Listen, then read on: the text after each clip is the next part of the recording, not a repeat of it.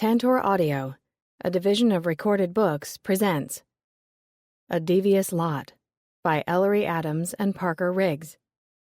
Narrated by Andy Arndt.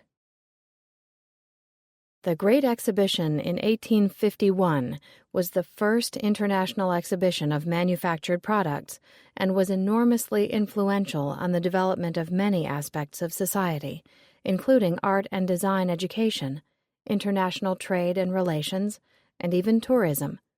It was organized by Henry Cole and Prince Albert and held in a purpose-built Crystal Palace in Hyde Park. Many of the objects in the exhibition were used as the first collection for the South Kensington Museum, which opened in 1857 and later became the Victoria and Albert Museum. The Victoria and Albert Museum. It is a wonderful place, vast, strange, new, and impossible to describe. Its grandeur does not consist in one thing, but in the unique assemblage of all things. Whatever human industry has created, you find there. Charlotte Bronte, in a letter to a friend. The great day dawned for the opening of the Great Exhibition, and with the promise of bright sun and soft airs, which was realized for the day. The young green of spring, the boats on the Serpentine, the flags round the top of the long crystal roof, were all full of life and flutter. The scene was beautiful, gorgeous, unparalleled, inspiring. It looked like Ormuz and Baghdad and Florence and fairyland. The coup d'oeil was most admirable, the whole idea most thrilling, the thought all the time even exceeding the sight, and the immense, orderly, pleased masses without were as striking as all the rest. George Howard, the Earl of Carlisle, from his journal. London, England, June 8, 1851. Lady Lillian Gilbert felt as excited as her 13-year-old sister Margaret, who sat across from her in the family barouche, kicking her feet against the back of the seat, irritating Edmund, their long-suffering driver and servant. The soft top was rolled down, the sun shone on their expectant faces, and when the horses turned into Hyde Park and the first glimmer of the Crystal Palace came into view, Lillian's breath caught in her throat. It wasn't her first visit to the Great Exhibition. The first time she marveled at the Crystal Palace's size and beauty was on the 1st of May, when the bands played, speeches were presented, and the crowds cheered as Queen Victoria and Prince Albert officially opened the event. It was a day she would always remember. She had never felt so proud of her country's superiority and was filled with great admiration for the nations of the world who were showcasing their achievements and artistic designs. It was a celebration of industry and ingenuity, and it was making headlines every day. "Margaret, we are almost there," Lillian said. She pointed at the structure as it came fully into view. "Do you see it?" Margaret jumped out of her seat to her sister's side, landing on her lap. Lillian laughed and held her by the waist. "Careful, dearest, or you'll tumble out and crack your head on the road. Or worse, you'll crease your dress. Mamma would be quite displeased." "Who cares about my head or my dress?" Margaret's eyes widened in awe. "Oh, Lily, it's magnificent!" she gasped. "Truly, is there anything else like it in the world?" "No, and I expect we shall never see anything like it again," Lillian said. The Crystal Palace, prefabricated and set on 16 acres, was a feat of engineering made of iron pillars and glass walls. Lillian thought it was as vast as any cathedral she had ever seen. "Wait until you see it inside," she said. "There are inventions and treasures from around the world, and oh, so many beautiful jewels." "I wish Edmund would push the horses harder," Margaret said. "Patience, little one. We'll be there soon enough." Margaret turned to her, her pretty face flushed with excitement. "From the bottom of my heart, Lily, thank you for bringing me here today." "How could I not take my favorite sister to see such a glorious wonder?" Margaret grinned. "I'm your only sister," she said. "Todd and Riley are going to be so jealous." "They needn't be," Lillian said. Father plans to bring them on Friday. But today is our day to explore, yes?" "Oh, yes, indeed," Margaret said, her eyes filled with joy as she sat beside her sister on the crowded seat cushion. They rode the rest of the way in silence as Margaret refused to take her eyes off the Crystal Palace. It wasn't until Edmund pulled the horses into the area reserved for private carriages at the south door that she reached over and grabbed the door latch. "No, wait for Edmund," Lillian scolded. "But Lily—" "I won't tell you again." Margaret dropped her hand. She often forgot her manners. Intentionally or not, she was a headstrong girl and a challenge to their mother. Edmund got down from his seat and opened the door. Margaret almost fell as she tripped down the step to the sidewalk, startling Edmund. He glanced at Lillian, who shook her head in exasperation. She knew her mother would expect her to scold her sister for being unladylike and forgetting proper decorum, but in truth she felt a touch of sadness as she looked at Margaret. As daughters of an earl, certain behavior was expected. But I will not spoil her day, Lillian thought. Today, Margaret will have her fun. Lillian accepted Edmund's hand and stepped down from the carriage. She was not unaware of the many eyes turning to catch a glimpse of her. Although she'd only celebrated her 18th birthday 2 months earlier, she was an elegant young woman, tall and slim like her father, polished and refined like her mother. She wore a stylish teal-green day dress with wide sleeves and a bodice embroidered with pink roses. A soft white lace shawl was draped around her shoulders. From her noble stature to her fine clothing, Lady Lillian Gilbert was easily identified as a woman of birth and means. "Edmund, I believe 5 hours will be sufficient time for Margaret to enjoy the exhibit," she said. "Yes, Lady Lillian," he said. "I shall return to fetch you." "Thank you, Edmund." Lillian adjusted her hat and gloves and took hold of her sister's hand. The building rose into the sky above the trees of the park. The flags of the nations fluttered in the warm summer breeze. She was pleased to see the event was so well attended, from school-aged children to rural folk who'd made the journey to London an all-day event. As they got into line for tickets, Margaret said, "The other day, I overheard Mamma tell Aunt Martha that Lord Henson has been most attentive to you of late. She said a marriage proposal would surely be forthcoming. Is it true, Lily? Are you really going to marry him?" Lillian's lips trembled as she said, "You mustn't believe everything you hear." "So it's not true?" Lillian didn't reply, and Margaret huffed. "Well, I don't think you should marry him," she said. "You will be unhappy if you do. He's too old and he smells bad." "You mustn't say such things," Lillian said quietly. "At least, not in public." She bought their tickets, and the ticket-takers smiled and welcomed them in, and as soon as they stepped through the giant iron gates into the Crystal Palace, Margaret came to a sudden halt. She tilted her head back, her mouth agape, staring at the glass dome above them, the walls of glass supported by the iron beams. "I've never seen anything so beautiful in my life," she said. "I will never forget this day as long as I live." "Nor will I," Lillian said. "But we must move on." She took hold of her sister's arm and moved her away from the pressing throngs of people. The interior of the building was painted red, yellow, and blue. The floors were made of wood. The layout was set in the shape of a cross, with Great Britain's exhibit in one transept and the rest of the world in the other. At the center of the enormous hall was a magnificent pink glass fountain, and as they drew near it, Lillian lifted her face to the cool air drifting off its glistening waters. It felt glorious on a warm summer day. She heard Margaret giggle. "Why are you laughing?" Lillian asked. "The statues," Margaret said. She pointed at 2 equestrian statues of Queen Victoria and Prince Albert. "They're quite lovely, but look so real I feel I should curtsy." She turned her face to Lillian. "What does the Queen look like in person?"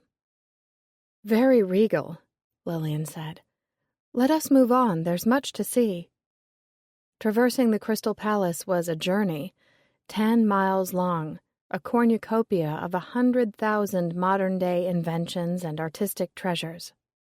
Among the tall stone pillars were statues and ornate tapestries, industrial machines for agriculture, railway steam engines, even lighthouse lamps. There was a popular exhibit from Germany, a collection of small animals dressed in costumes. Lillian thought it was very clever. Kittens having tea, baby rabbits teaching school, a frog holding an umbrella. Margaret hardly noticed. She was more interested in the latest surgical apparatuses of the day and the penknife with 80 blades. Lillian wasn't surprised. Her sister was a tomboy at heart. "What's your favorite exhibit?" Margaret asked. "The French silks and cutlery are dazzling, and all the beautiful china," Lillian said. Margaret pursed her lips. "I suppose when you marry Lord Henson, you'll have to buy such things?" She looked at her with such a fierce expression of disgust, Lillian wanted to hug her. "Is Father forcing you to marry him?" Lillian sighed. "He is insistent," she said. "I'm trying to convince him otherwise." "Lord Henson is very rich, and Father is easily impressed," Margaret said. Lillian touched her cheek. "You are young, my dear, but very wise." They stopped in front of a statue of a Greek slave in a little tent of red velvet. Margaret stared at it a long time before she spoke. "Why does she wear a single piece of chain around her waist?" "I believe it symbolizes her bondage," Lillian said. "Her eyes look very sad." "She has reason to be sad," Lillian said. "She is a slave." As they walked on, Lillian thought about the Greek statue, and how, in some ways, her own life felt like a form of slavery. Not that she could compare her life to such a real horror, but if she was made to marry Victor Henson, she would essentially become his property, kept in a gilded cage, in many ways a prisoner. Margaret touched her sleeve. "Look, Lily, the American exhibit is straight ahead. I heard Father telling the boys they have a gun on display called a Colt repeating firearm. I'd love to see it." When they reached the back nave, they found the exhibit so crowded, Lillian had to elbow their way in. It wasn't the most ladylike of behavior, but her sister was so excited she wanted her to see it. She delighted at the way Margaret's eyes widened with glee. "Do you think Father will let me have my own gun?" she asked. "I couldn't say, dearest. Perhaps one day." Lillian's voice trailed away. She wished she could tell her he would, but she knew it would never happen. Such things weren't done, at least not in their family. "Let's have a refreshment. It's almost noon," she said, and took her sister's arm. Jostled by the crowd, Lillian's leather boots slipped on the wood floor, and she began to fall. A strong arm reached out, grabbed her around the waist, and set her upright, and then the arm, and the warm hand that went along with it, let go of her as quickly as if it had touched fire. "I do apologize," said an earnest young man.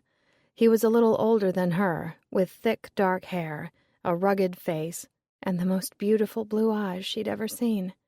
His clothes were neat and clean, though not of the highest quality, and Lillian could hear her mother's warning voice in her ear. "He's nouveau riche and not our sort. Be careful." "It's quite all right," she said. Her feet now firmly planted to the floor, she felt as if her shoes were weighted down. She couldn't stop staring into his intense blue eyes. He seemed equally frozen, studying her blonde hair and porcelain complexion, her slim waist and tiny hands. "My name is Julius Tenney," he said. "To whom do I have the pleasure of almost knocking off her feet?" Lillian couldn't help it. She laughed. "Lillian Gilbert," she said. Margaret tugged on her sleeve. "And this is my sister, Margaret." "How do you do?" Julius bowed at the waist. He looked at Margaret. "Do you like firearms?" he asked. "Oh, yes. I wish I could go shooting with my brothers and father," Margaret said. "But they never let me go along." "What a shame," he said.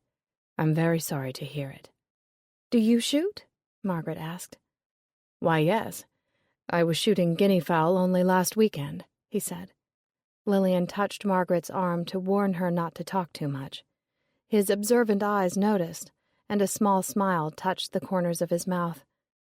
"My friend, Percy Abernathy, invited me to spend the weekend at his family's country estate," he said. Lillian felt her eyebrows shoot up. "You know Percy?" "Yes, we're at university together," he said. "I'm studying law at Cambridge. I hope to be a barrister." Lillian tilted her head. "I wasn't aware law was taught at Cambridge." "The university opened a law school last year," he said. "I'm in the first graduating class." Lillian felt her pulse quicken. There was a lot more to this man than met the eye. "My father was a barrister, and is a judge now," he went on. "I'd like to follow in his footsteps." Margaret said politely, "How nice. But what exactly does a barrister do?" Julius smiled. "They represent clients in court, before a judge and jury," he said. Margaret frowned. "I thought lawyers were called solicitors, like Mr. Dewey, the solicitor my father was talking to only last week." "There's a difference," he said.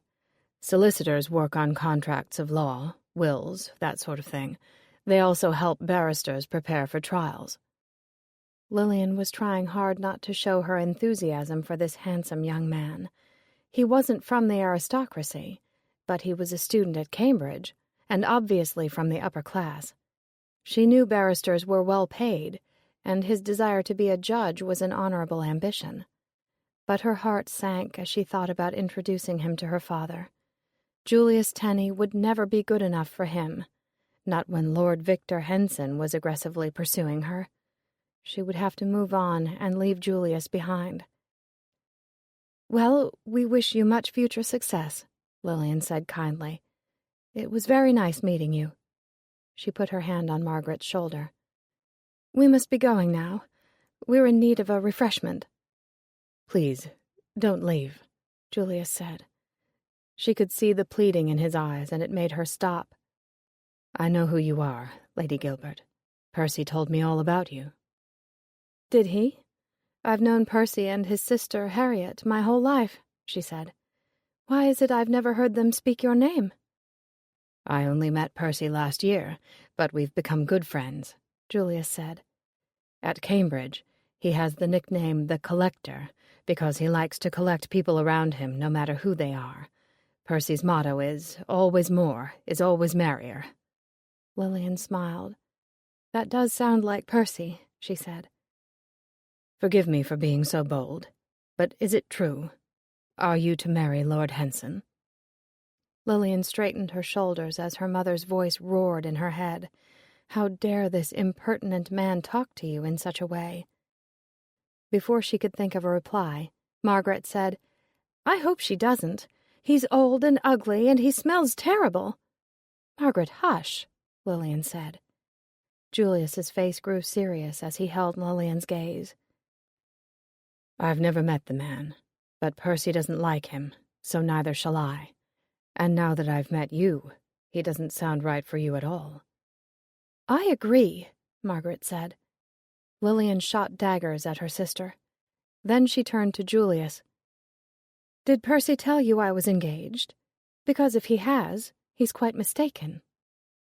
"He feared it would be announced any day. Both he and his sister are genuinely concerned for your well-being." Lillian was speechless. She couldn't believe Percy and Harriet would talk about her behind her back to a man she didn't even know. Julius bowed slightly at the waist. "I apologize again. It's none of my business. If it wouldn't be a breach of etiquette, I'd like to pay recompense for my clumsy ways and buy you that refreshment. What do you say?" Margaret was smiling and nodding her head yes, but Lillian felt conflicted. What if her parents found out? Her father would be furious. "I'm not sure we should." Her voice trailed away. Julius grinned. "I promise not to steal you away from Lord Henson," he said. Lillian said through clenched teeth, "As I said, sir, we are not engaged." Margaret rolled her eyes. "Not yet, Lily, but you know it's inevitable because it's what Father wants." She turned to Julius. Lord Henson is a widower and has 2 teenage boys who go to a boarding school. I've heard he hardly ever sees them, and they barely know him.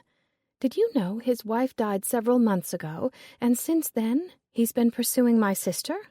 I think it would be awful to inherit someone else's children and marry a man so much older, don't you?" Lillian stared at her sister, too paralyzed to speak.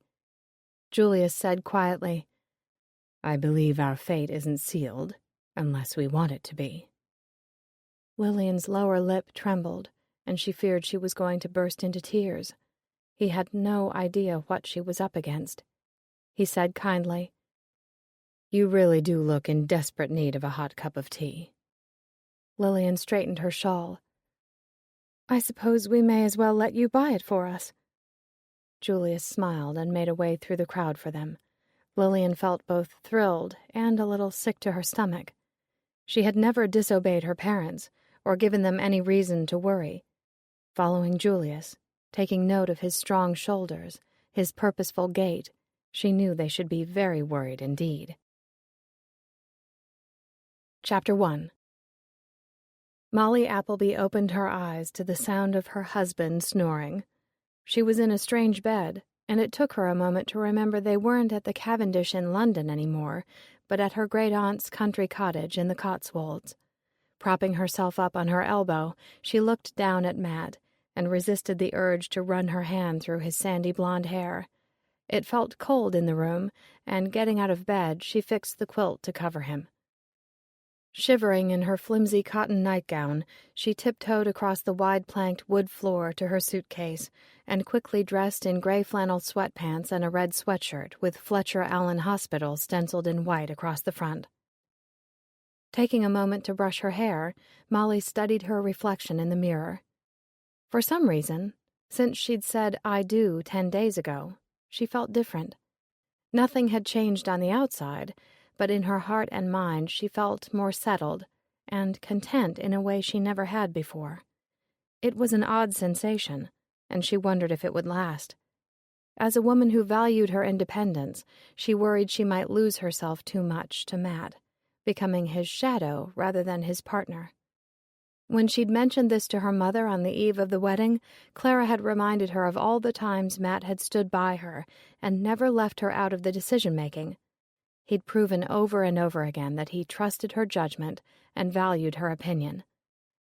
If she wanted an equal partnership, Clara said, she might want to work on her own lack of patience and her willfulness.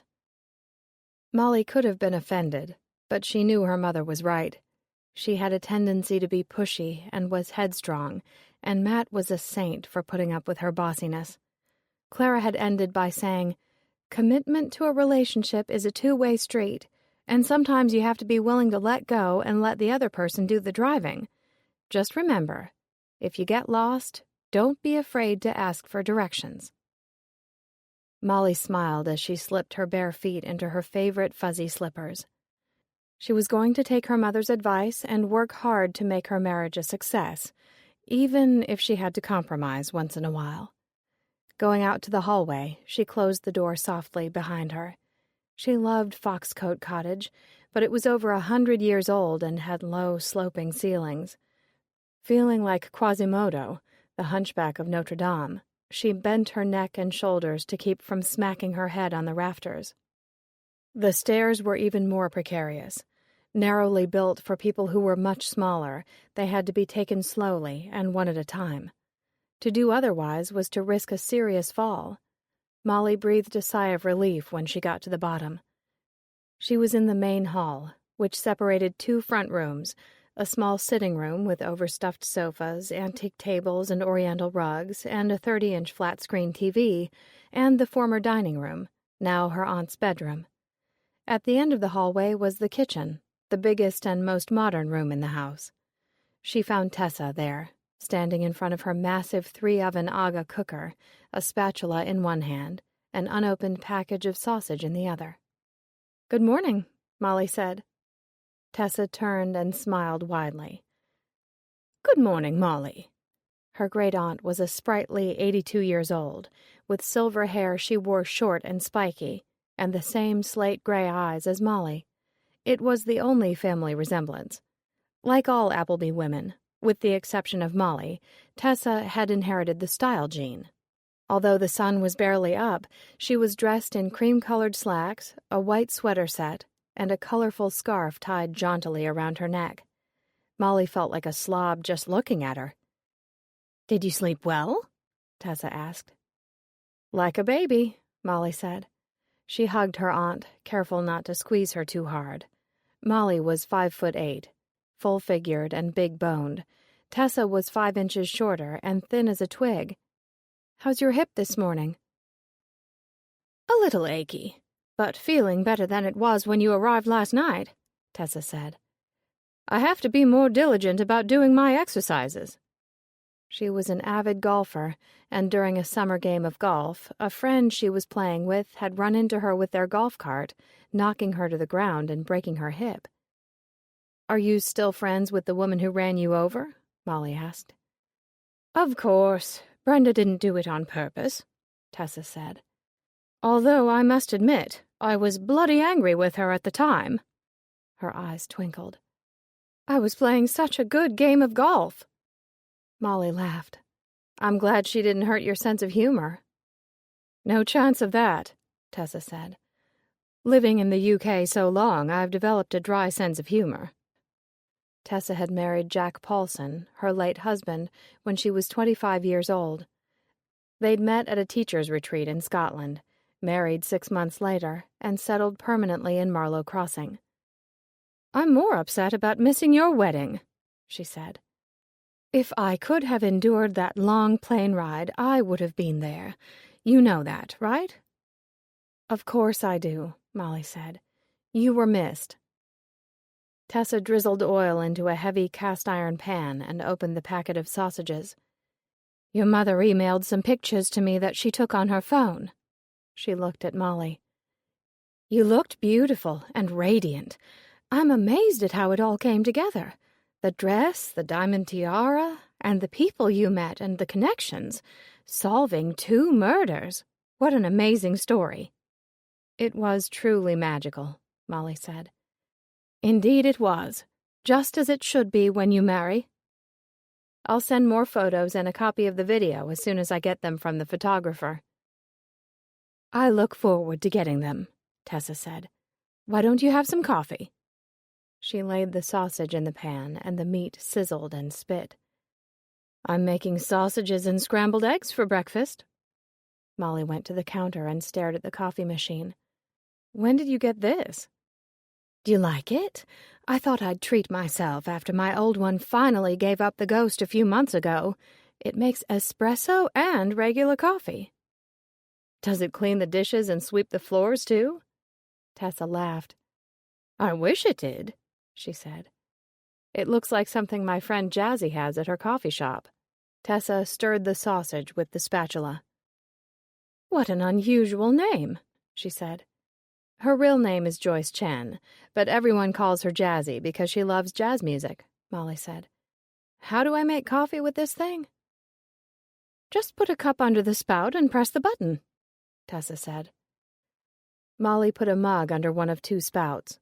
There were so many buttons, she couldn't figure out which ones to press. Finally, she threw up her hands. "I give up. Help!" Tessa showed her how to work the machine, pushing the right buttons, and as Molly watched, hot, steaming coffee poured into her mug. She felt embarrassed. Her octogenarian great-aunt was more techno-savvy than she was. "Can I help you with anything?" Molly asked. "You can make toast, and there's marmalade and strawberry jam in the fridge," Tessa said. "Then sit down and relax. Let me spoil you while you're here. Is Matt coming down?" "He was still asleep, but I know the minute his brain smells sausage cooking, he'll miraculously appear." Molly made the toast and set the table. The kitchen was her favorite room in the cottage. Tessa had updated it with granite countertops and stainless steel appliances, but kept the original hardwood floors and old farmhouse table in the bay window. She sat at the table and looked out at the garden. The early morning sun was still low in the sky, the flower beds dormant and empty except for some mums. A light breeze stirred fallen leaves across the brick patio. "It's not Vermont in the fall," Tessa said, "but I do love it all the same." "It's very beautiful here," Molly said. "But when you can fly again, you should come and visit us. Mom would love to see you." "That would be lovely," Tessa said. "Is Matt enjoying his new career as a doctor?" "He's enjoying it," Molly said, and sipped her coffee. French vanilla, her favorite. "Right now, he's a resident in family practice at Fletcher Allen Hospital, and he'll be rotating through every department over the next 2 to 3 years. Then he'll have to decide where he goes from there." "And how are you enjoying life in Vermont? Do you miss North Carolina?" Molly stretched her long legs out. "I love Vermont, but I haven't been through a winter yet, so maybe I should wait and see how I feel in the spring. I don't miss North Carolina as much as I thought I would. We're having a lot of fun exploring New England, and Kitty and Lex came for a long visit over the summer. Plus, I get to work from home, which is awesome, and I'm in daily contact with my coworkers in Durham. Sometimes it feels like I never left, only the view outside my window has changed." "Clara told me she enjoys living under the same roof with you and Matt. It was good of you to invite her to live with you." "She's not exactly living with us," Molly said. "The house belongs to Sean, her boyfriend. She rents the in-law apartment, and we rent the main house. We love having her close, seeing her every day. We appreciate her uprooting her life for us."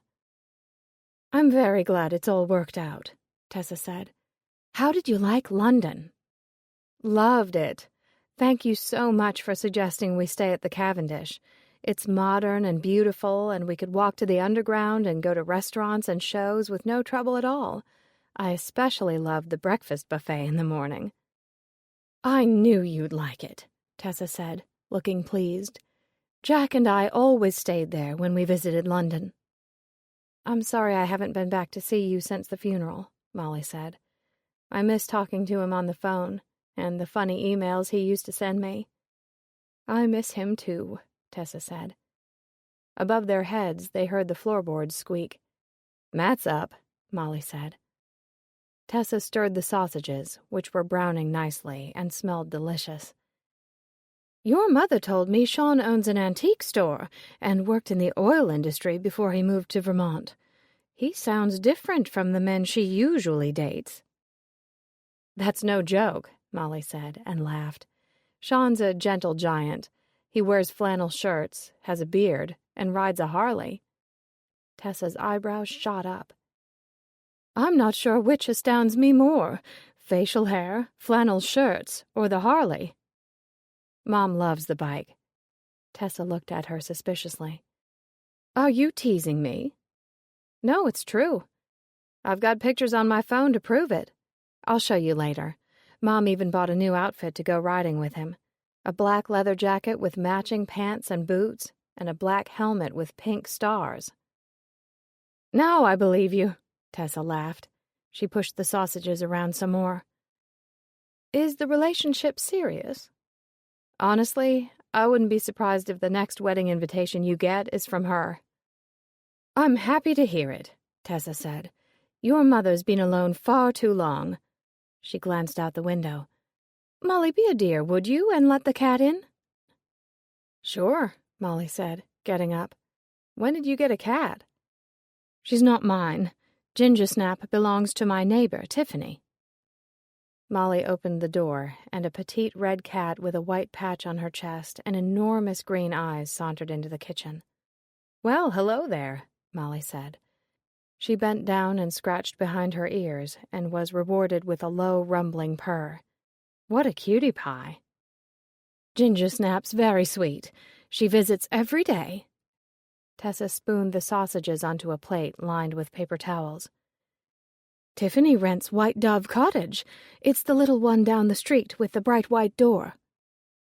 There were a grand total of 8 homes on Stony Creek Run, and they were spread out over 6 miles of ragged stone walls and thickly wooded forest. White Dove Cottage was the only one visible from Tessa's cottage. "Do you know Tiffany well, or just her cat?" Molly asked. "Tiffany was in the class I taught before I retired," Tessa said. "She's a young girl of 30. Molly tried not to smile. Any woman under 60 was a young girl to her aunt. "She studied hair design in London and became a top hairstylist. She lived there until recently." "Why did she leave?" "Her boyfriend, Giles, moved back home when his father was on his deathbed. After the funeral, he told Tiffany he'd met someone else and was breaking up with her. She's trying to win him back." Molly sipped her coffee. "How's that working for her?" "You've heard the expression when hell freezes over. This is worse." Tessa went to the refrigerator and took out a carton of eggs. "Giles, by the way, is the son of my friend Brenda." "The golf cart maniac?" Tessa nodded. "He and Tiffany dated from the time they were 16. "Well, that explains why she's having a hard time letting go. 14 years is a long time to date someone." "I agree," Matt said from the doorway. "Poor Tiffany, whoever she may be." He was leaning on the door jamb, his hair combed, dressed in jeans and a long-sleeved blue chambray shirt. He looked so handsome, Molly felt her breath catch in her throat. "Sorry, I was eavesdropping," he said. "Don't be sorry. Come here," Molly said. He leaned down to kiss her. Molly was tall, but she only reached the top of his wide shoulders. He went over to Tessa and gave her a warm hug. "Thanks for having us to stay," he said. "The little I've seen so far of the Cotswolds is absolutely breathtaking." "I'm happy you're here," Tessa said. "Have a coffee and sit down. Breakfast is almost ready." "Smells delicious," he said. Matt went to the coffee machine, and Molly watched him place a mug under a spout, push all the right buttons, and make himself a fresh-brewed cup of coffee as if it was the easiest thing in the world. Was she the only person who couldn't operate Tessa's coffee machine? Molly turned to Tessa. "So, who's the new girl Giles fell in love with?" "Her name is Penelope Cassidy," Tessa said. She cracked eggs into a bowl, seasoned them with salt and pepper and a splash of milk, and whisked them with a fork. "Brenda hired her to work at her antique shop, Bits and Pieces. Giles met her last spring when he came home, and they fell madly in love. They announced their engagement last night at a big shindig at Channing Hall." Molly was appalled. Giles asked a woman he met only months ago to marry him, but in all the time he was with Tiffany, he never proposed? "I'm afraid so," Tessa said. She poured the eggs into the pan and gently pulled them apart as they cooked. When they were nearly done, she turned the burner off, removed the pan from the stovetop, and finished scrambling the eggs. "I wish Tiffany would be sensible and go back to London. It does seem pointless, her staying here, now that they're engaged." She spooned the eggs onto a platter with the sausage. Matt took it from her and put it on the table. Gingersnap curled up on a rug by the door. "Who's the kitty?" he asked. "Her name is Gingersnap," Molly said. "She belongs to Tiffany. And before you say a word, you don't have to remind me a cat never really belongs to anyone." She turned to Tessa. "Is Channing Hall open to the public these days? Because if I remember correctly, only the garden was open for tours." "No, Brenda still won't allow anyone in the house, just the garden," Tessa said. Matt looked confused. "What's Channing Hall?" "An old English country manor house," Molly said. "I'd love to get a look inside." Tessa smiled. "Well, it so happens you're in luck," she said. "Brenda's invited us all to tea at 4 o'clock this afternoon. Before we go, I thought we might do some shopping in the village. I'd love to introduce you to some of my neighbors, and we could go on a scenic drive afterward and have lunch somewhere. We'd be back in plenty of time for tea. What do you think?" "Sounds good to me," Molly said, and Matt agreed. When they'd finished breakfast, Molly and Matt insisted Tessa enjoy her coffee while they cleaned up. As Molly rinsed off the dishes and Matt put them in the dishwasher, there was a knock at the back door. The sound startled Gingersnap, who leapt to her feet. Tessa said, "I expect that will be Reggie, my gardener." "Stay where you are. I'll get it," Matt said. He opened the door, and Gingersnap shot past the man in the doorway.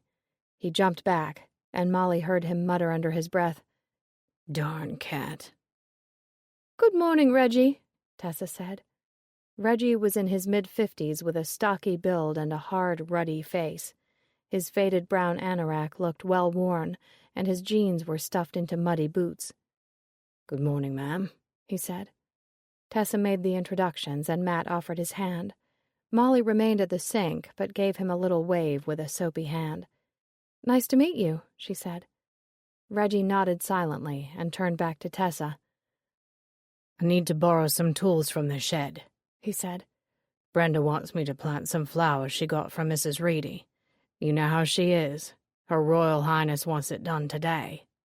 A smile tugged at the corners of Tessa's mouth. Now, Reggie, be kind. By all means, plant her flowers. We want her to tell everyone what a wonderful gardener you are. Don't give her a reason not to be generous with her praise." Reggie frowned. "You don't need to remind me I'm beholden to her." "Oh, no, I didn't mean to imply you're beholden to her," Tessa said quickly, but Reggie scowled and didn't look convinced. "Would you like a coffee?" she asked. "No, thank you," he said. "What about breakfast?" she persisted. "I can make a plate for you." "No time, but thanks all the same. I just wanted to let you know about the tools and where I'd be going," he said. He nodded to Matt and Molly and closed the door behind him. "Well, he's no chatterbox," Molly said. Tessa sighed. "Reggie's a bit rough around the edges." "Sounds like he's not a big fan of Brenda's," Molly said. "I don't know why, but he's developed a bad attitude about her," Tessa said. "She has a legion of gardeners at her beck and call, an entire lawn company out of Keensburg, but she's been good to him, hiring him for small jobs. A good word from her in the village would help his business tremendously." "Why does he need her help? And why is he borrowing your tools?" "He's had a tough go of it," Tessa said. "Why?" Molly asked. Tessa hesitated, but finally said, "Because he's served time in prison." Molly exchanged a worried look with Matt. "I can see the way you're looking at each other," Tessa said. "He paid a price to society for what he did. You shouldn't judge." Matt said, "May we ask why he went to prison?"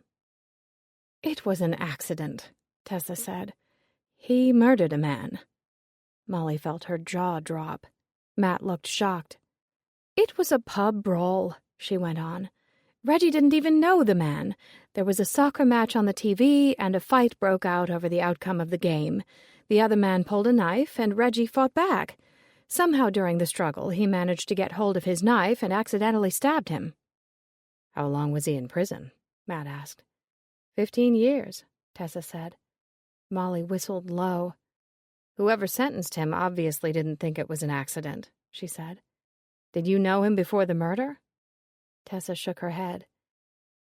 "Reggie's originally from Liverpool, but he didn't want to go there when he got out.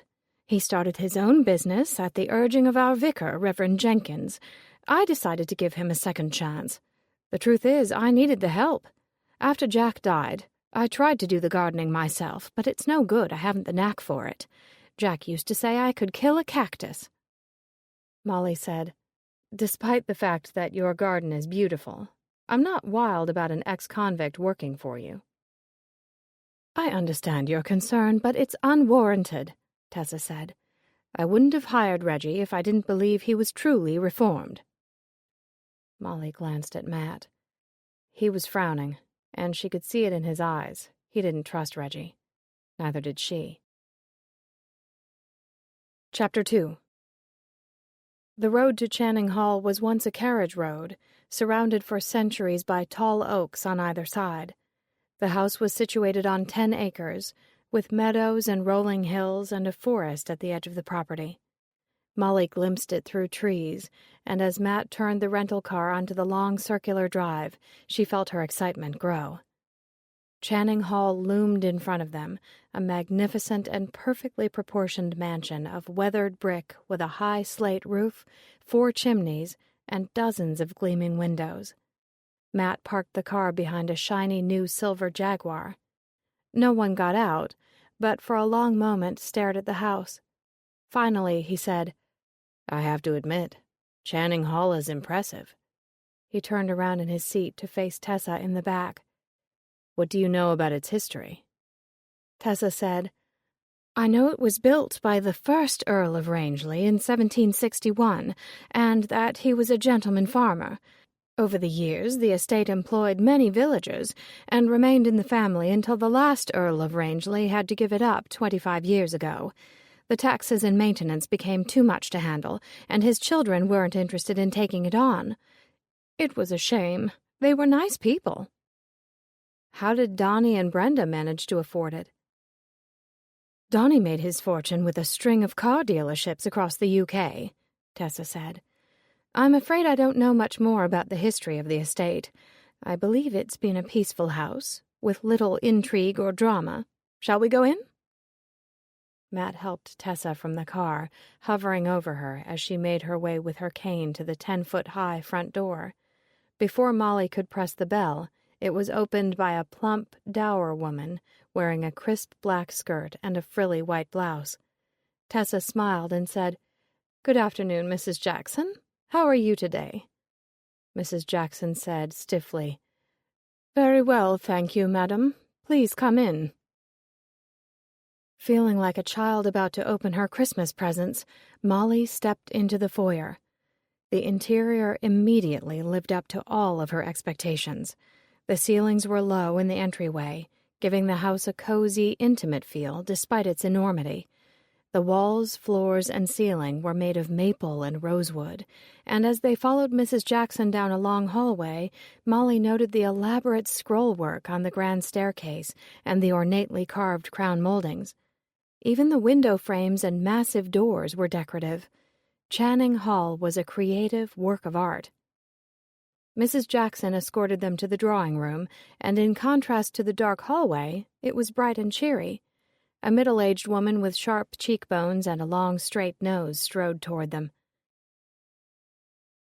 Thank you, Mrs. Jackson, she said. You may bring the tea.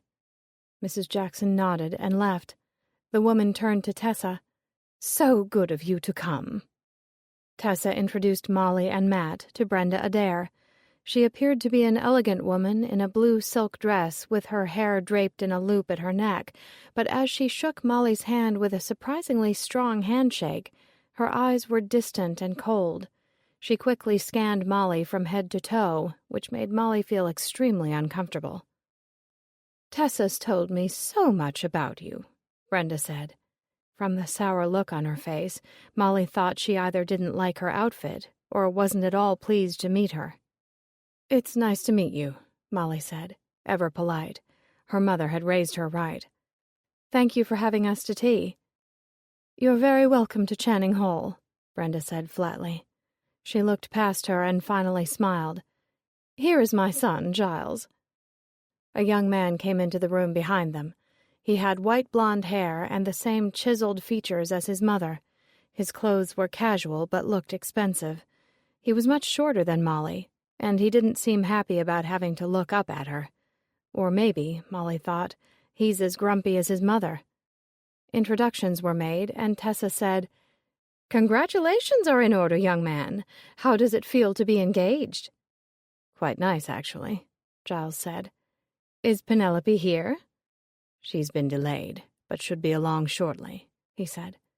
Molly said, We were in the village this morning. Tessa showed us around, and we stopped by Bits and Pieces. Unfortunately, the door was locked. I would have loved to see the shop.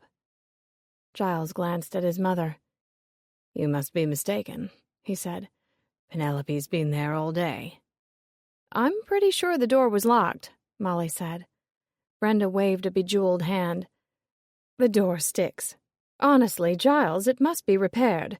We can't be locking customers out. Of course, Mother, I'll take care of it, he said. Molly didn't think the door was stuck. Even Matt couldn't get it open, but it wasn't worth arguing about, and she let it go. She turned to Brenda. Matt and I were sorry to hear about your husband's recent death. How kind of you to say, Brenda said. What do you think of Channing Hall? Molly was surprised by the quick change of subject. She hoped she hadn't made her feel bad talking about her deceased husband. although she had the suspicion that Brenda was a strong woman who could handle just about any event without flinching. "The house and grounds are magnificent," Molly said. "You and your husband were brave to take on such a vast estate. The upkeep must be daunting." "Yes, it can be a challenge, but it's also a labor of love," Brenda said. "I wouldn't care to live anywhere else." She tilted her head as she looked at Molly with her piercing eyes. "Tessa told me you write for Collectors Weekly. I went online and read some of your articles. You're quite the investigative reporter." Before Molly could reply, Mrs. Jackson came into the room carrying a heavy silver tea tray. It teetered in her arms, but Giles made no move to assist her. Matt stepped forward and took the tray, and Mrs. Jackson's features softened as she thanked him. At her direction, he placed the tray on a table by a window. Mrs. Jackson took it from there, arranging sandwiches and cakes on a 3-tiered platter. When she was done, Brenda said, "Please, everyone, help yourself." Molly picked up a flowery teacup and turned it over. Mint and bone china. It looked old enough to be original to the house. The sandwiches were thin-cut chicken salad and roast beef, and there was an assortment of tiny frosted cakes. Molly filled her plate with sandwiches and chose to sit on a gold settee. Matt and Giles stood by the fireplace, and Tessa and Brenda sat on a pair of Louis XV chairs. Molly ate her sandwiches and listened to Matt and Giles discuss American versus British football, and her aunt and Brenda talk about the autumn fete to be held at St. John's Church. When she was finished eating her sandwiches, she got up and walked back to the table for cake, but before she could make her selection, she heard a woman's voice call out, "Sorry I'm late." Molly turned to see a stylish young woman enter the room. She wore black stretch pants and a tight green sweater that matched her eyes. Her hair was shiny blonde and cut in a straight line to her shoulders. Brenda introduced her as Penelope Cassidy. Penelope smiled at Molly, but she thought it seemed forced. She gave off a frosty vibe, but she supposed that kind of personality suited Giles's cool demeanor, as well as met with his mother's approval. Molly chose her cakes and returned to the settee.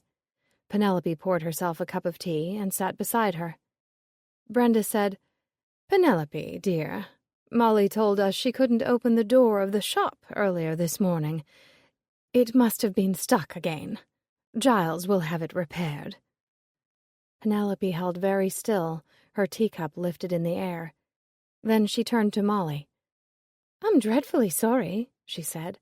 "I had no idea you were having difficulty with the door." Before Molly could reply, Brenda said, "Molly writes for an antiques and collectibles magazine. She's even assisted the police. They're fascinating articles." Penelope sipped her tea and looked over at Molly over the rim of her cup. "How interesting," she said. "Have you always been a writer?" "No, actually, I taught English at a private school for 8 years, but I've always loved antiques and writing." Tessa said, "Her mother is a dealer in Southern folk art pottery. She had her own store for a while." Molly said, "Whenever I had the time, I'd go with her to auctions and antique stores. When my teaching job started to wear on me, I submitted some articles to Collectors Weekly, and they published them. When a full-time staff position came open, I applied and got the job. Now I get paid to do something I really love." Brenda said, "How wise of you to make a career change. I believe it's important to do something you love. Giles grew weary of his job in London and quit it last spring. He managed a men's upscale clothing store on Jermyn Street." Molly turned to Giles. When Penelope had arrived, he'd come over to stand beside her. One hand rested possessively on her shoulder. "How are you enjoying your work at Bits and Pieces?" Molly asked. Before he could reply, Brenda answered for him. Her habit of interrupting irritated Molly. "Giles manages the shop with Penelope," Brenda said. "Since my husband died, I prefer to spend my time attending auctions and estate sales. I'm sure you can appreciate why, Molly." "Sure, it's the fun part," she said, and turned to Penelope. "Congratulations on getting engaged. When's the wedding?" We haven't decided yet, Penelope said. Nonsense, Brenda said.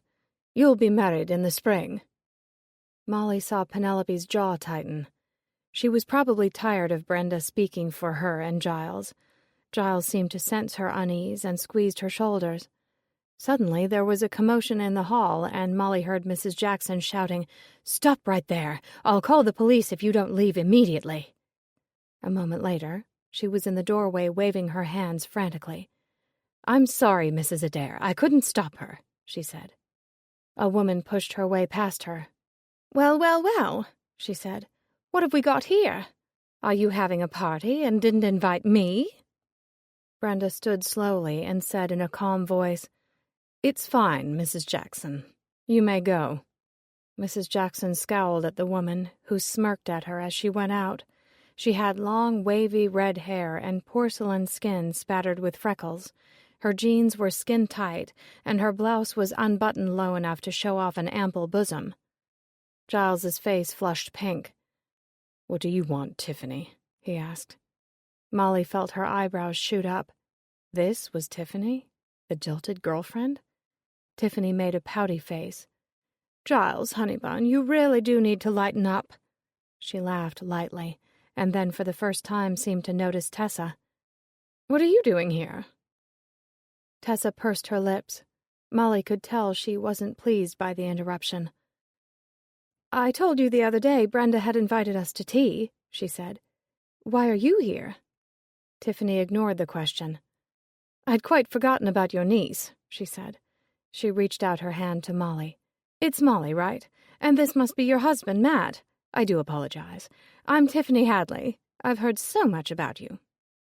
Molly said, "We met your cat this morning." "Naughty kitty," Tiffany said. "She's always running over to Tessa's." Brenda cleared her throat.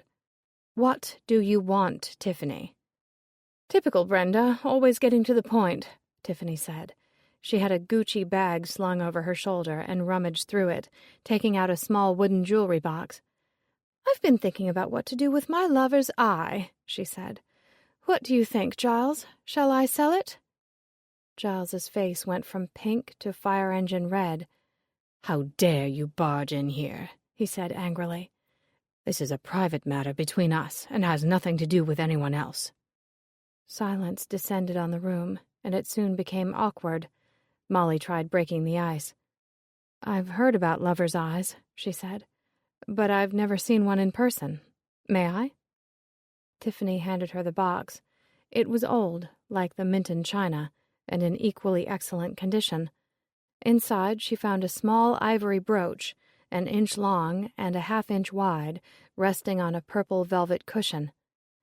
The brooch was framed with 2 rows of purple amethyst stones and pearls, and on its ivory surface, a miniature portrait of a single eye was painted in very fine detail. Molly showed it to Matt. "You can see it's a woman's eye in the portrait," she said. "See the small tendril of hair over her brow? It's lovely." "Why would anyone want to paint a portrait of their eye?" he asked. "Most often for sentimental reasons," Molly said. "People gave them to family members or friends, and often to secret lovers. That's why in more modern times they've been called lovers' eyes, but traditionally they're called eye miniatures. There are mourning eyes, too." He looked horrified. "Of dead people?" Molly nodded. "You have to remember they were popular in a time before photography. It was a way to remember someone." "No offense," Matt said, "but I think it's a little creepy." "Well, don't worry. The lady in this portrait was alive when it was painted," Molly said. She closed the lid and handed the box back to Tiffany. "Have you had it appraised?" "No. Should I?" "Yes, if you want to sell it, you should," Molly said. Tiffany glanced at Giles, who looked furious. "Giles wants me to give it to him, but I've refused. I don't see why I should give it to him. He gave it to me as a gift, and that means it's mine. I have every right to keep it, sell it, or throw it away. Don't you agree?" Molly kept her mouth firmly shut. The last thing she wanted to do was get in the middle of what appeared to be an ongoing argument. Giles said, "Excuse me. I'm standing right here. I'd appreciate it if you didn't talk about me as if I'm not in the room." He paused. "I'm tired of arguing about this. Get it appraised if you want, and name the price. I'll pay it." Tiffany smiled triumphantly and slipped the box into her purse. "I'll stop by the shop to discuss the price. Have your checkbook ready," she said. "And don't pout. It's an ugly look on you." "You've gotten exactly what you want," Giles said. "So take a bow and go away." "Why should I? I'd love some tea and cake." Brenda clapped her hands, startling everyone. "Enough," she said. "Tiffany, I will not allow my guests to be subjected any longer to your rantings and uncouth behavior. You should be ashamed of yourself. If you don't leave right now, I will call the police." Tiffany laughed. "You have a lot of nerve calling me uncouth. You've always been a nasty piece of work. You wouldn't even be living in this house if your husband hadn't ripped off so many gullible people with his crappy cars. You live in a make-believe world, Brenda, and one of these days it's all going to come crashing down around you." Giles took a step toward her. "Leave now, before I throw you out," he yelled. Tiffany hooked her Gucci purse over her shoulder. Molly noticed Penelope was sitting quietly on the settee, staring out the window, as if she wanted to jump right through it and run for the hills. Tiffany sauntered past Giles, and Molly heard her say, "I'll be in touch. Get ready to pay." Chapter 3. Early the next morning, Molly crept downstairs alone. She intended to read the newspaper and have a cup of coffee before anyone else got up. Opening the front door, the air smelled sweet and clean, and the bushes and trees were wet. It had rained overnight. The newspaper was wrapped in a plastic bag and thrown halfway up the path, too far to reach without shoes. Leaving the door open, Molly turned to slip them on. "Meow!" Ginger Snap ran into the foyer behind her. The cat's paws and fur were wet, and her eyes looked huge. "Well, good morning," Molly said. "Meow!" "Hush," Molly scolded. "Not so loud. You'll wake everyone." "Meow! Meow!" "If you don't stop, I'll send you home." "Meow!" "Okay, fine," Molly huffed. "Have it your way." Ginger Snap ran into the sitting room. "Meow!" Molly went in after her. "Really? You think you can escape? I hate to break it to you, but I've got a lot of experience with cats." She got down on her knees, and Ginger Snap came over to her tentatively. The second she was within arm's reach, Molly grabbed her and picked her up. "I warned you." She took her outside and set her down on the path, but before she could close the door, Ginger Snap ran back into the house. Molly frowned. "What's wrong with you?" Ginger Snap stared at her from the doorway. "Meow." "Go home. Come back later when everyone is awake." Ginger Snap sat down on her haunches and licked her paw. Molly picked up the newspaper and went into the house. The cat moved out of reach. She was a fast learner. "Are you afraid to go home alone?" She looked out at the quiet street. She hadn't seen a car, and no one was walking a dog. All she could see was White Dove Cottage down the road, and nothing stirred there. "If there's a dog or fox on the loose, I can protect you," Molly said. She got her jacket from the closet. Ginger Snap was watching her skeptically. "Come on, scaredy cat," she said. To her surprise, Ginger Snap went out the door and trotted down the path. As Molly followed her to Tiffany's cottage, the cat glanced over her shoulder from time to time, as if to make sure she was still there. When they reached the end of the driveway, she ran up it and around the side of the house. Molly found her standing by the back door. "Meow." Molly knocked and waited. When no one answered, she turned the door handle. The door opened easily, and Ginger Snap pushed through and ran inside. Molly poked her head into the kitchen. It was neat and clean, but the green linoleum floor and pink appliances were dated. "Hello? Is anyone home?" she called out, but there was no reply. Feeling like an intruder, Molly hesitated to go in any further. She was about to leave the cat in the house when she heard Ginger Snap yowl, a deep, frightening cry that sent a shiver down her spine. Molly knew she couldn't leave without checking on her. "This better not be a wild goose chase," she muttered. If Tiffany had gone out for milk and suddenly came home, how was she going to explain being in her house? "The cat made me do it" didn't seem like a good excuse. But it wasn't a wild goose chase. She found Ginger Snap standing in the dining room doorway. The chandelier was lit. The table had a plate on it with a half-eaten sandwich and a mug that said, "Hairstylist by day, diva by night." It took Molly's brain a brief moment to register that a chair had toppled over on the floor, and Tiffany was lying beside it. She ran over and knelt beside her, lifting her hand, checking for a pulse. Tiffany's eyes were wide open, but she stared sightlessly, and Molly knew she was dead. She looked at Ginger Snap, who was still in the doorway, her tail tucked between her legs, her eyes half closed. "I'm sorry, baby, she's gone," Molly said quietly. She sat back on her heels, her mind reeling. How was this possible? Tiffany was too young to die suddenly. Looking around the room, she didn't see any signs of a struggle, and Tiffany didn't appear to have any marks or bruises. She got up and looked at the mug and plate. She'd been drinking tea and eating a fish fillet sandwich with lettuce and tomato, and for some reason she'd toppled off her chair and died. Molly took a deep breath and let it out slowly. Her legs were trembling, but she knew she had to stay calm and keep a straight head. She had to call the police. Realizing she'd left her cell phone at Tessa's, she went back to the kitchen, where she'd seen a vintage yellow rotary phone on the wall, but when she lifted the receiver, there was no dial tone. It was all for show. Back in the hall, she found Tiffany's Gucci bag on a table by the door, her cell phone inside. Molly stared at the screen. What was the emergency number to dial in England? She knew it wasn't 911 because she'd read about it in the guidebook before they'd left home, but her mind was a blank. Ginger Snap yelled, "Yow! Yow! Yow!" "That's it," Molly said, and dialed 999.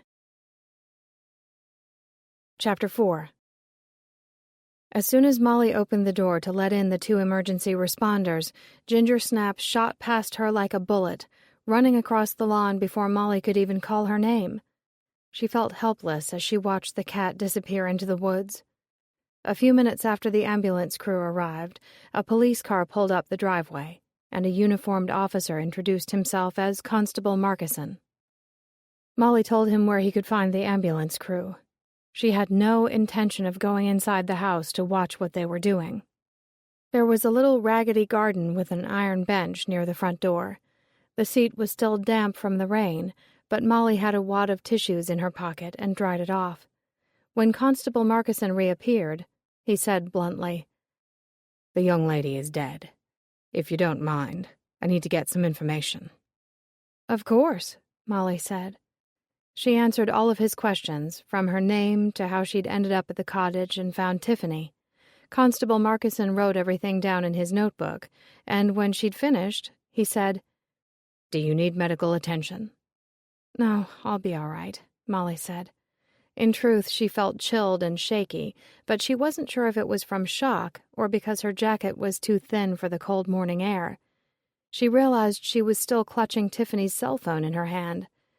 She wanted to call Matt to let him know what had happened, but she didn't want to use the phone in case the police needed it as evidence. "Do you know how she died?" she asked. "A detective and the coroner will be here shortly," he said, unwilling to voice an opinion. She was about to ask if she could borrow his phone when a black four-door sedan pulled into the driveway and parked behind the police cruiser. An older man with thinning gray hair got out stiffly, and Constable Markison went down to meet him. Molly couldn't hear what was being said, but the man listened attentively and nodded his head a few times. Finally, he glanced at Molly and walked up the path toward her. She noticed he had a slight limp and favored his right leg. He had a pudgy waistline, a wide nose that reminded her of a bulldog, and on closer inspection, She saw his navy blue suit was wrinkled. "Detective Inspector Devon Boyle," he said, shaking her hand. "Constable Markison tells me you're American." "Yes, that's right," Molly said. "I'm visiting my great-aunt, Tessa Paulson. She lives down the street at Foxcote Cottage." "I'm told the deceased is Tiffany Hadley. How do you know her?" "Actually, I don't know her," she said. "I only met her briefly yesterday. We were invited to tea at Channing Hall. Her cat, Gingersnap, showed up at our front door this morning and led me to her." "Must have been a shock, finding her like that," he said. "Where's the cat?" Molly was surprised he cared about the cat when there was a dead body in the house. "She ran into the woods when I opened the door," she said. "Well, who can blame her? Poor thing must have been frightened." "She was pretty scared," Molly said. She didn't want to admit she was a little scared herself. "I didn't see any signs of struggle, but I didn't check the entire house. You should know the back door was open when I got here." He looked at her curiously. "What do you do for a living, Miss Appleby?" "You can call me Molly," she said. "I write for an antiques and collectibles magazine." "You're a reporter?" "Yes." I thought for a moment you might be in law enforcement." "I've had some experience with the police," Molly said. "I helped out with a few murder investigations." "Writing about antiques? How interesting. Tell me about that." Molly gave him a brief summation of the cases she'd worked on, and when she was done, he looked at her thoughtfully. "You have experience in these matters. What's your opinion of what happened? Do you think Tiffany was murdered?" Molly opened her mouth and quickly shut it. She wasn't sure she wanted to give her opinion to a policeman in a foreign country. Could she be in some kind of trouble? He seemed inclined to wait for her to answer, however, so eventually she said, "She seemed healthy when I met her yesterday." Boyle looked at her and nodded. "Wait here," he said. He went into the cottage and returned a few minutes later with his notebook and pen in hand. He surprised Molly when he sat down beside her on the bench. "Let's start at the beginning," he said, crossing his legs. He wore thick-soled, scuffed black shoes and brown socks that clashed with his navy blue suit. "You met Tiffany the first time yesterday at a tea," he repeated. "Yes, we were invited by Brenda Adair. She owns Channing Hall, and she's friends with my aunt. Her son, Giles, and his fiancée, Penelope Cassidy, were there as well. Giles and Penelope work for Brenda at her antique shop, Bits and Pieces. Tiffany is Giles's ex-girlfriend. She wasn't invited. She crashed the party. I think she wanted to press Giles into buying back a piece of antique jewelry he'd given her. He wanted it, but she refused to give it to him unless he paid her for it." "Did it work?" "Yeah, he agreed to buy it, but he wasn't happy about it." "What kind of jewelry?" "It's a small ivory brooch with a portrait of a woman's eye, most likely painted in the 18th century or early 19th century. They were called eye miniatures at the time, although Tiffany was calling it the more modern term of lover's eye." "Did she have the brooch with her when she left?" "Yes, she put it in her purse. You'll find it on the table by the front door." "I've already had a look through it," he said. "I didn't see a jewelry box." "Oh. Well, she must have taken it out when she got home. It's probably somewhere else inside." Constable Markison appeared in the doorway. "Sir, the Tex would like a word with you." "Be right there," Boyle said, standing up. "Excuse me," he said to Molly. "Wait," she said. "I left my phone at my aunt's, and my husband is going to be worried when he can't find me. He has no idea I'm here. May I borrow yours?" He pointed to the cell phone in her hand. "Isn't that your phone?" "No, it's Tiffany's. I meant to give it to you." She handed him the phone. "I didn't want to use it in case—" "Here, take mine." He gave his cell to Molly. "Wait here." He walked off, and Molly was surprised to see he used a simple flip phone model. Inspector Boyle, she surmised, was old school. She dialed Matt's phone. He answered on the first ring and sounded frantic. "Who's this?" "It's me, don't worry. I'm at Tiffany's," Molly said, and quickly told him what had happened. "I'm on my way," Matt said. A few minutes later, Matt jogged up the driveway. "I told Tessa what happened, and she's freaking out. It was all I could do to get her to stay home. You're white as a sheet." "I'll be all right," she said. Boyle came out of the house and nodded at Matt. "You must be the husband," he said. "Inspector Devin Boyle." "Matt Harrison. Your wife told me Tiffany interrupted a tea party at Channing Hall yesterday. Do you have any thoughts about why she did that?" Matt considered the question. "I think she wanted to get Giles's attention. He evidently wanted a piece of antique jewelry he'd given her, and she wasn't going to let him have it unless he paid her for it." Molly added, "She also had words with Brenda. She told her she lived in a make-believe world, and someday it would all come crashing down around her."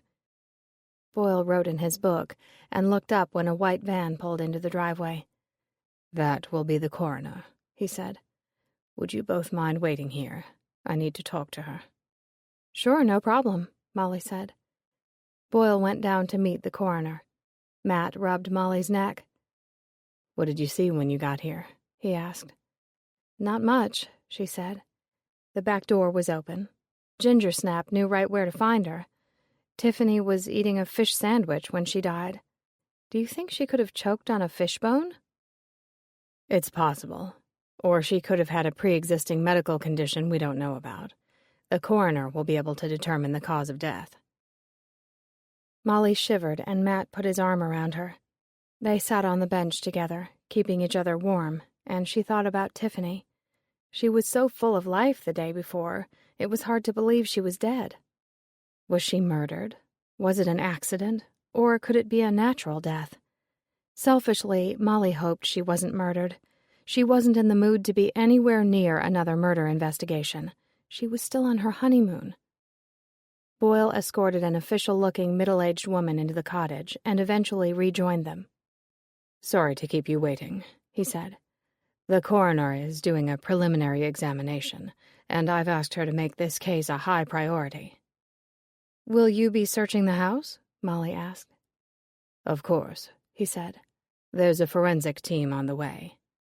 "Don't forget to tell them to look for the eye miniature," Molly said. "Giles seemed pretty intent on getting it back." "You think he killed her for a piece of jewelry?" "I think there was tension between them," Molly said. "And when people get emotional, they sometimes make bad decisions." "Your aunt, Tessa Paulson, did she know Tiffany well?"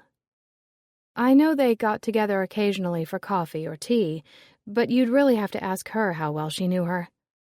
Boyle glanced at his watch. "I have a lot of calls to make and people to interview," he said. "I'll also need a signed statement from you, if you wouldn't mind, and your fingerprints for elimination purposes. Can you stop by the station today?" "Yes, of course," Molly said. Boyle gave her his card. "I'm retiring the 1st of December, he said. "I'd like to get this case wrapped up soon. If you think of anything else I should know, or have any ideas you want to share, I'd appreciate hearing from you. Will your aunt be home all day?" "Probably." "Good," he said. "I'll stop by later. Thank you both for your time." Boyle walked back to the house, and Matt took hold of Molly's hand. As they walked back to Foxcote Cottage, he said, "As soon as we get home, I'm going to light a fire and get you a hot coffee. Your hand is as cold as ice." "I'm worried about Gingersnap," Molly said. "She ran into the woods." "Don't worry. She came to Tessa's for help, and she led you to Tiffany's. She's a smart cat. I'm sure she'll be back." London, England, July 12th, 1851. Julius stepped into the grand marble foyer of the Abernathy's London townhome in Mayfair at 7:45 on a cool summer evening. He handed his coat and hat to the manservant and nodded at his friend, Percy, who stood in the doorway of the parlor waiting for him. They were similarly dressed in evening attire, black pants, black waistcoat jacket, and a white shirt and tie. "Thank you for coming early," Percy said. "Let's have a drink before the others arrive. We need to talk." Julius joined him in the parlor. 2 tumblers of whiskey were already poured and waiting. Percy handed him one. The room was spacious, with high ceilings and heavy furniture, but it felt warm and intimate with a wood fire burning in the fireplace and heavy brocade curtains drawn across the windows. Julius took a sip of his drink. From the grim look on Percy's face, he feared he was going to need as much fortifying as possible. "I'm afraid to ask what this is about," Julius said. "Is it something to do with Lillian?" "Yes, it is. I hate being the bearer of bad news," Percy said. "Harriet received a letter from her earlier today." He paused. "She's accepted Victor Henson's proposal of marriage." Julius felt his heart sink. "It's not been made public yet, but it's only a matter of time. She plans on telling you tonight, but I thought you should know in advance. A setting such as this isn't conducive to such terrible news. I feared you might be in shock and need time to recover." Julius looked into his glass. The amber liquid held no answers. Soon dinner guests would arrive to celebrate Harriet Abernathy's 18th birthday, and he would be forced to smile and act as if nothing was wrong, when in truth, his world was falling apart. "Of course it's shocking to hear," Julius said. "But I can't say I'm surprised. Her father's been pushing him on her for months." "It cannot stand. It must not," Percy said firmly. "Since that fateful day you met at the Crystal Palace, it's clear to everyone you're meant to be together." "Clear to everyone but her parents," Julius said sadly. "Her father has won. I must admit defeat. Lillian is lost to me." "You must fight for her," Percy said. "Talk to her father. Lord Gilbert is a reasonable man. I'm sure he'll see the error of his ways when he realizes how much you care for each other. It's wrong of him to force Lillian into a loveless marriage." Julius cleared his throat. "I'm sorry, Percy. I should have told you I met Lillian's parents a week after we met." Percy's eyebrows went up. "Lillian invited me to her home, hoping her father could be persuaded to accept me." Julius took another, longer drink of whiskey. "They were polite and cordial, but after I left, her father ordered her not to see me again. He told her she must resign herself to marrying Henson. Since then, she's been trying to wear him down, to make him see reason, but to no avail." Percy frowned. "Good God, man, I'm terribly sorry. I thought if Lord Gilbert met you, he would surely drop this insane scheme." Julius slugged back the rest of the whiskey, hoping its soothing properties would kick in soon. When the others arrived, he would have to mingle and converse for an hour before dinner was served. It would be torture. "Meeting Lillian has been the best and worst thing that's ever happened to me," Julius said. "The best, because I have finally known what it is to love someone, and the worst, because I must give her up." "There must be a way," Percy said. "Have you heard the rumors about Victor Henson?" Julius shook his head. "You know I don't travel in your social circles. How would I have heard any rumors?" "Well, you're in my social circle now, so allow me to enlighten you. You know he's a widower." "Yes, I know his wife died last year. Was she ill?" "That's just the thing. The rumor is that he killed her, by poisoning her, no less." Julius stared at him. "Was there an inquest?" "Yes, only because her parents insisted on it," Percy said. "Her death was deemed to be from natural causes. Not surprising, really, considering Henson is an important man in the business community and very, very wealthy. There are many people who would support him no matter what he did." "Does Lillian's father know?" "Of course," Percy said. "My father told me another rumor about Henson. It's believed he spends much time in the company of fallen women in Whitechapel, and that he has beaten a few of them." "What?" Julius felt the whiskey burning his empty stomach. "He beats women, and pays them for—" "Yes." "How cruel and criminal, to treat any women that way, and his wife." "Indeed," Percy slugged back his drink. And now Henson is in pursuit of a new wife, and has set his sights on Lillian. Her father appears to be of the camp that chooses not to believe the rumors. The parlor doors opened and a servant came in to collect their empty glasses. There were never drinks served during the mingling hour, much to Julius's disappointment. He could have used another. With their guests soon to arrive, Harriet appeared in a rustle of silk skirts. Her dress was pink with white ribbons. Her hair was adorned with red roses. She went to Julius, and her eyes filled with tears. He kissed her hand and said, "Happy birthday, Harriet. Please don't let anything ruin your special day." "Dear Julius," she glanced at Percy. "My brother has told you?" "Yes, he did," Julius said. "What will you do?" "I don't know if I can do anything," Julius said. "It's out of my power to stop the marriage from happening." Percy said, "Don't worry, we'll think of something." The clock chimed 8, and voices sounded in the hallway. Harriet positioned herself by the door. Julius knew a few of the guests, fellow students at Cambridge, but the unattached female friends of Harriet were strangers. She did her part and paired them off with the men. Julius waited for Lillian to appear, and when she did, she seemed to float into the room, ethereal and beautiful. Her dress was pale blue, and silver clips with pearls held up her hair. Harriet gave her over to Julius as her escort, then went off to talk to her other guests. Julius was speechless as he looked at her. They'd been meeting secretly at the Crystal Palace 2, sometimes 3 days a week since their first meeting. Getting lost in the crowds was easy, and Margaret came along as an excuse for Lillian to be there. Still, they had to be careful word didn't get back to her father. "You look lovely tonight," he said.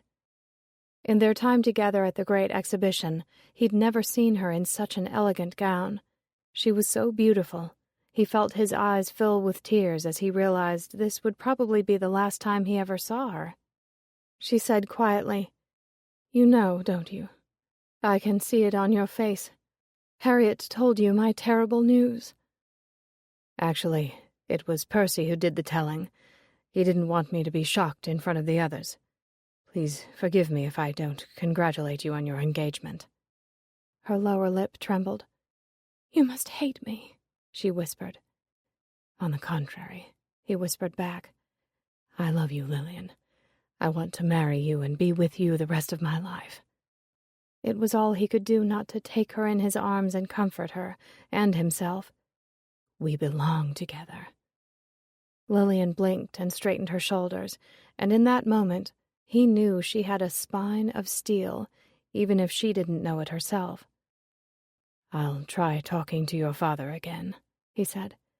"I'll lay out my plans for the future, and I'll convince him I'm worthy of you." Lillian said clearly but softly, "My father demands obedience in all things, and although I had hoped, upon his meeting you, that he would like you for my sake, he is determined not to."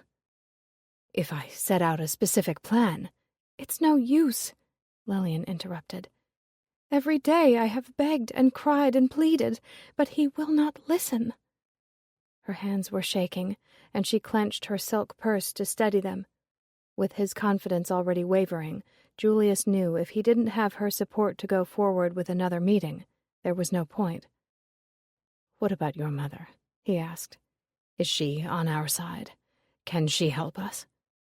"She likes you very much," Lillian said. "But she will never oppose father. My mother, I'm afraid, is incapable of speaking up for herself or her children." Julius felt his jaw tighten. "Your father dictates your life and the life of everyone around him," he said angrily. "It appears he cares more for Henson's title and wealth than for your future happiness." He hesitated to mention the rumors, as they were indelicate at best, but he was desperate to know if she was aware of them.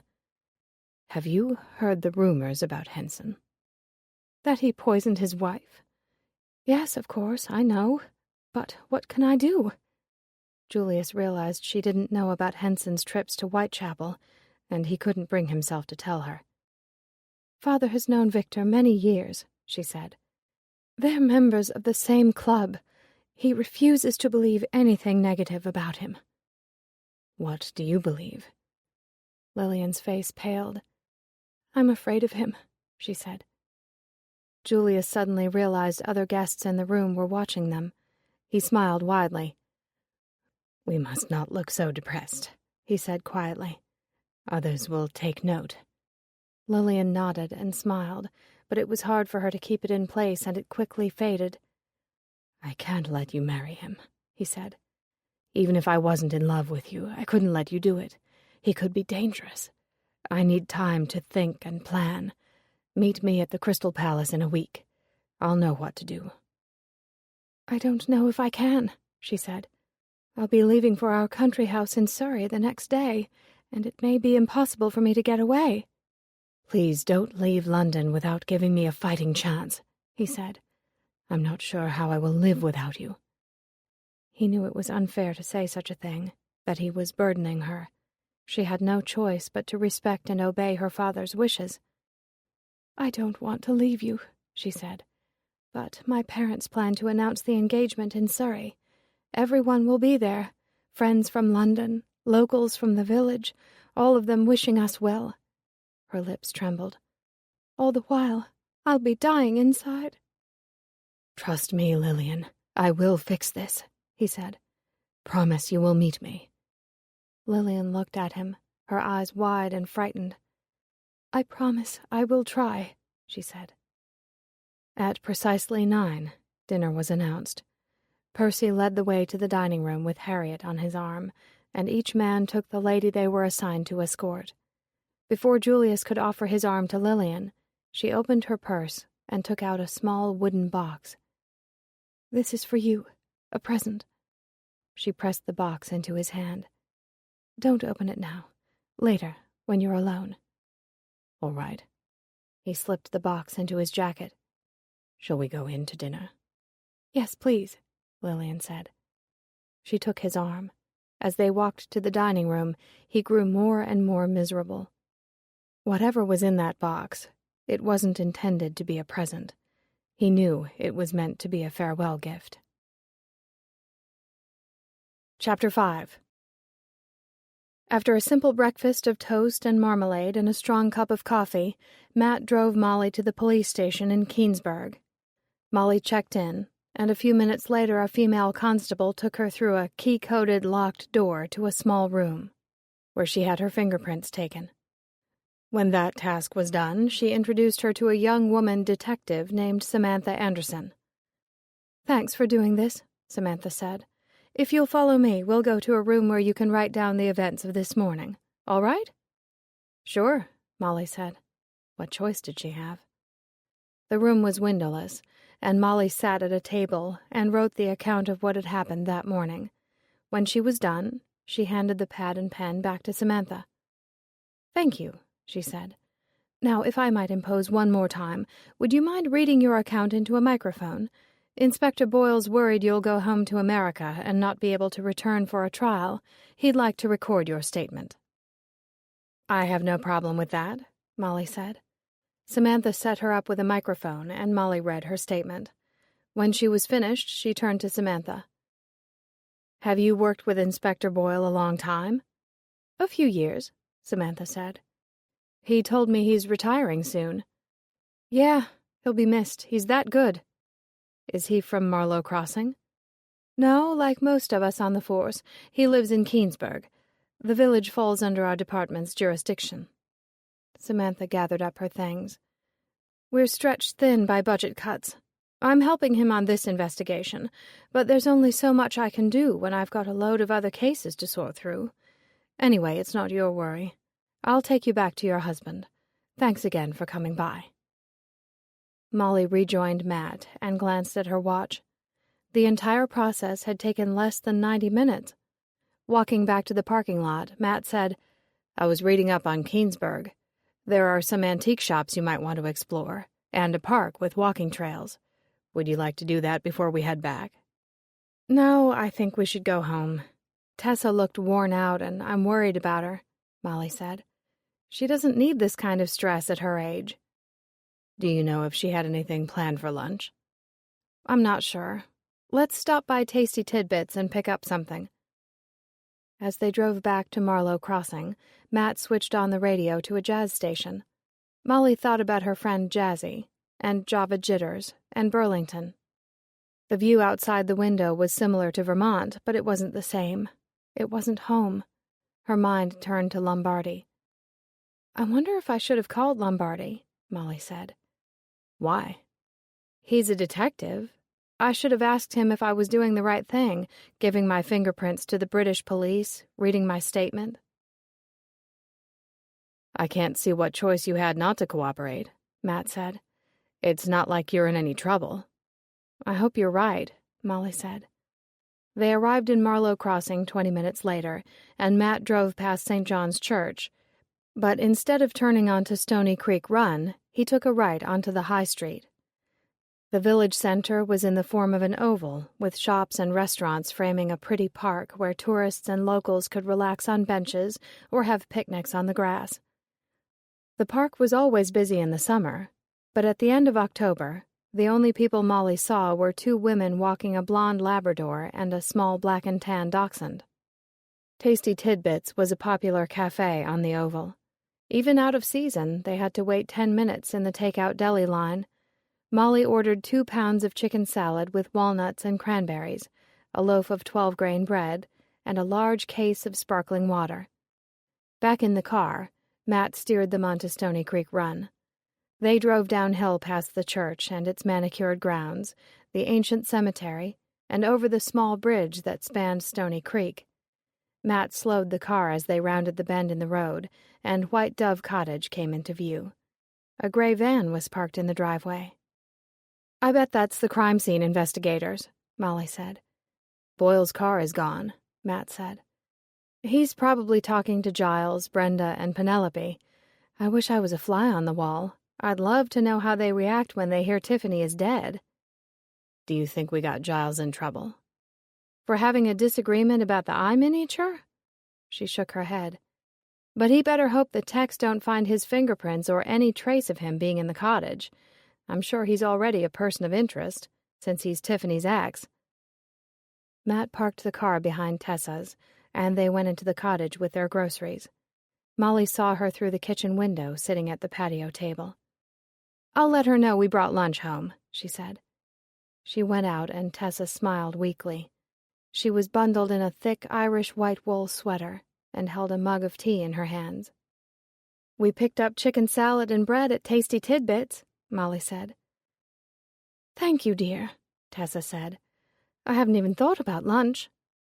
Molly pulled up a chair and sat beside her. You hardly touched your breakfast. Are you feeling all right? I haven't felt this bad since Jack died, Tessa said. In some ways, this is worse. At least Jack was 80. Tiffany was young and vibrant. Do the police have any idea how she died? I don't know, but Inspector Boyle was going to ask the coroner to prioritize the autopsy, so maybe he'll find out soon. Molly shivered. Do you want to go inside and have lunch? I suppose I should get out of the cold, Tessa said. I thought Gingersnap might be nearby, and if she saw me, she'd come out of hiding. Tessa reached out and took Molly's hand. I'm sorry you had to be the one to find Tiffany this morning. It must have been horrible for you. I don't think it's sunk in yet that she's dead, Molly said. The entire morning feels like a bad dream. Her death will have a profound effect on the village, Tessa said. Her parents are deceased, and even though she lived in London for years, she's still a local girl. She sipped her tea, and Molly smelled cinnamon. Have you called Clara and told her? Not yet, Molly said. Honestly, I'm afraid to. Mom already thinks I'm a trouble magnet, always at the wrong place at the wrong time. Is that what you think? No, I like to believe I've been at the right place at the right time. Tessa smiled. I like your attitude, she said. Let's have lunch, Molly said. They ate lunch, and for the rest of the day tried their best to relax, but it wasn't easy to do with Tessa turning on the television every hour to see if the local news was reporting anything. The first newscast they watched that mentioned Tiffany's death was a broadcast from Keensburg at the 5 o'clock news hour. The anchorwoman behind the desk didn't divulge much.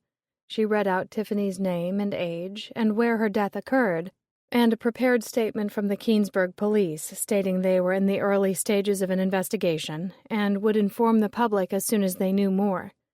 When Inspector Boyle rang the doorbell at 7:30, Molly was surprised to see him. "Sorry to disturb you at such a late hour," he said. "I was hoping I might have a word with your aunt, if it's not an imposition." "Come in," Molly said. "I'll tell her you're here." She left him in the sitting room and went down the hall to the kitchen. Matt was cleaning up after dinner, scrubbing the pots and pans. Tessa was wiping off the table. "Inspector Boyle is here to see you," Molly told her. "He wants to talk to you about Tiffany." Tessa smoothed her skirt. "Will you stay with me?" "Yes, if you want me to," Molly said. Boyle shook Tessa's hand and made sure she was settled on the sofa with Molly before he began. He chose to sit in a Windsor chair next to the cold fireplace. First, he offered his condolences in a soft and gentle tone, as if he sensed Tessa's fragile emotional state, which in Molly's opinion made him a real gentleman.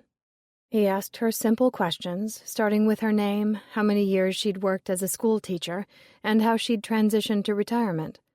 He told her he was retiring soon and looking forward to it. And after a while, Molly saw Tessa's shoulders relax, and Boyle did too. Finally, he asked her about Tiffany.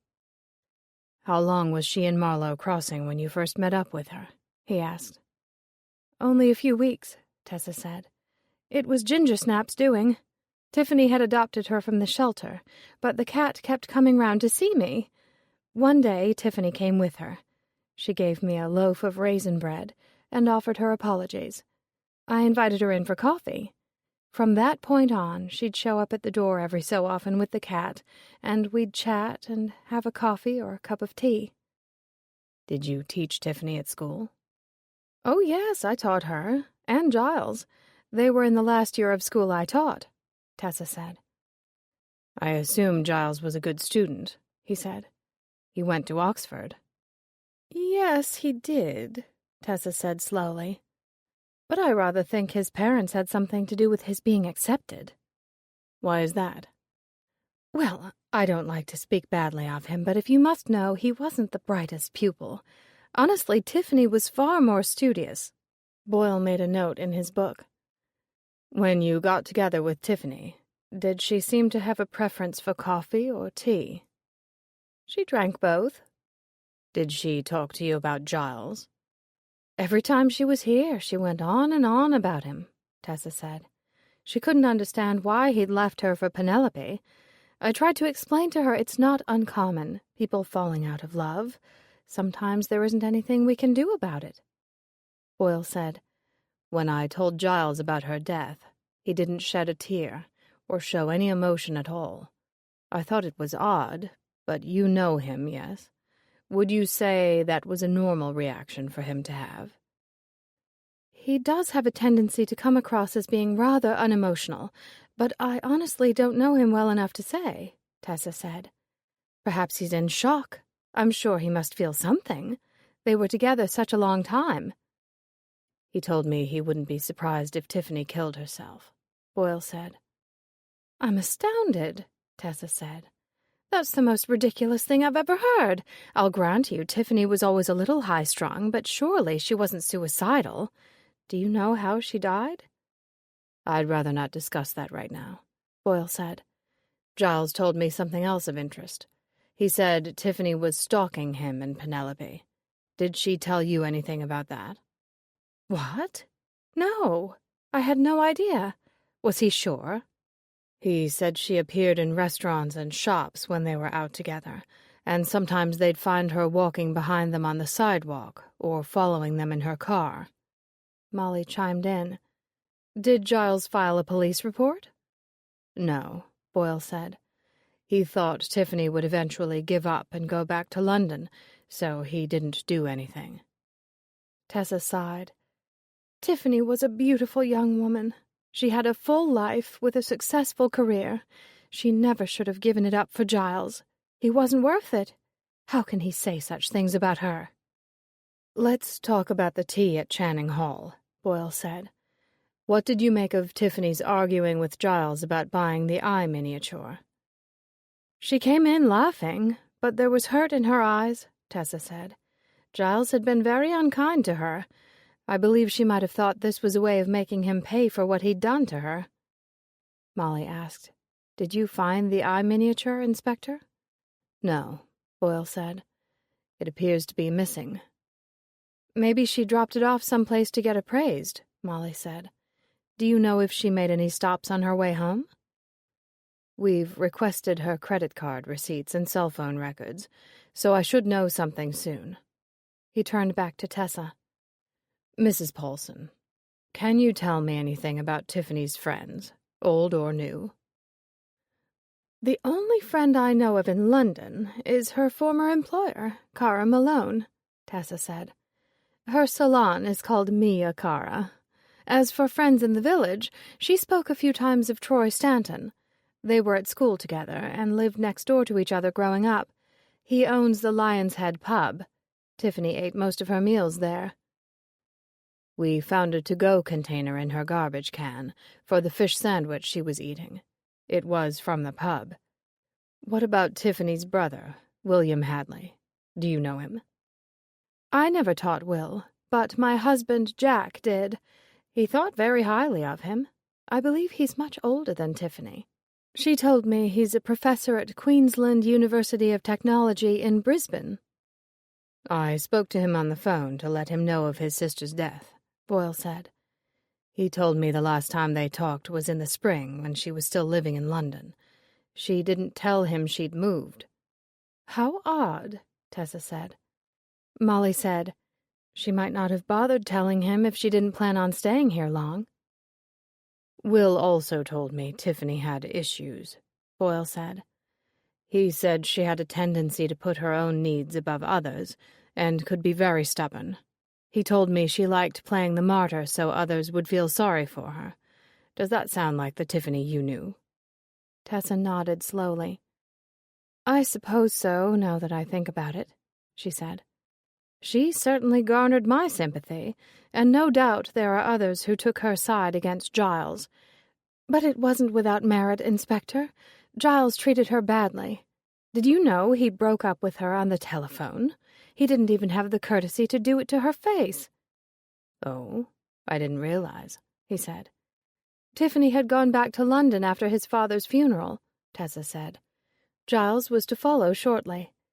He called her a few days later to tell her he was in love with someone else and wasn't coming home." "I can see why you felt sorry for her," Boyle said, making a note in his book. "I do thank you, Mrs. Paulson, for your time.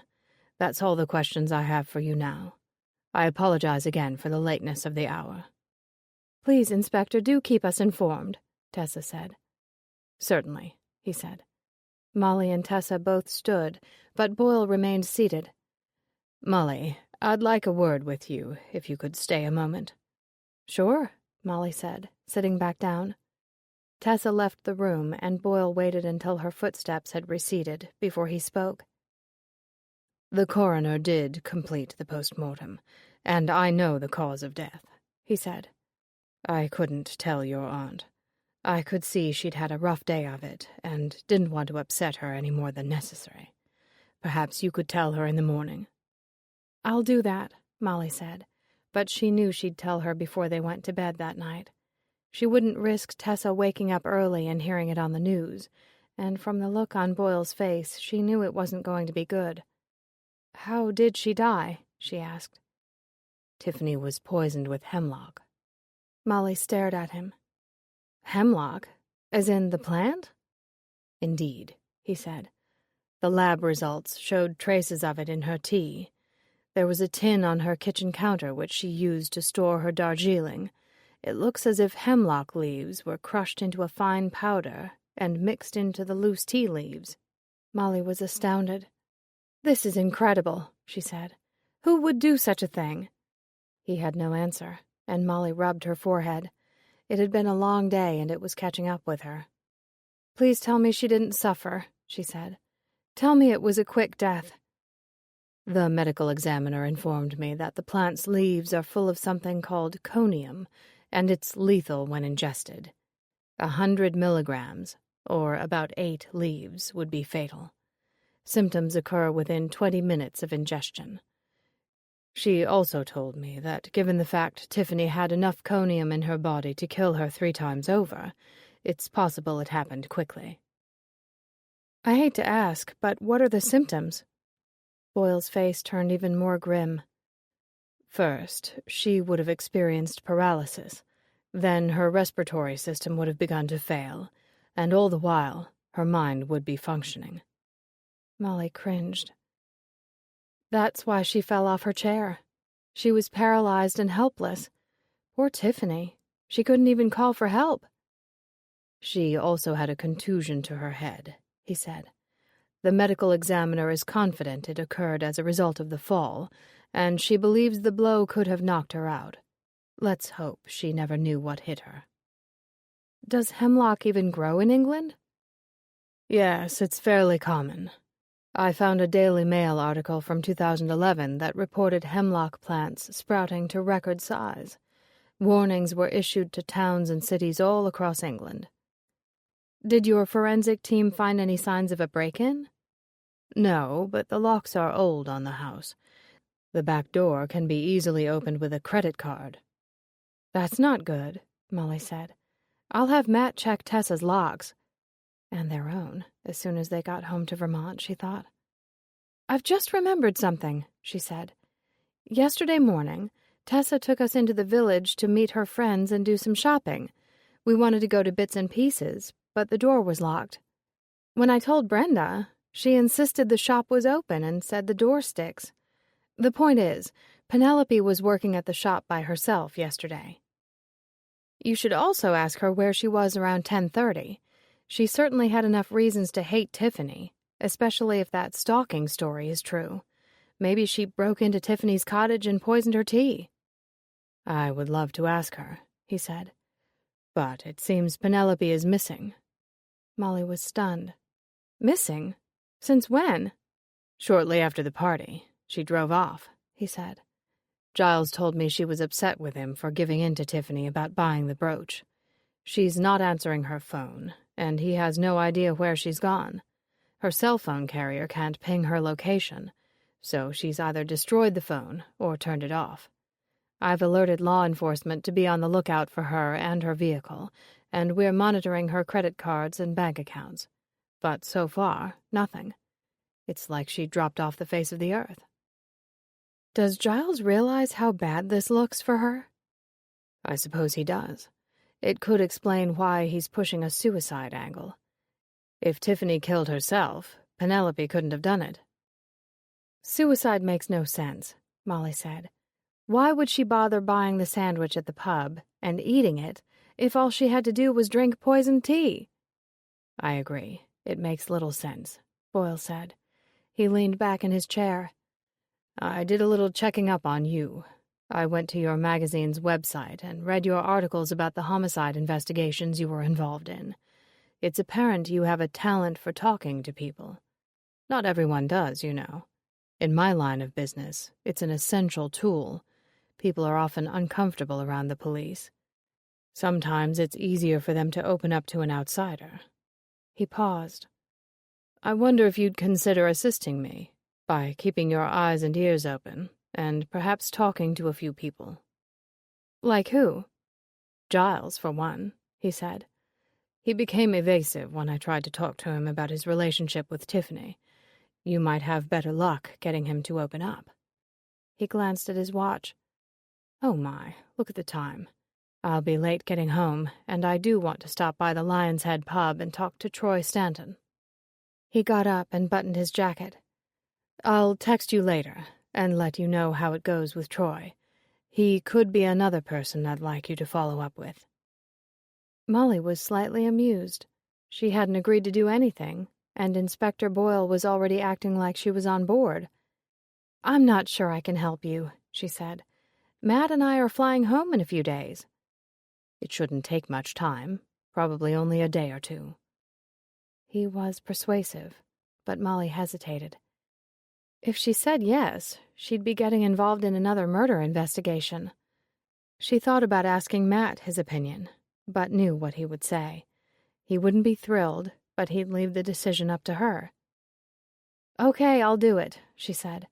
"But don't expect too much." Chapter 6. Later that evening, Molly snuggled with Matt on the sofa as they watched a British comedy show. Tessa had gone to bed, and the volume on the TV was low. Her phone binged, and she looked at the screen. "It's a text from Boyle," she said. She read the message. "He says he talked to Troy, and he'd like me to talk to him again tomorrow." "I think I should go with you," he said.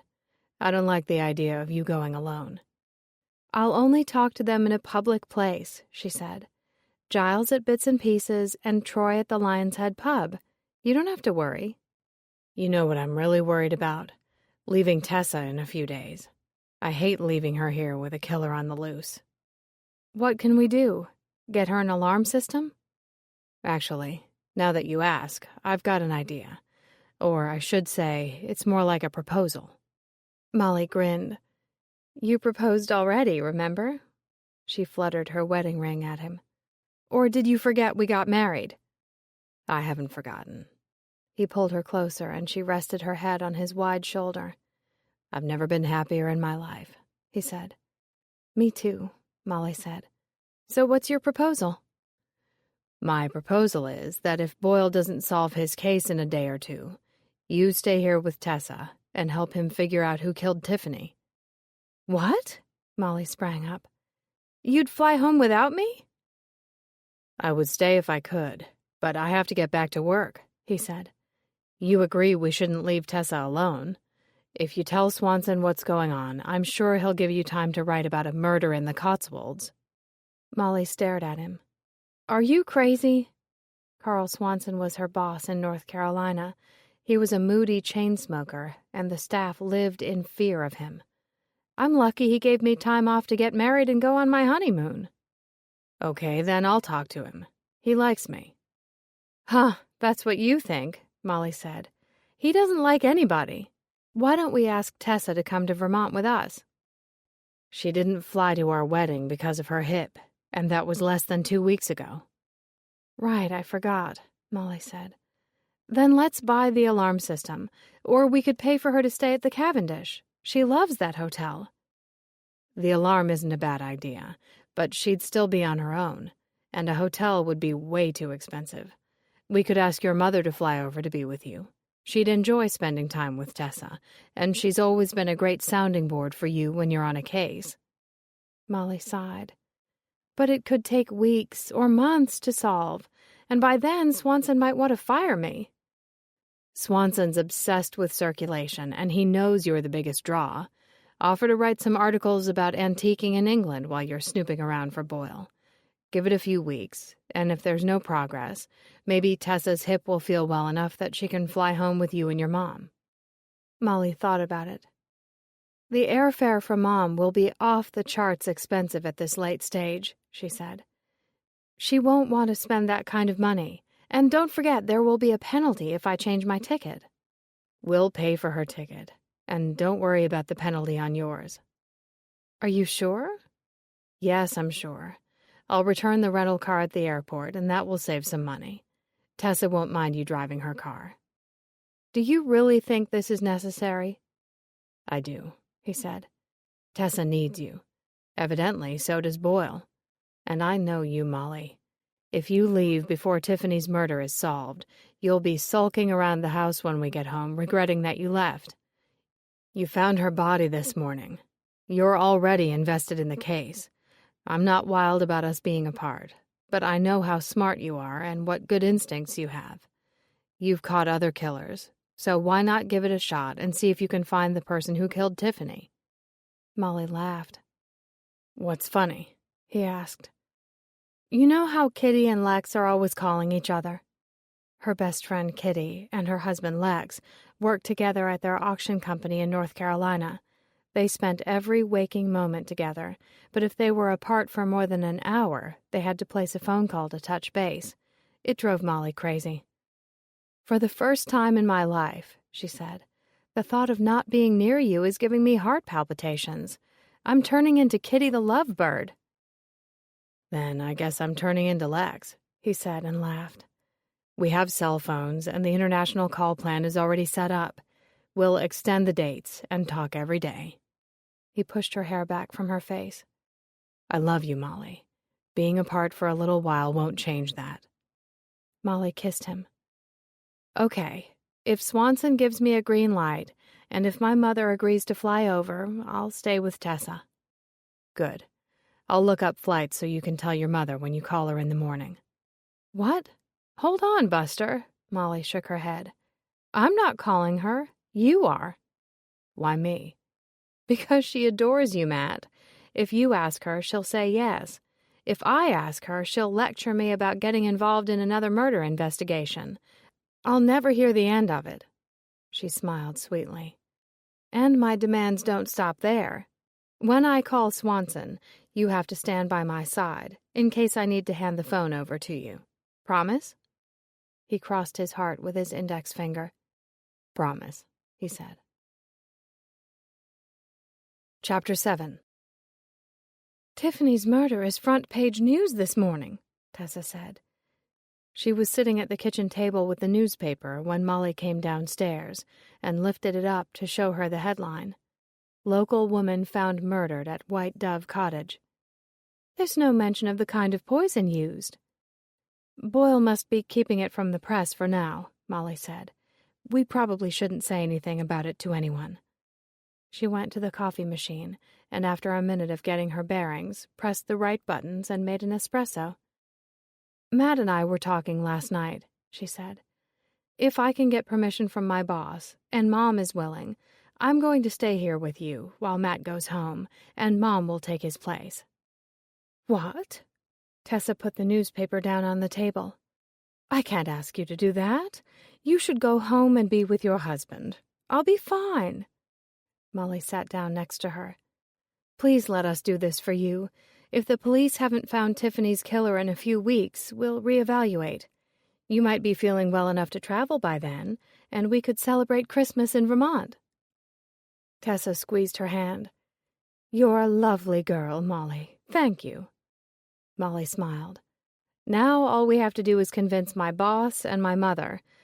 This is a high hurdle." "Not so high," Matt said as he came into the kitchen. "Swanson agreed, as long as you submit some articles to him on the antiquing world in England." "You called him?" Molly jumped up and hugged him. "Thank you. I was dreading that phone call. But wait a minute. Isn't it the middle of the night on the East Coast?" "It is, but I emailed him and your mother before we went to bed last night, and he replied. And speaking of your mother, she wrote a few minutes ago and said you should call her." "Mom's awake?" "She said she couldn't sleep." Molly put the call on speakerphone. After she was assured her mother wasn't ill, they sat around the kitchen table and talked pleasantries for a while, and then Molly got down to business and told her everything about Tiffany's death and their idea for her to fly to England. There was silence on the other end of the line. Molly glanced at Matt, but he didn't look concerned. Tessa, she noticed, had crossed her fingers. Finally, Clara said, "All right, I'll do it. It's been too long since I've paid you a visit, Tessa." "Thank you, dear," Tessa said. "It will be lovely to see you." "Matt, what's the best flight?" Clara asked. Matt told her. "Perfect. I'll use my credit card to book it, and you can pay me back later." Molly blew out her breath. She hadn't realized she'd been holding it in. "Thanks, Ma," she said. "You're welcome," Clara said. "Now, if Matt and Tessa don't mind, I'd like to talk to you in private." Uh-oh, Molly thought. She didn't like the tone of her mother's voice. She took her phone off speaker and walked down the hall, steeling herself for a scolding. When she was settled on the sofa in the living room, she said, "Please don't yell at me." "I never yell at you," Clara said. "But really, Molly, this has to stop." Molly feigned ignorance. "Stop what?" "You know what I mean, young lady. Finding dead bodies." It's not like I go looking for them, Molly huffed. Clara sighed. I know you don't, she said. But I'm your mother, and I reserve the right to worry about you. Fine, you can worry about me. Is that all you have to say? No, that's not all. Lombardi stopped by the treasure trove yesterday, asking after you and Matt. He thought you did a wonderful job organizing your wedding, despite being in the middle of a murder investigation at the time. He particularly enjoyed the reception. Of course he did, Molly said. He took a pretty young girl as his date. What's this? You sound jealous, Clara said. Why would I be jealous? We both know Lombardi has a crush on you, and I think secretly you like it. That's ridiculous, Ma. I admit he may have had a tiny crush on me when we first met, but I set him straight, and that was that. I've seen the way he looks at you when he thinks no one else is looking. Molly frowned. Lombardi is my friend, and he's become Matt's friend, too. Well, as his friend, I suggest you encourage this new relationship. He needs to look for available and greener pastures. Why? It will never last because he doesn't learn. He dates the same woman every time. Linda's just another in a long line of stick-thin blondes with big boobs and no brains. Her name is Lena. Whatever. She's too young for him. She's not too young, Clara said. And she's not brainless. She's a grad student at the University of Vermont. Good for her. You're being very unkind, Clara said. Lombardi deserves a good woman in his life, and someone intelligent, like Lena. When you get home, you should invite them to go out with you and Matt. Molly groaned out loud. You want us to double date with Lombardi and his latest fling? He respects your opinion and Matt's. You can both be a good influence on him. He's too old to be a bachelor. Says you, Molly said. I can't believe we're even having this conversation. Is this what you wanted to talk to me about in private? She shook her head, as if her mother could see her. She'd been a little worried lately that her mother was treating Lombardi like the son she'd never had. Every time she made a large meal, she set some aside to give him. Lombardi's a grown man, Molly went on. He can do whatever he wants with his life. You're not his mother, and I'm not his dating agency. She loved her mother, respected her opinion, but she was done talking about Lombardi. Make your plane reservation and send me an email when you get the confirmation. And Ma? Yes, dear? Get some sleep. Chapter 8. It was almost noon when Molly walked to the village alone. The sky was eggshell blue, and a stiff breeze stirred up dried leaves, giving off that sweet, dusty smell that always made her think of fall football games, hot dogs, and hot chocolate that burned the roof of her mouth. The high street seemed quiet. The park was empty. She stopped first at Bits and Pieces, but the lights were off, and the door seemed genuinely locked. She checked her watch. They should have opened 2 hours ago. She wondered if Boyle was mistaken about Giles's lack of emotion. If he was in shock about Tiffany's death, his absence that morning could be a result of his being too distraught to work. Or maybe he didn't care that she was dead, but was worried sick that Penelope was missing. The Lion's Head pub was across the street. Molly pushed through the door and was amazed to find it so modern. She was guilty of holding a preconceived concept of British pubs. She thought they should all be dark, with cozy nooks and low wood-beamed ceilings. The Lion's Head pub was open and airy. The bar, tables, and booths were made of light teak wood. A few of the tables and one booth were occupied. A thin young woman in jeans and a vintage crocheted hippie poncho sweater sat at the bar. Molly went over and sat 4 stools down from her. The bartender was refilling the woman's coffee, and Molly noticed her glaring at her through the back bar mirror with small, beady eyes. The bartender came over to Molly and smiled. He was the right age to be Troy Stanton. He had a small beer belly, dark hair, and a thick beard. "Good morning," he said. "Do you know what you'd like, or do you need to see a menu?" Molly had eaten breakfast only a few hours ago, but she was hungry again. She'd worked up an appetite on her walk from Foxcote Cottage to the village center. "I'll have a regular coffee and a slice of pie," she said. "What kind would you recommend?" "Banana cream is my favorite." "Sounds good to me," Molly said. He went off, and she glanced at the skinny woman. She was unnerved to find her still staring at her. The bartender returned with her coffee and pie. "Are you Troy Stanton?" she asked. "Yes, I am," he said. Molly held out her hand. "Molly Appleby, Tessa Paulson's niece. My husband Matt and I are visiting." "Oh, yeah? She taught me at school years ago. Nice lady." "I'm beginning to think she taught the entire village," Molly said. "No doubt she has," he said. Molly stirred cream into her coffee. "Tessa told me you grew up on the same street as Tiffany Hadley." Troy's smile instantly vanished. "Yeah, I did." "You've heard what happened?" "Hasn't everyone?" "Were you friends with her?" Troy glanced at the skinny woman, who was hunched over her coffee and glaring at them. "We rode the bus to school together every day for 12 years, he said. Molly knew village children attended school in Keensburg because the village wasn't big enough to have its own, which meant the kids were on the bus together almost an hour every day. Tiffany was a great girl, always friendly, cheerful. Everyone liked her. "Did you date?" "Me and Tiff?" He laughed. "Nah, she wasn't interested in me. As soon as Giles and his folks moved into Channing Hall, she only had eyes for him." "What about after graduation? Did you stay in touch?" "Not really," he said.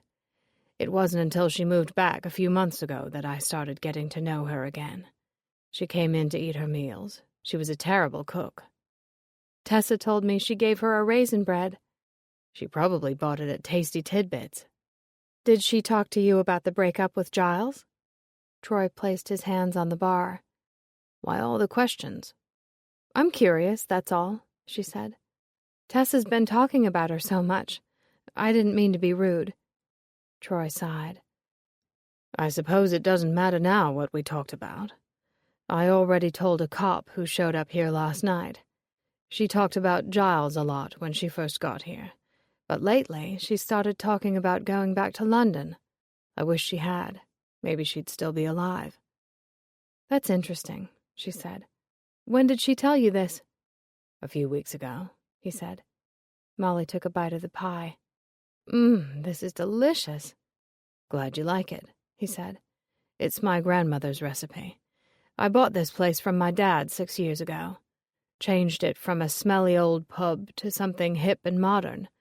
There wasn't any banana cream pie on the menu when he ran the place. The sweetest thing he served was honey-roasted peanuts." Molly smiled. "I'm glad there is now," she said. The skinny woman slapped some money on the bar and hopped off the stool. She came directly over to Molly. "You're talking about Tiffany," she said. Troy looked annoyed. "Alice, please. It's a private conversation," he said. Alice laughed. "Private? What a joke. We're in a pub, Troy." Molly said, "Hi, I'm Molly. Who are you?" "Alice Wilson," she said.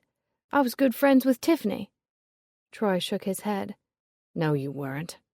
"Yes," she stared at him. "I was."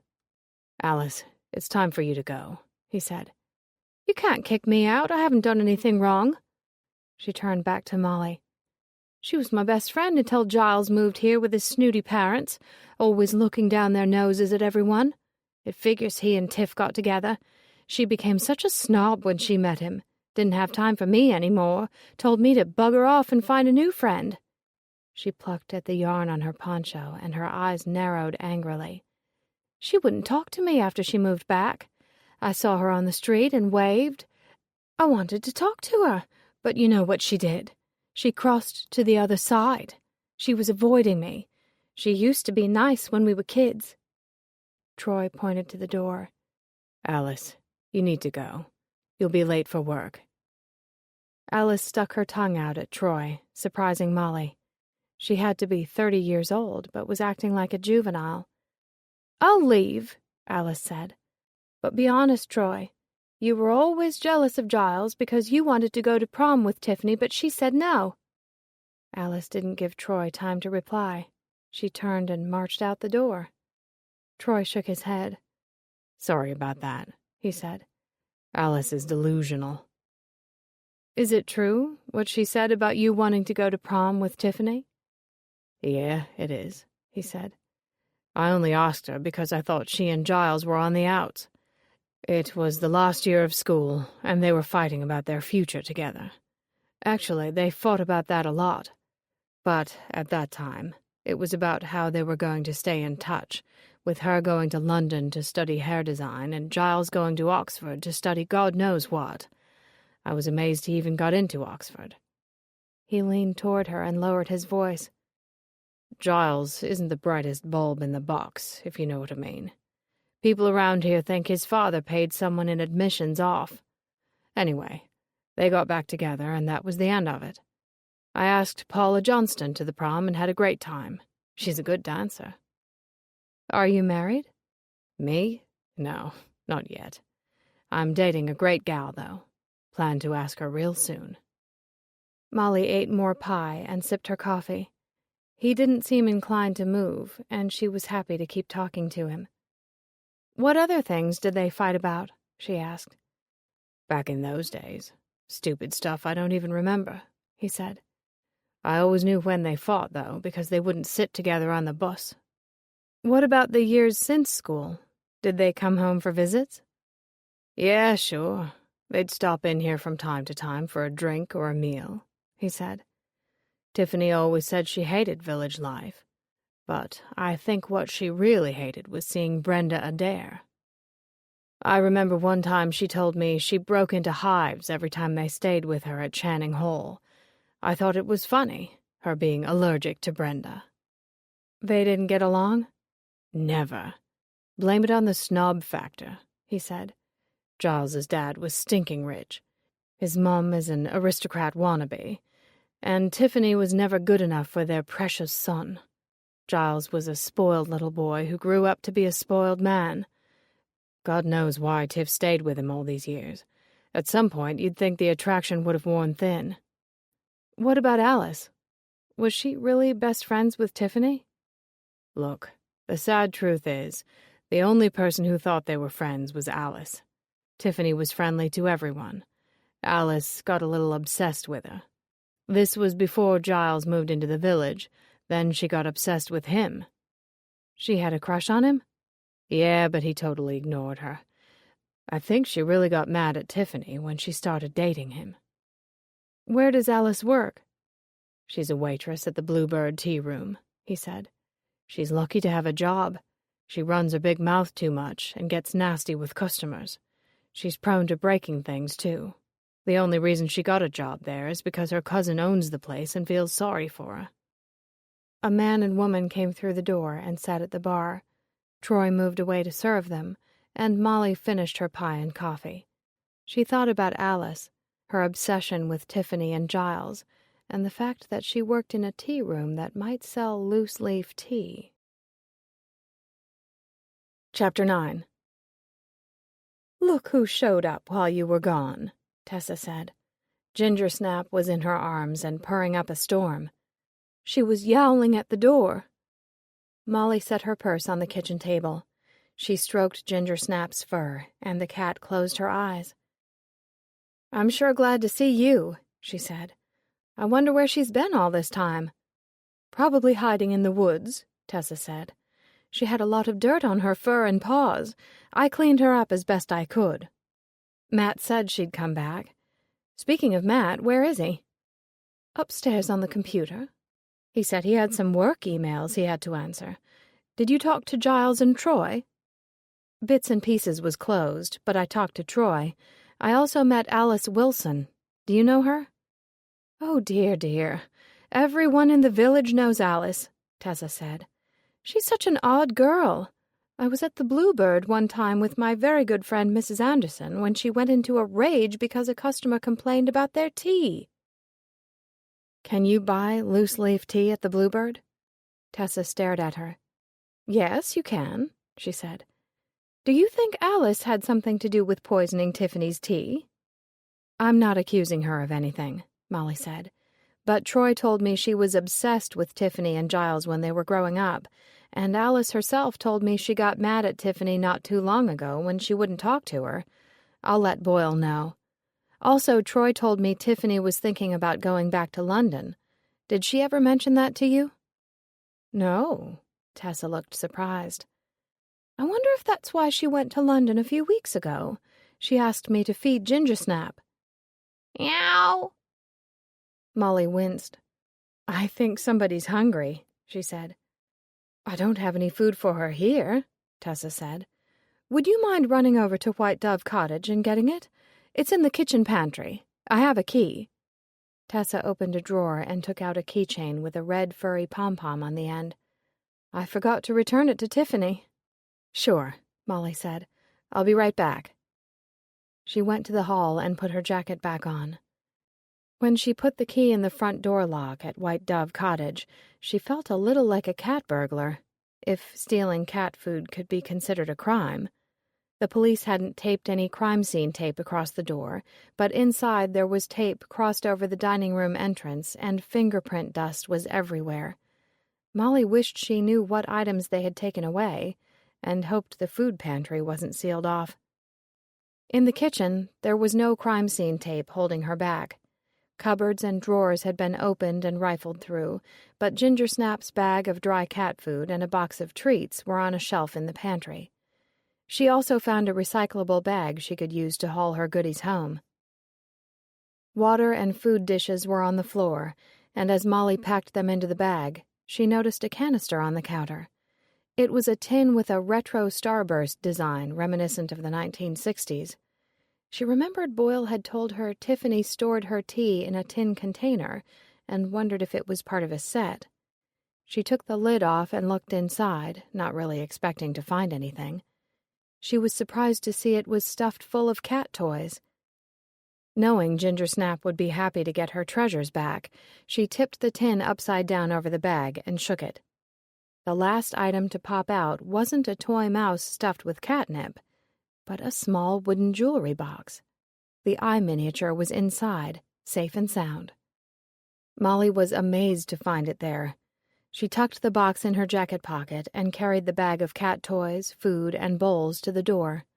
For a brief moment, she considered going upstairs and having a look around, but she couldn't see the point. The police had done their work, even if they had missed the tin with the cat toys. When she got back to Tessa's, Gingersnap rubbed up against her legs as she scooped food into her bowl. "Meow." Yes, it's coming. Be patient," Molly said. The bowl had hardly reached the floor when Gingersnap cleaned it out, took a few laps of water, and walked to the rug by the door, where she sat down and washed her face. "Someone is happy," Tessa said. "Thank you for getting her things." Molly showed her the jewelry box. It was hidden at the bottom of her toy tin. Tessa looked surprised. "Why on earth would Tiffany put it there?"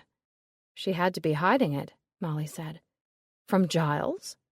"Good question," Molly said. "I better call Inspector Boyle." She sat down at the kitchen table and dialed. He answered on the first ring. "Any luck with Giles or Troy?" he asked. "Giles wasn't at the shop, but I did talk to Troy," Molly said. She told him about their conversation and about meeting Alice. "She works at the Bluebird Tea Room. How interesting," he said. "I'll have a look into her." "There's something else," Molly said. "I found the eye miniature." She told him about the tin filled with toys. "Do you need it for evidence?"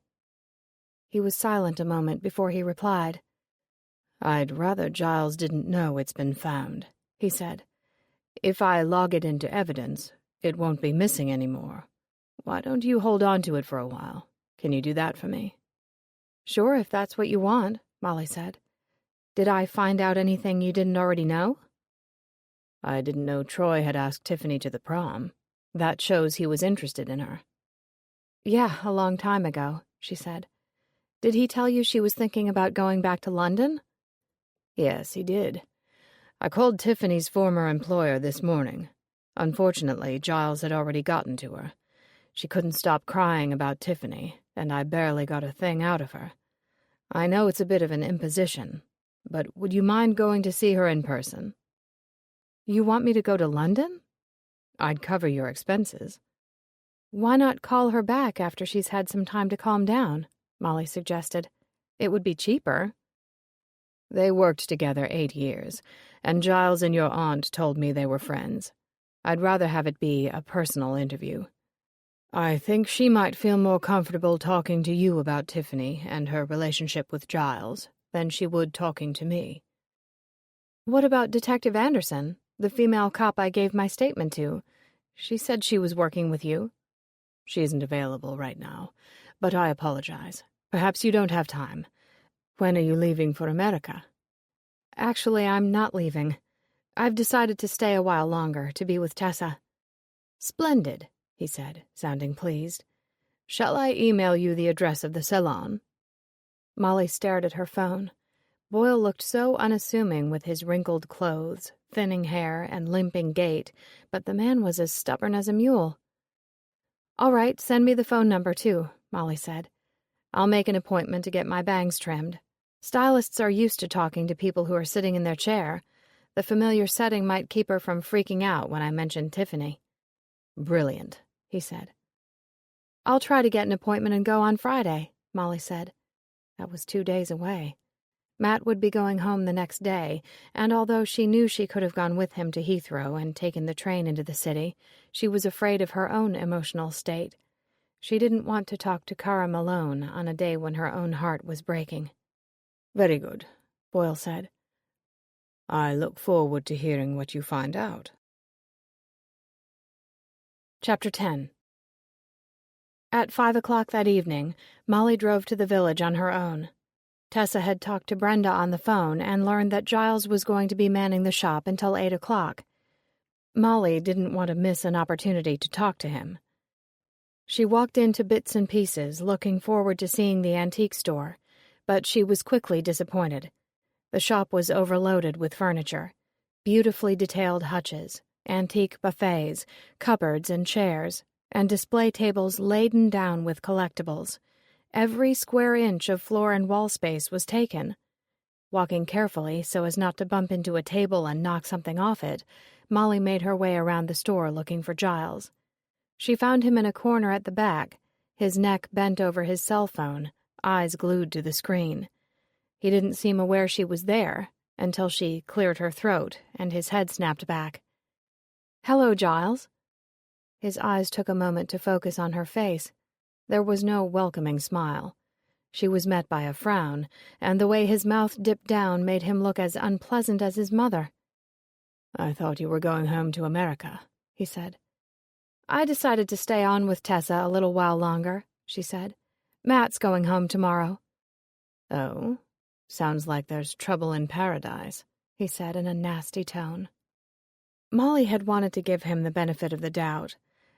After all, he had every reason to be distressed that his ex-girlfriend was murdered and his fiancée was missing, but there was something off-putting about his superior tone, neatly combed white blonde hair, and newly polished shoes. He looked too put together for a man on the brink of a breakdown.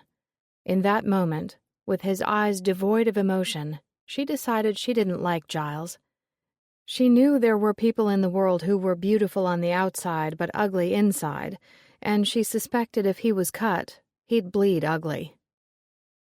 "There's no trouble between me and Matt," she said. "The trouble appears to be here, in Marlow Crossing. Tiffany's death is devastating." He didn't reply, and Molly looked for any sign that he was upset or struggling with his emotions. He looked as animated as a robot.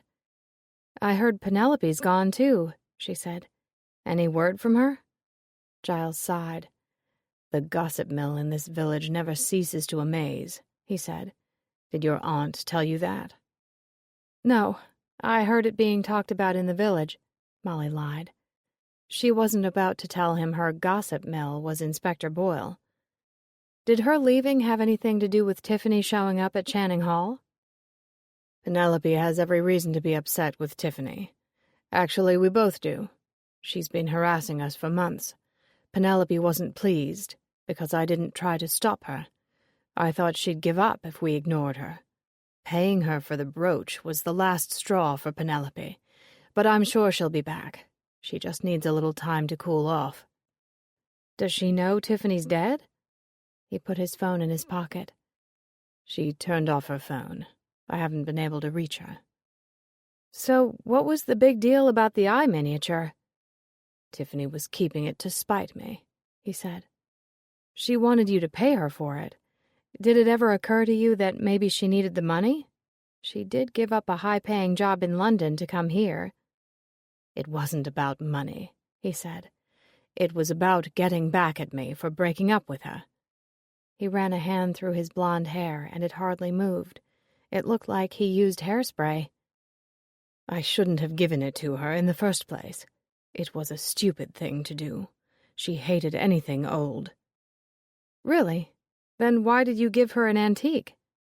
It was a last-ditch attempt to save our relationship, he said. Ever since I was young, I've dreamed about owning my own antique shop. Tiffany knew when my mother opened Bits and Pieces I wanted to help her run it one day. But she hated my dream and wanted nothing to do with it. That's why I broke up with her. I met Penelope, and she loves my dream. Aren't you worried Penelope might have had something to do with Tiffany's death? Giles's eyes narrowed. How dare you say such a thing? Innocent people don't run. She didn't run. She went away to calm down and cool off, and it's a coincidence it happened at the same time Tiffany died, he said. It looks bad for her, Giles. Why don't you mind your own business? You don't know me or Penelope. You're a stranger, and I resent you saying that about her. What do you want, anyway? I came to offer my condolences. He crossed his arms. Thank you. Now that you've done that, I'd like you to leave. Molly wanted to ask him about his relationship with Tiffany, but knew from his annoyed stance he wasn't going to tell her anything. I'll be going now, she said. But may I give you a word of advice? If you want Bits and Pieces to be successful, you need a better business model. Nobody likes to shop in a store that looks like a warehouse. Chapter 11. Molly got in the car and buckled her seatbelt. She felt angry with Giles, and with herself. She hadn't found out anything useful. She put the key in the ignition, but before she could turn it, her cell phone rang. Digging it out of her purse, she saw Detective Tony Lombardi's face flash on the screen. He was using Apple's FaceTime, and without thinking, she patted her hair before she answered. Hi, Lombardi. What a nice surprise. How are you? Molly, great to see you. All's well here, but I miss you and Matt. With his jet-black hair, olive skin, and seductive brown eyes, Lombardi was the hunkiest cop in Vermont, if not all of New England. Looks like you're in the car. Are you driving? No, I'm parked at the curb, she said. I saw your mother at Java Jitters this morning, he said. She told me she's flying to England, and about the murder, and she asked me to check up on Inspector Devon Boyle. She did? She worries about you. This I know, Molly said and laughed. You'll be glad to know he's a decorated detective with a long and successful career. He's retiring the 1st of December, she said. That's why he asked for my help. He wants to solve the case before he leaves. Well, he certainly asked the right person, he said. Is there anything I can do for you at my end? I don't know. What can you do? Why don't you bring me up to date on what's going on, and I'll tell you what I think. Okay, Molly said. She told him everything, starting with the tea party and ending with the conversation she'd just had with Giles. He doesn't look sad at all about Tiffany, and even Penelope being gone doesn't seem to have fazed him. He thinks she's cooling her heels off somewhere, and she'll be back. When I told him innocent people don't run away, he got angry and practically kicked me out the door. What do you know about Penelope? Nothing, nada. Boyle hasn't told me a thing about her. I'll run a background check. Can you do that on a British subject? Hey, my magic computer has been known to work miracles. But if I have any trouble, I'll make a call to a friend of mine in New York. His cousin is a cop in the UK. I can ask him to dig a little deeper." "That would be great," Molly said. "On a lighter note, tell me how things are going with Linda." "Linda?" His forehead creased. "You mean Lena?" "Sorry, Lena," she said. Why couldn't she get her name right? "Are you two still dating?" "I'm not sure," he said. "I suppose I should call her and find out." Molly could hear her mother's voice in her head telling her to encourage him. "I only met her briefly," she said, "but she seemed nice, and smart, too. You should definitely call her." "Yeah, she's okay," he said noncommittally. Molly frowned. "Is that all you have to say about her?" "What do you want me to say? I'm madly in love with her." "Well, are you?" His eyes narrowed, and Molly knew she'd touched a raw nerve. She quickly backpedaled. "Ignore me," she said. "Your love life is none of my business." He loosened his necktie, and his expression softened. "No, it's fine that you asked," he said. "You know me too well, Molly. I have trouble with long-term relationships." "Mom says it's because you haven't met the right girl." "Yeah, well, your mother is wrong. I did meet the right girl, but she belongs to someone else." He looked embarrassed and averted his eyes from the phone. Those dark eyes that were mesmerizing. A woman, Molly thought, could get lost in those eyes. She cleared her throat. "Hey, when I get home, Matt and I will have you and Lena over for dinner, okay? In the meantime, call her and ask her out. You've got to keep things moving to see where it goes." "What if I don't want to call her?" Molly sighed. "Do yourself a favor," she said, and silently to herself, "do me a favor. Give her a chance." Whitechapel, London, England, July 14th, 1851. "It's not a bad idea, but you're not the one to do it," Percy said. "Let me go instead." Julius shook his head. "I'm capable of doing this alone." They were at the Royal, an upscale pub frequented by wealthy patrons. They'd been there for an hour, sitting in a quiet corner, trying to think of a way to save Lillian from marrying Lord Victor Henson. "Lillian told me he's a member of the club her father belongs to. I'll go tonight." "Do you even know what Henson looks like?" "Well, no, but I can ask someone to point him out once I get there. Then I'll talk to him man to man, and tell him I'm in love with Lillian, and he should do the honorable thing and cease all efforts to marry her." "Julius, my lad, you know so little about the aristocracy. He'll laugh you out the door. Besides, what club would you go to? There's not just one. My father belongs to 4 clubs, and so does Lillian's. There's the sporting club, gaming club, political club, and social club. Where do you think you'll find Henson on any given night? And why do you think a non-member like yourself would be allowed in to look for him?" Julius felt his spirits sink. "I admit I need your help. What would you suggest?" "Today is Monday. Monday one goes to one's social club. I suspect we'll find him at White's on St. James's. It's the creme de la creme of gentlemen's social clubs, and Henson is a long-time member. And as luck would have it, my father gave me membership as a gift when I turned 20, so I can go in and talk to him. And giving my father the respect he's due, Henson might at least listen to me." "May I accompany you as a guest?" "Someday, yes, but not tonight." Percy paused. "You must know the chances of this working are slim. Henson's a very rich man, and he's used to getting his way. Appealing to his heart probably won't do any good. I'm not sure he even has a heart." "What else can we do?" "Let's see how he reacts when I speak to him. If he's unwilling to give up his pursuit of Lillian, we'll have to think of another way to stop him." Percy slugged back the rest of his beer. "I hope we don't have to shoot him," he said, and grinned. They walked to White's on St. James's Street. The club was one of London's most fashionable addresses. Just standing outside the building intimidated Julius. He was glad he'd taken Percy's advice to let him go in alone. The club was so exclusive, he never would have made it past the front door. "Wait for me across the street," Percy said. Julius did as he was told, standing in the shadows, as far away from the bow window of the club as he could get. In a little while, Percy came out, and Julius hurried over to join him. "We must be quick," Percy said. "Henson was at the club, but left about 15 minutes before we got here. A very drunken gentleman told me he has plans to go slumming tonight. If he's gone home to change clothes, we might be able to catch him on his way out."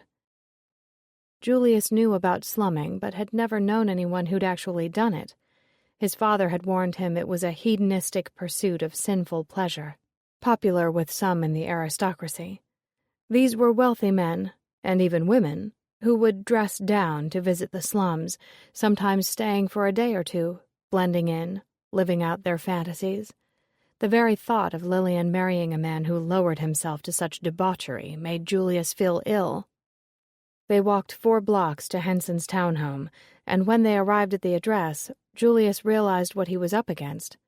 The house occupied an entire corner lot in one of the most prestigious neighborhoods in London. Henson was filthy rich. "There are lights on," Percy said. "That's a good sign he's still at home. Are you going to knock on the door?" Percy turned to him slowly and looked at him under the brim of his hat. "Julius, don't you see what this is? It's an opportunity to gain knowledge. What I propose is that we follow him to the slums and witness his reason for being there. No doubt it's for nefarious reasons. Then I can give that intelligence to Lillian's father. Let's hide in that little park down the street and hope he comes out soon." The park was the perfect hiding place. The trees and shrubs were thick, and in the dark, Julius knew Henson wouldn't see them. He kept his eyes glued on the front door, and was so intent on watching the house he didn't notice when a stiff breeze turned up the lapel of his frock coat. Percy noticed and pointed to it. "What's that pinned to your coat?" he asked. "What?" Julius quickly flipped the lapel down, but it was too late. Percy had already seen it. "It's nothing," he said. It looked like an eye miniature. Let me see it. Julius sighed and flipped the material back over. Happy, you're right again. Percy leaned in to get a closer look at the brooch pinned to his coat. I believe it's Lillian's eye. He grinned at Julius. We have a friend who paints eye miniatures. She must have commissioned him. When did she give it to you?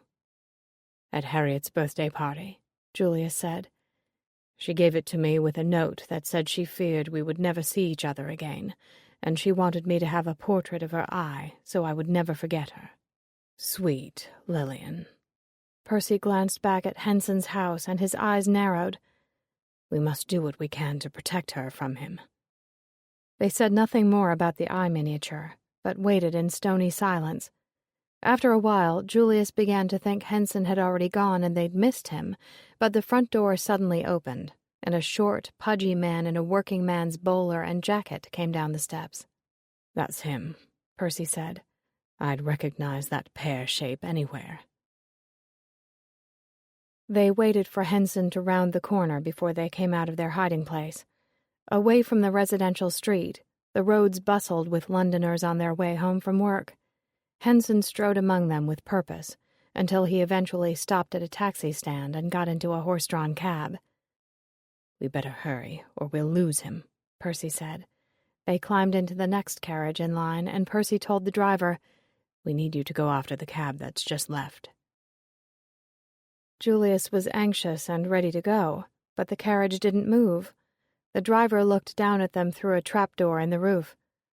I need money up front, and a destination, sir, he said. Percy blew out his breath. It was typical to pay the cabbie when arriving at a destination, but their driver seemed to have his own rule book. He wasn't going to leave without knowing where they were going, and being paid for it.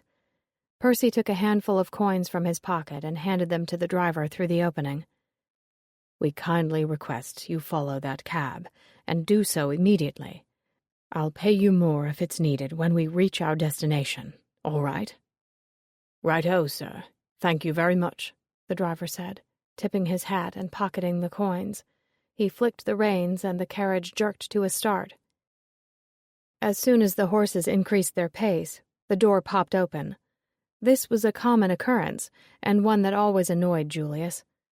He grabbed the door handle and held it shut as the horse increased its speed, kicking dust into the air from the dirty road. It floated in through the open window, making Julius cough. He hated cabs. The seats were hard and uncomfortable, and the bumpier the ride, the more his teeth rattled in his head. Percy watched out his side window, occasionally announcing where they were. Eventually he said, "We've arrived in Whitechapel, Julius. Henson's definitely slumming." Julius was appalled by the sights passing his window. Decayed buildings and dark alleys appeared sinister in the dim moonlight, and ditches smelled as rotten as death. He wondered about the people who lived behind the broken windows and how they stood it. The cab finally came to a halt on a noisy, busy street. Julius spotted Henson crossing the road ahead of them on foot. He wished they'd had time to change into slumming clothes themselves, for as soon as they stepped out of the cab, they were descended upon by merchants hawking cheap trinkets and feral children begging for money. It was a depressing sight, but Julius had no time to ponder the consequences of such dire poverty. Henson rounded a corner and disappeared from sight. Pushing past the crowd, they went down the street after him. He walked ahead, jauntily swinging his arms, and Julius thought he heard him whistling a tune. He stopped suddenly in front of a shabby building, then turned and went up the steps. "Keep walking," Percy said, and they passed the building. "He's gone into a rooming house." They reached the end of the street, and Percy turned to him. "In the slums, there are rooming houses that allow prostitution. Do you understand what I'm saying?" Julius closed his eyes as the words sank in. There was so much more at stake here than Lillian marrying a man she didn't love. Henson's visits to Whitechapel could affect her health. She could be sickened and die. The thought occurred to him it could be how his first wife had died. No wonder no one knew the truth and rumors swirled. "I'll go in. If I can catch a glimpse of him with a woman." Percy's voice trailed away. "No," Julius said. "In this case, it would be better if Henson didn't recognize you. I have to be the one to go. We have to know why he's here. And if it is to spend his time with a fallen woman, Lillian's father must be told."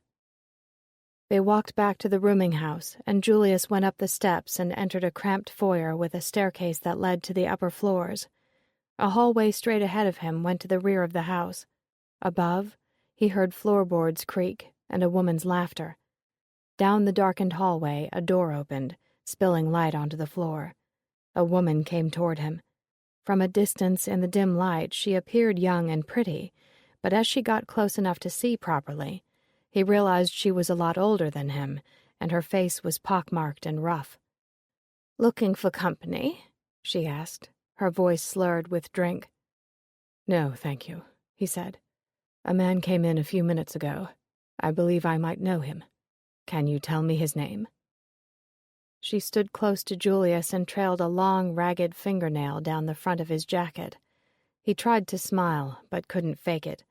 She smelled like booze and sweat, and her breath was putrid. He felt sick to his stomach. "You mean Victor?" she asked. "Yes, that's right," he said, taking a step back. "Is he here, with someone?" She grinned, and he saw she was missing a lot of teeth. "He went out the back with Sabrina," she said. "Do you know where they've gone?" "To the pub, of course." She took another step toward him, and Julius held his breath. "You look lost and lonely," she said. "Sure you don't want company?" "No, thank you all the same," Julius said. "What pub?" "The Black Hound," she said. "It's around the corner. You can cut through the yard to get there. Just go out the back door." She bit her lip, trying for a coy look, but it failed miserably. He felt sorry for her. "My room's just down the hall." "That won't be necessary," he said. He dug a coin from his pocket and gave it to her. "Thank you for your time," he said, and quickly went out the door. Percy was at the end of the block smoking a cigarette. He dropped it to the ground and crushed it with his boot heel when he saw Julius. He went out the back with a woman named Sabrina. They've gone to the Black Hound. It's around the corner. Excellent, Percy said. Let's go. As they walked to the pub, Julius said, I think she's lying. Who? The woman I spoke to. Women don't go to pubs. Percy laughed. Good grief, man, we're in the slums of Whitechapel where there's nary a virtuous woman. They do as they please here. Julius felt like a fool, but it only lasted a moment. He was glad he didn't know about this dark lifestyle. Nothing good could come of it. They found the Black Hound easily. The doors were open to the street, and it was packed with men and women. A band played lively tunes on fiddles and drums, and everyone seemed to be drinking. We might never find him in this crowd, Julius said. Don't despair. First things first, Percy said. He pushed their way to the bar and ordered 2 beers. Between the loud music and all the talking and laughing going on, it was hard to hear him, and he had to shout into Julius's ear. This is what we'll do. You take the left side of the room. I'll take the right. Walk around casually, drinking your beer. If you see Henson, don't talk to him or look at him too long. We'll meet back here in 10 minutes and decide what to do. They went on their separate ways, and Julius moved among the rowdy crowd, mindful not to slosh his beer on anyone and start a fight. He could see he was getting menacing looks from a group of toughs gathered in a corner. He didn't want to incur their wrath. In a strange way, he was fascinated and appalled at what he was seeing. Men and women drank to excess, and the women's behavior was shocking. They sat on the men's laps, they danced close, and the men were all over them. Nothing was sacred in this place. Percy was right. There wasn't a single lady in sight. He was beginning to think Henson must be on Percy's side of the pub, when suddenly he saw Victor at one of the tables in the back. He had a buxom blonde on his lap, presumably Sabrina, and was twirling a lock of her hair in his fat fingers. As Julius stared, he kissed her neck. She said something in his ear, and he laughed out loud. Julius wanted to slug him, but pushed his way to the bar, where he found Percy waiting. Any luck? Percy asked. Look over your right shoulder, toward the back. Percy casually turned his head, and when he looked back to Julius, he was smiling. I do believe Lord Henson's intentions for slumming this evening are clear, he said. I'll go to Lillian's father the moment we get back, Julius said. I'll tell him what we've seen, and demand he release her from any promise of marriage. No, you will not, Percy said firmly. First, it's much too late for such a visit. And second, he knows you love his daughter. You can't risk him accusing you of spreading lies and tarnishing a good man's reputation. He might have you arrested, and later, that odious little man sitting over there with his hand down Sabrina's blouse will charge you with slander. He finished his beer and slammed the mug on the bar. I, on the other, may be able to convince him. I will go to him in the morning, and I will tell him what I've seen here tonight. Will he believe you? I claim no such confidence, Percy said, but I will swear to him, on my honor as a gentleman, that I am telling the truth. What will happen to Lillian if he doesn't believe you? Percy sighed. She will have to marry Henson, he said. There's nothing else she can do. Chapter 12. Molly dreamt she was at Channing Hall, eating sandwiches and cakes on the settee with Tiffany. Giles appeared in the dream and handed Tiffany a cup of tea. Molly tried to knock it out of her hand, but her own was like a ghost's, without form or substance, and went through her. Horrified, she yelled at Tiffany not to drink the tea, but Tiffany couldn't hear her. She smiled at Giles as she drank. Giles spoke to her, but Molly couldn't hear what she was saying. She watched helplessly as Tiffany's eyes began to close, and a moment later Tiffany dropped to the floor. Giles stood over her and laughed. He lifted his cup in the air in a toast and turned to someone standing behind Molly. She tried to see who it was, but she couldn't turn around fast enough. She awoke with a start, her breathing fast, her heart pounding in her chest. Rising up on her elbows, Molly glanced at the bedside clock. It was 5:15, and Matt's side of the bed was empty. He'd already gotten up. She could hear the shower running in the bathroom across the hall. Reaching across his pillow, she turned off the alarm, which was set to go off at 5. She leaned back on her pillow and closed her eyes, on the verge of crying. Matt was flying home that morning without her. It was hard not to give in to the urge to pack her bags and go with him. If her mother hadn't already agreed to come, she probably would have. In a little while, Matt came into the bedroom and she opened her eyes. He smiled at her as he dried his hair with a towel. Another towel was wrapped around his waist. Molly thought he looked gorgeous and couldn't stand the thought of waking up tomorrow without him. "I couldn't sleep and got up early," he said. "I couldn't sleep either," she said. He sat on the edge of the bed. "You look exhausted," he said.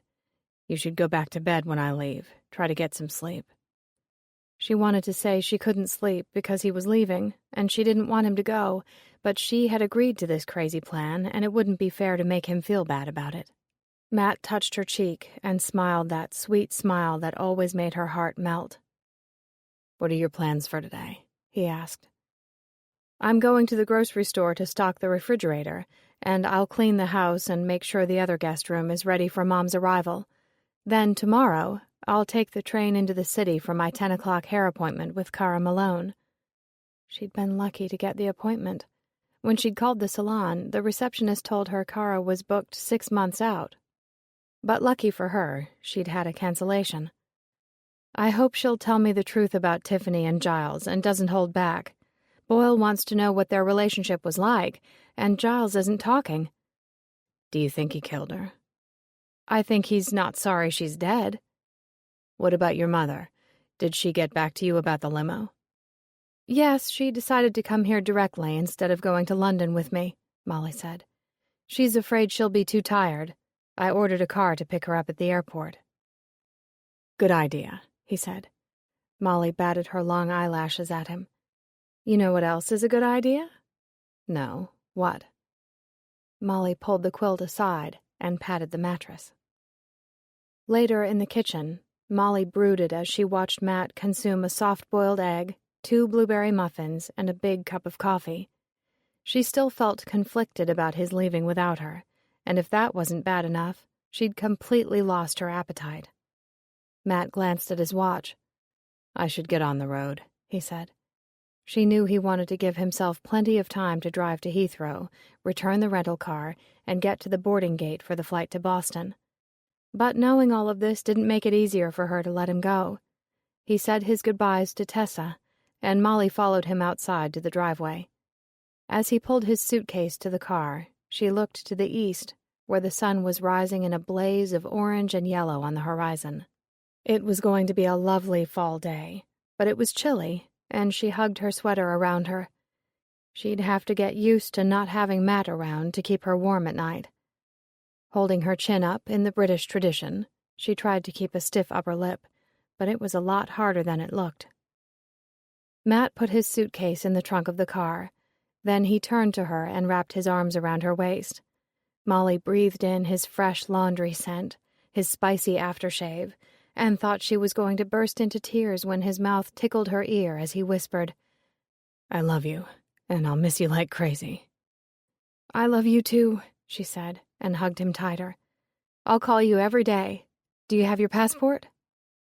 "It's in my carry-on." Molly bit her lip. "Don't you dare cry." Matt lifted her chin and kissed her. She didn't want the kiss to ever end, but there was no use prolonging the inevitable. "You don't want to be late," she said. Matt kissed her one more time before he slid behind the wheel of the car. He started the engine, powered down the window, and reached his hand out. Molly grabbed it like a lifeline. "I'll call you from Heathrow," he said.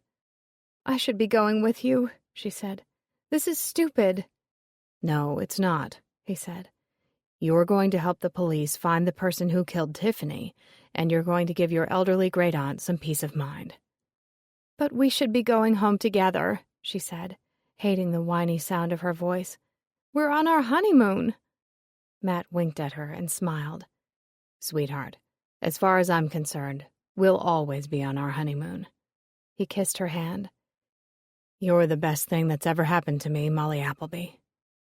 He blew her a kiss and drove off, and Molly watched the car as it went past White Dove Cottage and disappeared around the bend in the road.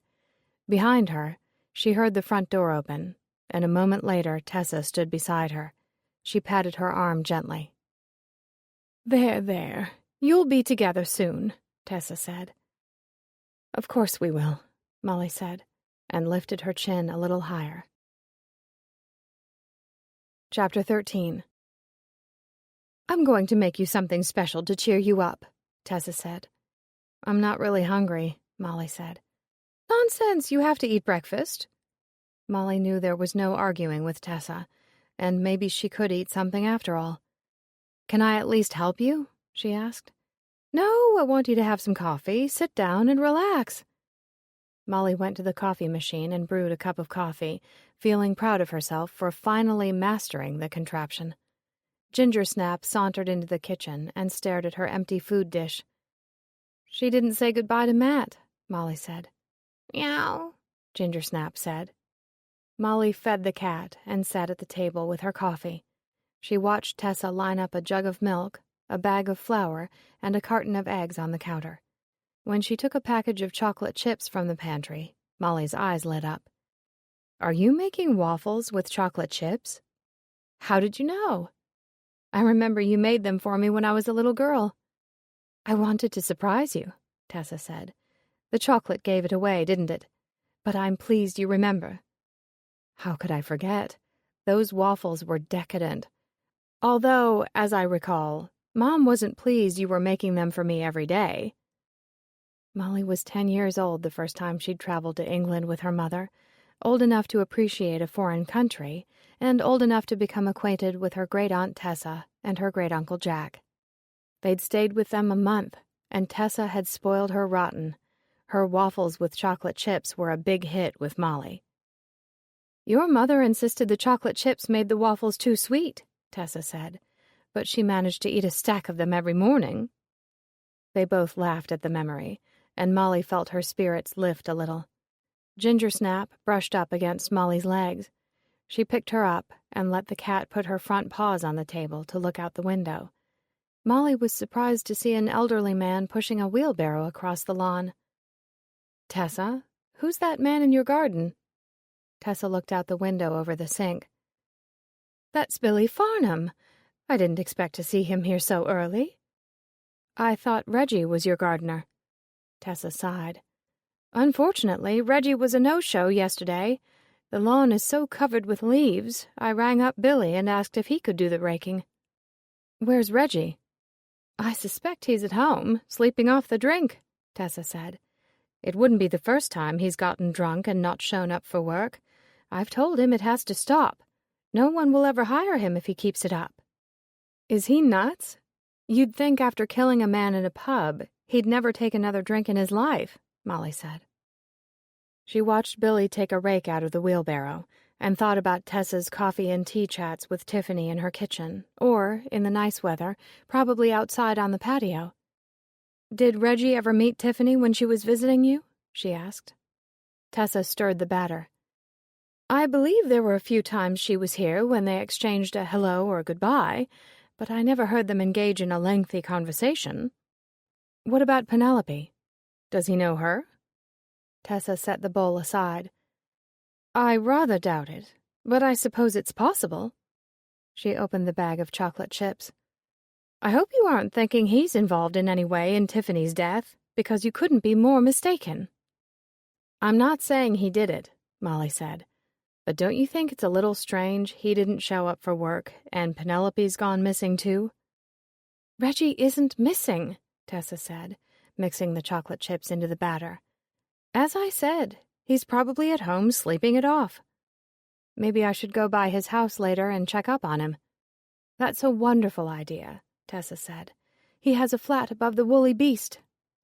Oh, I love that shop. When you introduced me to Mrs. Baxter the other day, she said she'd give me a discount. Should I accept? Her shop didn't seem very busy, and I want to support her business. Take the discount. She makes a killing in the spring and summer months selling hand-spun blankets and knitted sweaters. It doesn't matter how warm it is. People know quality when they see it. As Tessa grilled the waffles, Molly got up and opened the jug of Vermont Grade A maple syrup she'd brought from home as a gift. She set the table for two, took the butter out of the refrigerator, and held the plates as Tessa piled on the waffles. Taking her first bite, Molly moaned. Yummy. This is exactly the way I remember your waffles. Tessa smiled. I'm glad you like them, because I've made a big batch. Molly had 3 helpings, and when they were done eating, insisted on cleaning the kitchen. As she washed the mixing bowls, she watched Billy from the window. He finished raking and carried the last of the lawn bags to his truck in the driveway. He returned a few minutes later and knocked on the back door. Tessa opened the door and smiled. Good morning, Billy. You've had an early start this morning. The lawn looks lovely. Thank you, ma'am, he said. He took off his tweed cap and his wispy flyaway hair stuck straight up with static electricity. I've got the bags in my truck and a mulcher at home, so don't you worry about a thing. Splendid, Tessa said. Billy, allow me to introduce you to my great niece, Molly. She's visiting from America. Pleased to meet you, he said. Then he turned back to Tessa, all business. I took a look at those bushes at the side of the house. They really do need a trim. I've got time if you'd like me to do it. Reggie should be the one to take care of it. It's his job, Tessa said. But let me write you a check for the raking. She opened a drawer and took out her checkbook. How much do I owe you? He told her, and as she wrote the check, he said, I don't want to step on Reggie's toes, but did you know you've got a hemlock growing in your garden? Molly was scrubbing the griddle and almost dropped it in the sink. Tessa looked stunned. I only mention it because the plant is poisonous, he went on, oblivious to the 2 women's distress. You'll want it taken out and destroyed. Tessa's hand was paused in midair over her checkbook. Are you sure it's hemlock? She managed to say. Billy nodded. Yes, ma'am. My brother had one in his garden a few years ago, so I recognized the ferny leaves. Had to be real careful digging it out, not to get it on the skin. Molly placed the griddle in the drain board to dry. Could you show it to us? She asked. Billy looked surprised. You want to see it? Tessa handed him the check. We promise we won't touch it, she said. He agreed to show them, and after Tessa got her cane and Molly made sure Gingersnap was safely inside the house, the last thing they needed was the cat to get near a poisonous plant. They followed him across the lawn and around the shed to the edge of the woods. There it is. Hemlock, sure enough, Billy said, pointing to a ferny plant that looked harmless among a cluster of prickly shrubs. Molly couldn't imagine how it had got there. Is it wild? She asked. Or do you think someone could have planted it? Billy's eyes narrowed.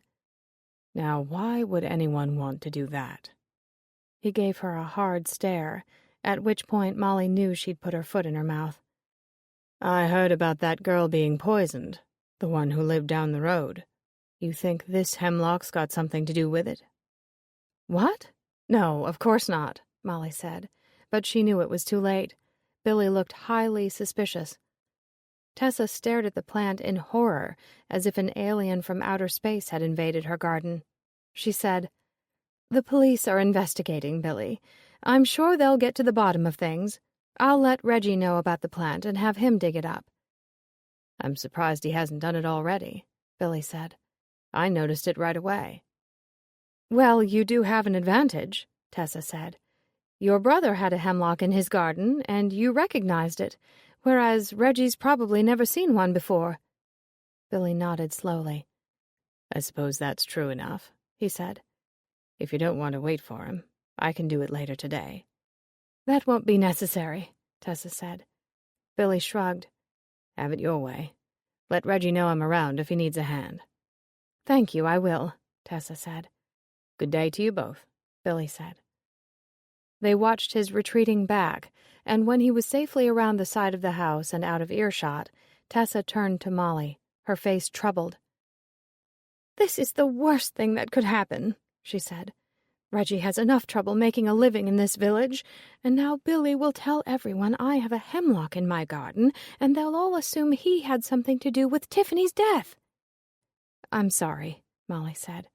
"I should have kept my big mouth shut." She looked down at the plant. "But how did it get here?" Tessa sighed. "I have no idea, but there's nothing we can do about it. The thing is here, and that's all there is to it. The problem is Billy wagging his tongue. The entire village will know about it by nightfall." "He might not say anything." Tessa gripped her cane. "He will. Don't doubt me on this, Molly. I've lived here a long, long time." As they walked back to the house, Molly said, "There's one way to get to the bottom of this. Boyle will have to talk to Reggie." "Please don't tell him. At least not right away," Tessa said. "Reggie paid a price for what he did. He shouldn't have to go through life living under a microscope. The hemlock could be a rogue plant, its seeds blown in on the wind. Didn't Boyle tell you they're common in England? There could be dozens growing in the woods or in gardens all over the village." "Tessa, I can't keep this from him," Molly said. "Hemlock killed Tiffany." "Talk to Reggie first on your own," Tessa said. "Ask him what he knows about it. I have faith in you that you'll be able to judge by his reaction if he's hiding something." Molly considered. "All right, I'll do it. But if he's not home, I'm calling Boyle. He needs to know." Tessa looked relieved. "Thank you for giving him a chance," she said. "Don't thank me yet," Molly said. Chapter 14. Leon Twist lived on a narrow road off the high street, in a cottage so close to its neighbor they were almost connected. There was no lawn to speak of, only a single concrete step from the sidewalk to his front door. He opened that door with a scowl on his lips and a napkin tucked into the collar of his shirt. "Mr. Twist? I'm Molly Appleby, Tessa Paulson's niece. I'm sorry to interrupt your breakfast." Upon arriving at Reggie's address, Molly had discovered that the flats above the woolly beast could only be accessed through a door off the street, and that door was locked. Mrs. Baxter told her where she could find the landlord. "Mrs. Baxter rang me up," he said. "She told me you were on your way, and you want a key to Reggie McGee's flat. I told her, and I'll tell you, I'm not giving it to you." "But Tessa is so worried about him," Molly said. "He didn't show up for work, and she wants me to check on him." Leon shook his head. "I'm not giving you the key," he repeated. "I don't even know you." "I already told you I'm Tessa Paulson's niece. You can call her if you don't believe me." "I don't care if you're the Queen of England," he said. "What do they say in America? Have a nice day." He started to close the door, but Molly stuck her foot in the doorway. "Please don't," she said. "I promise to bring the key back. Reggie could be ill, or worse." She let her voice trail away ominously. Slowly, Leon's eyes grew wide as he began to imagine the worst-case scenario. Molly pressed it home. "The longer you wait, the worse it could be. You'd have to hire a hazmat unit to clean the place," she said. Leon sighed heavily. "Wait here," he said. Molly smiled. "Thank you so much," she said sweetly. He closed the door in her face, and Molly waited on the sidewalk. When he returned a few minutes later, he'd exchanged his slippers for shoes and the napkin for a wool coat. They walked in silence to the village center. Leon opened the street door, and they entered a tiny lobby with a staircase and 2 mailboxes for Unit A and Unit B. "Are there only 2 flats in the building?" Molly asked. "Yeah," Leon said, climbing the stairs. "Reggie's in Unit B." As they stepped onto the landing, Molly heard someone bang on the door downstairs. She looked over the railing, surprised to see Inspector Boyle through the glass insert in the door. "It's the police," she said. Leon frowned. "What? Are you sure?" "Yes, I'm sure. I'll be right back." She went back down the stairs and opened the door. "Inspector, what are you doing here? Did Tessa call you?" Instead of answering, Boyle looked up at Leon, who was staring down at them from the landing. "Mr. Twist?" "Yes, sir," he said. Inspector Devon Boyle, Keensburg Police. Boyle took out his badge as he walked up the stairs, Molly right behind him. I was on my way to talk to you when I noticed you and Molly entering the building. Leon looked confused. What is this? You want to talk to Reggie too? As a matter of fact, I do, Boyle said. Is he in trouble? I need to talk to him, Boyle said. Leon nervously jiggled the key ring in his hand. She didn't tell me this was a police matter, he said, glaring at Molly. Molly didn't know I was looking for Reggie, Boyle said. Leon shrugged and opened the door to Unit B. He stayed outside as Boyle and Molly went in. She hoped they'd find Reggie in bed, snoring loudly, smelling of booze, empty liquor bottles scattered on the floor. But the flat was quiet. The only movement, dust motes they stirred into the air as they crossed the carpet. Boyle did a fast sweep of the flat. The living room was filled with threadbare furniture. The tiny kitchen had a sparsely filled refrigerator and cupboards. A short hallway led to a bathroom with bright pink tiles. A toothbrush and a tube of toothpaste were on the sink. Boyle checked the towels. They're bone dry, he said. They moved on to the bedroom. A double-sized mattress was flat on the floor, and the bed was made. He dug through Reggie's dresser and checked out a closet where clothes were hung neatly on hangers. It appears he hasn't moved out, Boyle said. He looked at Molly. Why are you here? Reggie didn't show up for work, and Tessa was worried, she said. I told her I'd stop by to check on him. When he didn't answer the buzzer downstairs, Mrs. Baxter at the Woolly Beast told me Leon had a key to his flat. Why did you want to talk to him? Are you aware of Reggie's past, that he served time in prison for murder? Yes, Tessa told me. She's a strong believer in second chances. She's afraid you'll think he killed Tiffany because he's an ex-con. I suspect everyone, ex-con or not, he said. But I've been trying to reach Reggie. I left messages on his phone and stopped by yesterday. I thought I'd try again today, and saw you and Twist coming in. Speaking of Twist, I have questions for him. They returned to the living room. The door stood wide open, and Leon waited on the landing. Boyle crooked a finger at him. Join us, he said. Leon came in tentatively. Did Reggie tell you he was going away? No, Leon said. But it's not like we're friends. I don't talk to him much. Is he a good tenant? Pay on time? Yes to both questions. How long is his lease? Oh, let's see. He's got about 5 months left on a 1-year lease, Leon said. Do you think he's on holiday? Boyle ignored the question. Who lives in Unit A? Leon frowned. Why do you want to know? Mr. Twist, it's my job to ask the questions. Who lives there? Her name's Penelope Cassidy, Leon said. But she hasn't lived in the flat for a couple of months. She moved to Channing Hall back in August. Molly and Boyle exchanged glances. This was surprising news. Is she still on the lease? Boyle asked. Yes, sir, Leon said. She didn't want to give up the flat, in case things didn't work out with her boyfriend, Giles Adair. Does Giles know she kept the flat? She told him she was putting her things in storage, but she didn't. Leon shook his head. You ask me, that's not a good sign, her lying to him. Are you aware Penelope is missing? Leon's jaw dropped. No, I haven't heard a thing about it. Reggie appears to be missing as well, Boyle said. Do you know if they were in a relationship? You mean, like, dating? No, that's impossible. Leon laughed. Penelope's got the Adair boy, and let's face it, she's a thoroughbred, and Reggie's an old workhorse. Have you ever seen them together, perhaps at the pub, or out having a meal? Leon rubbed the side of his nose. Look, the pubs I go to are mostly dives.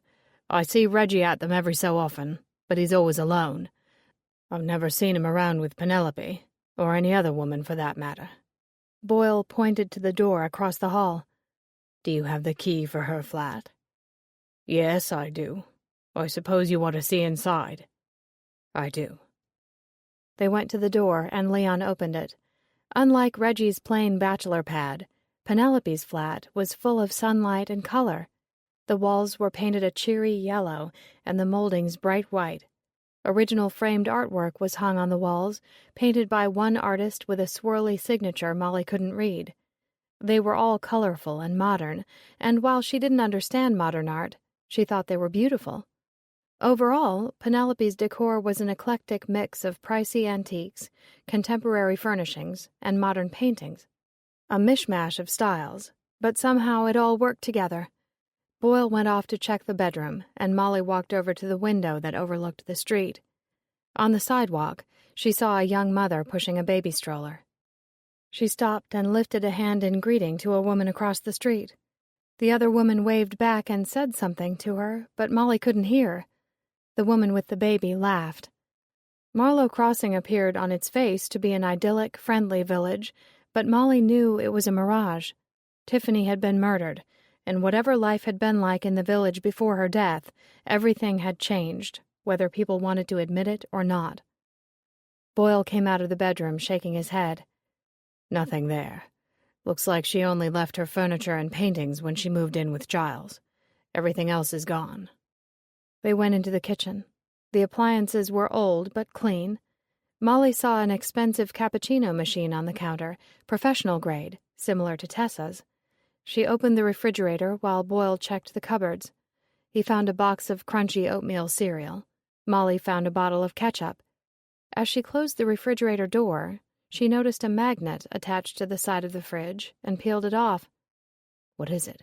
Boyle asked. "Looks like a cheap tourist magnet," she said, and showed it to him.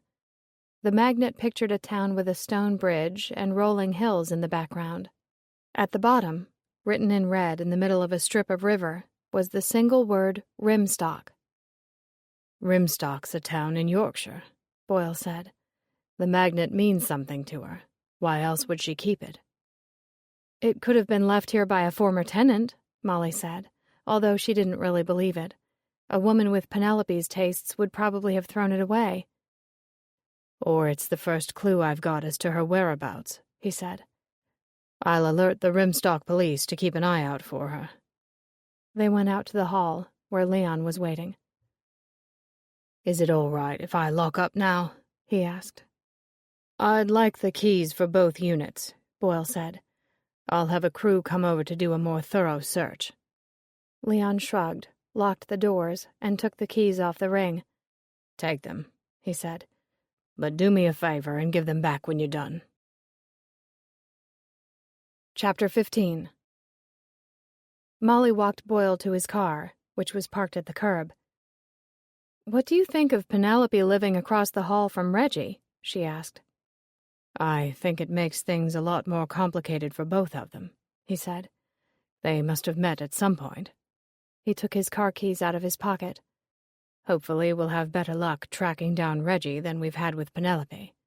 Can I give you a ride somewhere?" "No, thanks. I've got Tessa's car. I'm on my way to the grocery store. But before you go, there's something you should know."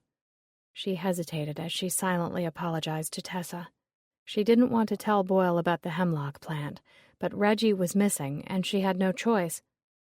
This morning, Billy Farnham filled in for Reggie. Billy found a poison hemlock growing in Tessa's garden. A look of surprise crossed Boyles's face. "You can't see it from the house because the shed blocks the view, but it's at the edge of the garden bordering the woods. Billy offered to dig it up, but Tessa told him to leave it. She wanted me to check on Reggie first and see what he had to say about it." Boyle ran a hand over his face. "Well, this is news." She expected him to look pleased, but he looked disappointed. "You should have called me immediately." "Sorry, it only happened this morning, about an hour ago," she said. "I planned to call you as soon as I talked to Reggie." He pressed the key fob, and the car doors clicked open. "I'll get someone over to her place to get it," he said. They parted ways, and Molly ran her errand at the store. On the drive home, she called her mother using the car's Bluetooth feature. She loved hands-free calling. Clara answered in a cheerful voice. "Hello, Molly dear. I'm in the car with Sean. We're on our way to Logan." "You decided not to fly out of Burlington?" Molly asked. "I would have loved to, but there weren't any nonstop flights, and I was worried there could be a delay. I don't want to miss my plane to England." Sean chimed in. "Hi, Molly." "Thanks for driving Mom such a long way," Molly said. The drive to Logan Airport in Boston was about 3.5 hours one way. Sean really did love her mother to make that long trek. "So far, traffic's been okay," Sean said. "I'll make sure she gets there on time." "Thank you so much for taking care of her," Molly said. "Ma, I wanted to tell you what's been going on, so you'll be caught up when you get here." She went on to tell them about the hemlock plant in Tessa's garden, Reggie's disappearance, and the discovery that Penelope was living across the hall from him. "I hope the police find them in Rimstock. If one or both of them confesses to killing Tiffany, I can go home." Clara laughed. "I haven't even gotten there yet, and you're already talking about going home." Molly felt tears spring to her eyes. "I miss Matt." "Oh, darling, of course you do," Clara said. "Don't fret. As soon as I get there, I'll do everything I can to help you get back to him." "Thanks, Ma. I'm really glad you're coming. You got the email I sent you about the limo?" "Yes, I printed it out," Clara said. "I'll give you a call after I land." They said their goodbyes, and Molly arrived back at Tessa's and unpacked the groceries. After a quick lunch of soup and a sandwich, she settled Tessa at the kitchen table with her crossword puzzle and a cup of herbal tea, got the vacuum out of the closet and a bucket with cleaning products, and cleaned the entire first floor of the cottage. Then she made her way to the second floor, lugging the vacuum upstairs, hoping she didn't trip and fall. She put clean sheets on both guest room beds and cleaned the bathroom, and as she was getting up her courage to take the vacuum back down the stairs, her cell phone rang. Lombardi's name flashed on the screen. Molly was relieved he wasn't calling using FaceTime. Her hair was a mess, and she was sweating from all the cleaning. She wasn't in the mood for anyone to see her on camera. "Hello, Lombardi," she answered. "Have you found out anything about Penelope? Because I have news for you." "Why don't you go first?" he said. Molly gave him a quick update, ending with her discovery that Penelope lived across the hall from Reggie. "What's your take on Reggie and Penelope?" she asked. "It could be a coincidence they're gone at the same time, but on the surface, it doesn't look good, particularly for Penelope." "Why her?" "Do the villagers know about Reggie's criminal past?" "Oh, yeah. They have a gossip mill here that puts Burlingtons to shame." "Then it stands to reason Penelope knows he murdered a man and went to prison. He'd be a prime target for recruitment." "To do what? Kill Tiffany?" "Sure," he said. "What I found out about her makes it possible. The woman is loaded. She could have easily paid him off to do the dirty work." "How rich are we talking about?" "Multi-millionaire," he said. "Her father was Bruce Cassidy, former chief executive officer of the Lorimar Group, a British food chain company. Her mother, Irene Norton, was a psychiatrist. She had a private practice in London. Not long after Penelope's 18th birthday, her parents went to Switzerland to attend a Lorimar conference. On the way home, their private jet had mechanical problems and crashed into the Alps. Penelope became sole heir to a vast fortune." Molly sat down on the edge of her bed. "That's terrible. I feel bad for Penelope. She was so young when it happened. Does she have any brothers and sisters?" "Nope, only child," he said. "After the accident, she moved into the family's townhouse in London. She got a job at Harrods and worked there a couple of years, probably to gain retail experience. Because when she left, she opened an antique store she named the Gentle Dealer. At that point in my search, I ran up against a wall, so I called my friend in New York and he put me in touch with his cousin, Reed Sinclair." "The cop in London?" "Actually, he works in Brighton, a coastal town. Reed was kind enough to do a little more research. He learned Penelope had a friend, Dora Lang, who was also her employee at the antique store. Dora lived with her, too, and on May 4 of this year, fell down the stairs at the townhouse they shared, and broke her neck and died. The police ruled it an accidental death. "Oh my God, that's terrible," Molly said. "But I can see it happening if the house is old. The stairs in Tessa's cottage are dangerous." "There's more," he said. "On May 18, just a couple of weeks after Dora died, Penelope sold the townhouse. On May 20, she closed the Gentle Dealer." "Is any of that important?" "She sold a house that belonged to her parents. It was a link to them. I think that's a little odd. The store, who knows? Maybe business was bad and she decided to cut her losses. Do you know when she moved to Marlowe Crossing?" "I don't know the exact date, but it was sometime in the spring." "Do you have a pen and paper? I've got addresses for you." "Hold on," Molly said. She got a pen and pad from her purse. "Go ahead." "The first address I'll give you is for Penelope's townhouse. The other is for the Gentle Dealer, where she was set up before she closed the shop. Since you're going to London, you should go by and talk to her neighbors or a friend, find someone who knew her, see what they have to say about her." "Boyle hasn't asked me to do anything about Penelope," Molly said. "Didn't he ask you to keep your eyes and ears open and talk to people?" "Well, yes, but he told me who to talk to. He never gave me permission to investigate Penelope." "Does Giles admit to knowing Penelope in London?" "No, I think he met her here." "Try to find out if that's the case," he said. "Because if Giles and Penelope knew each other in London, they could have planned to kill Tiffany a long time ago." Molly was taken aback. "Why would they do that?" "I don't know. Could be any reason. That's why you should ask around about Penelope.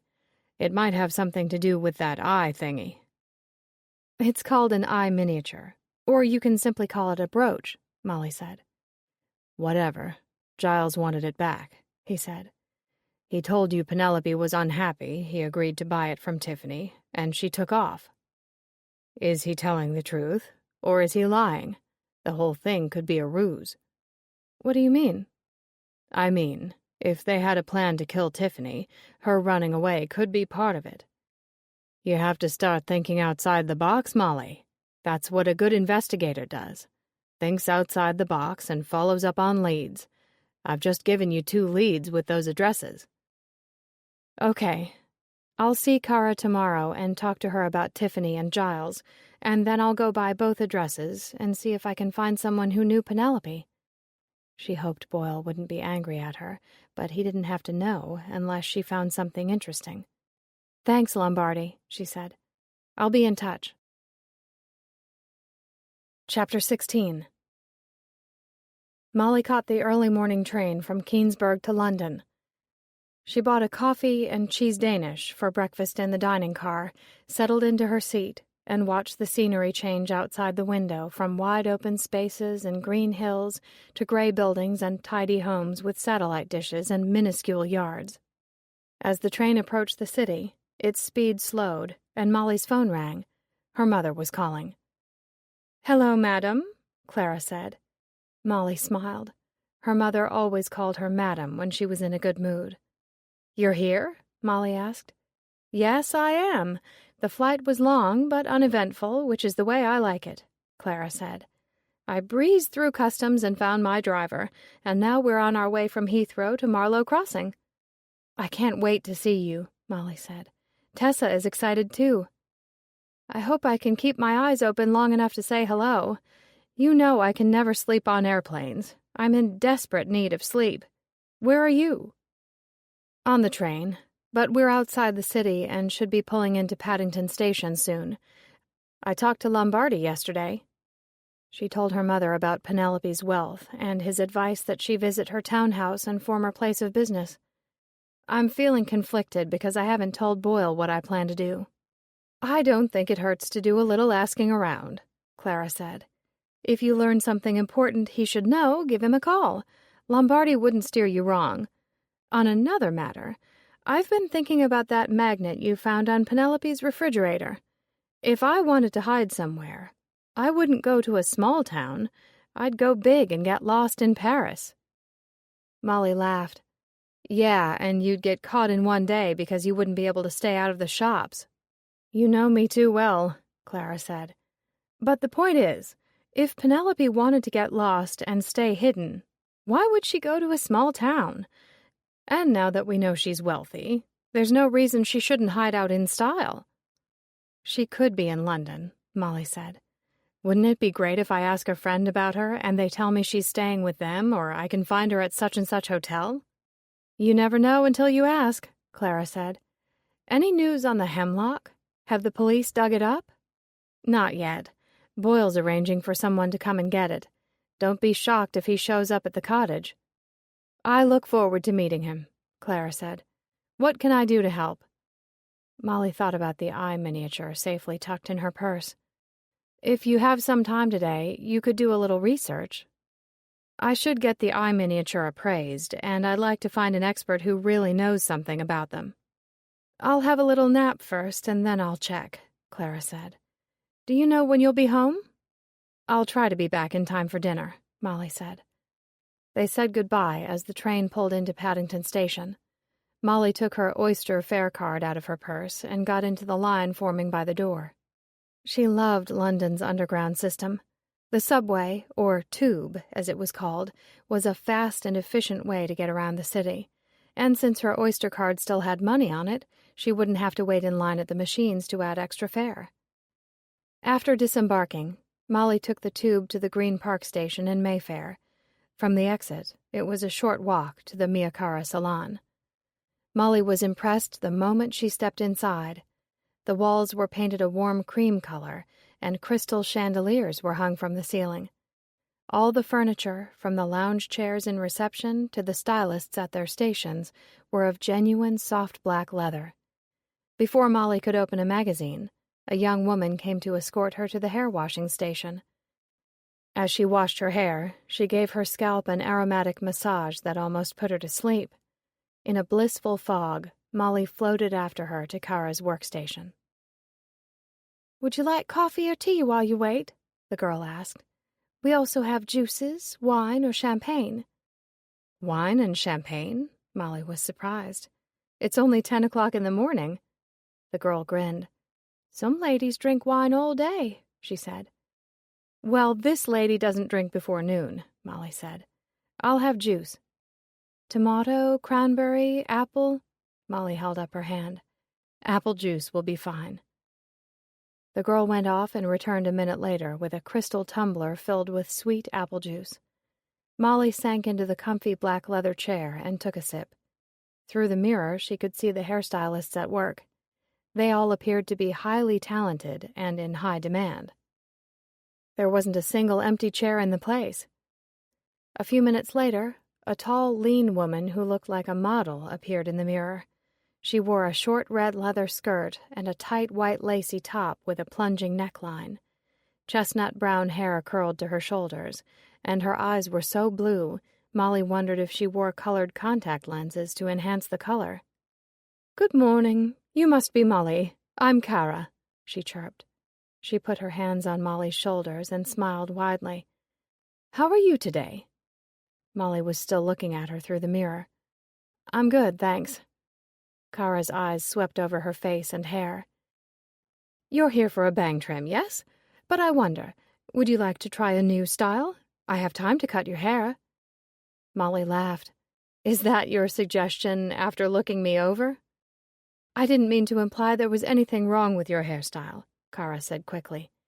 But it is a little plain, and you have such a beautiful face. You should show it off. She lifted Molly's hair off her neck. All this heavy hair is hiding your features. We could go a little shorter, layer it here and here. She indicated areas around her face. No pressure. If you only want a bang trim, that's what I'll do. Molly surprised herself by saying, Okay, why not? Let's do it. Kara grinned. Wonderful. You won't regret it, she said. Molly closed her eyes. What was she thinking? She'd seen the salon's prices online. A haircut was going to cost more than she spent all year on haircuts. She opened her eyes, intending to tell Kara she'd changed her mind, but as she watched her take a pair of very sharp scissors out of a box, She thought about all the awards Kara had won. She was one of London's top hairstylists. And besides, a haircut would give her more time to talk about Tiffany. Oh, what the heck, Molly thought. She and Matt had raked in a lot of money for wedding gifts, and she had a paycheck being deposited into her bank account in the next week. As long as Matt didn't have a heart attack when he saw the bill, it wouldn't be a problem. "Do I hear an American accent?" Kara asked as she stepped behind her. "Yes, you do," Molly said. "I'm visiting my great-aunt. She lives in a small village in the Cotswolds." "Oh, I do love the countryside. All that lovely open green space." Kara combed her wet hair with a fine-toothed comb. "Are you visiting London for the day?" "Yes, but I was here all last week with my husband. We love London. It's such a great city with so much history and things to do." Kara began to cut her hair, and Molly sucked in her breath as big chunks of it floated to the floor. She hoped Kara didn't cut it too short. She wasn't sure how Matt would react. Of course, a shocked reaction would be an advantage if it steered his attention away from the steep price tag. "My aunt lives in Marlow Crossing," Molly said. Kara paused, scissors in midair. Her eyes slowly shifted to Molly in the mirror. "Tessa was a teacher until she retired," Molly went on. "Tiffany and Giles were her students last year." "Did someone send you here to talk to me?" "Inspector Boyle told me you were pretty upset when he tried to talk to you on the phone," Molly said. "He thought it would be easier for you if you talked to me." Kara looked confused. "Are you with the police?" "No, but back home I have some experience solving cases with the police, and I volunteered to help. But if you'd rather not talk about Tiffany and Giles, you don't have to. Of course, if you don't want to talk to me, you should call Inspector Boyle. He does need to know some things." "I'd rather talk to you while I cut your hair," Kara said. "What does he want to know?" "Generally, what were they like together?" "They fought all the time," Kara said. "About what?" "Mostly money, but also Giles's lack of ambition. He's a man with a degree from Oxford, but he worked at a men's shop in London. Did you know that?" Molly nodded. "He spent money like there was no tomorrow." "His family is very wealthy," Molly said.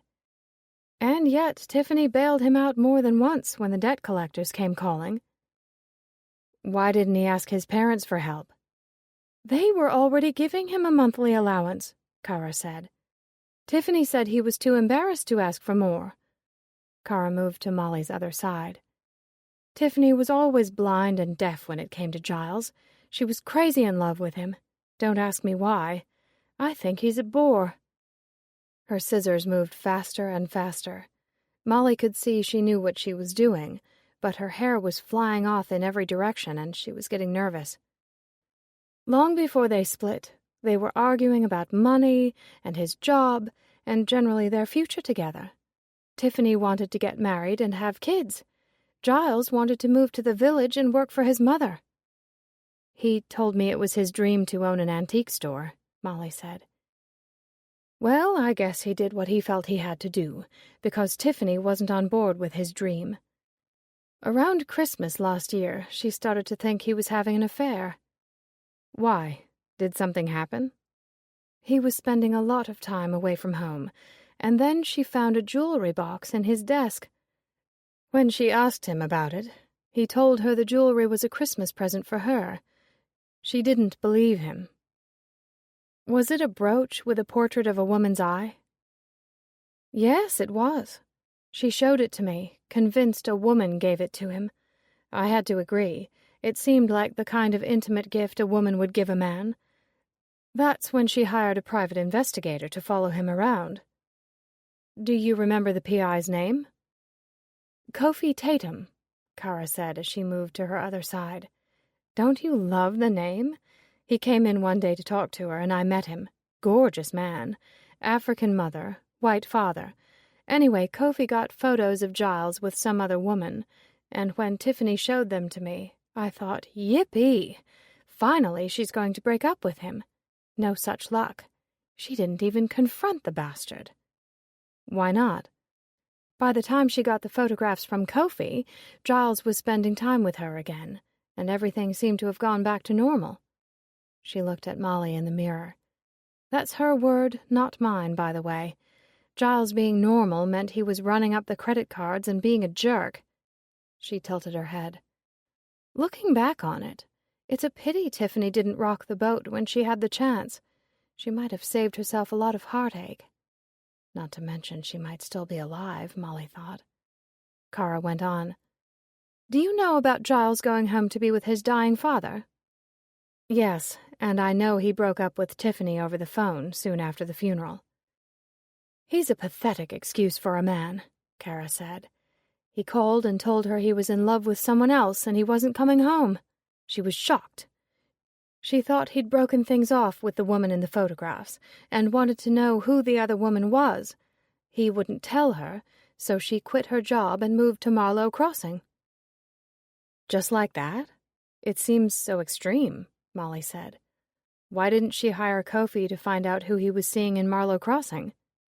She went a little crazy, Kara said. I was afraid she was going to have a mental breakdown. She thought the relationship must be a fling and was sure she could work things out with Giles. All she had to do was move to the village and prove to him she was willing to make an effort and give him what he wanted. A life in the country? Yes. I mean, no, not really. At least not in the long term. She never intended to stay there very long. She thought she could convince him to come back to London with her. So she wasn't being honest, Molly said. Look, the truth is, I loved Tiffany, but she was a proud woman with a big ego, and she was used to getting her own way. She didn't know how to handle the breakup. Giles usually towed the line and did as he was told. She flipped out when he broke up with her. There was no reasoning with her. Those photos Kofi took. Was the woman Penelope Cassidy? Yes, and Tiffany was livid when she found out she was living in Marlow Crossing. Kara placed her scissors on the shelf and wiped her hands on a towel. She couldn't believe it was the same woman from the photos, but there she was, big as life. I'm surprised she didn't see her at the funeral, Molly said. Are you kidding? Giles is a sneak. There's no way he would have risked letting them meet. Kara reached behind her workstation and took a hairdryer out. When Penelope moved in with Giles, Tiffany called, hysterical. I told her to be sensible and come back to London. My aunt told me she came to London a few weeks ago. Did you see her then? Kara nodded. We got together for lunch, and we talked about her coming back to work, she said. Someone told her Giles was going to ask Penelope to marry him, and I guess that was the final nail in the coffin. She knew it was over, and there was nothing she could do about it. Was she upset, crying? No, actually. Now that I think about it, she was really calm. Kara switched on the hairdryer, which made it impossible to talk. She dried her hair and styled it with a fat, round brush. When she was done, she switched off the dryer and turned the chair so it faced the mirror. Ta-da! What do you think? Molly stared at her reflection. Oh my God! It looks fabulous! She shook her head from side to side, and her hair fell perfectly around her face. It was a lot shorter, but the style gave an illusion of length. I had no idea my hair could look this good, she said. I could see the panic on your face, but I knew you'd like the result. Like it? I love it, Molly said. Thank you so much. You're quite welcome, Kara said. She unsnapped Molly's gown and shook it out. I told you Tiffany and I discussed her coming back to work here, but nothing was settled. She said she had something she had to take care of first before she made the move. Did she say what that was? No. I was kind of hoping maybe you knew. Well, I know she wanted Giles to buy the eye miniature from her, Molly said. I suppose it could have been something as simple as that. The alternative, she thought, was Tiffany wanted to keep harassing Giles and Penelope for a while, a gleeful pleasure that gave her the last word in a nasty breakup. and that unfortunate decision might have gotten her killed. Chapter 17. Penelope's former residence in London was in the heart of Kensington, on a street named Prince of Wales Terrace. Molly didn't know what to expect when she took the tube to the High Street Kensington station, but the Prince of Wales moniker fit the neighborhood. It was a bastion of upscale antique shops, luxury stores, and swanky restaurants. The Victorian townhouse was a thing of beauty, with arched windows and a high gabled roof. Molly thought if she owned that property, in that neighborhood, the only way she'd leave is if she was carried out feet first. She went up the steps to the Romanesque columned porch and pressed the doorbell. A moment later, the door was opened by a frowning woman with a small child balanced on her hip. "You're late," she snapped. She was in her 30s and dressed in loose-fitting blue cotton pants and a white blouse with puffy sleeves. "You were supposed to be here an hour ago," she said. "I think you have me mixed up with someone else," Molly said. "Oh." She winced as she hitched the child up higher on her hip. The little girl couldn't have been more than a year old and was a miniature version of the woman, with curly brown hair and big brown eyes. "Are you American?" she asked. "Are you lost?" She looked around Molly as if expecting to see a horde of American tourists descending on her home. "Do you need directions?" "No, I'm not lost. My name is Molly Appleby. I was hoping to talk to the owner of this house about Penelope Cassidy, the former owner." The child made mewing noises, and she bounced her up and down on her hip. "What's this about?"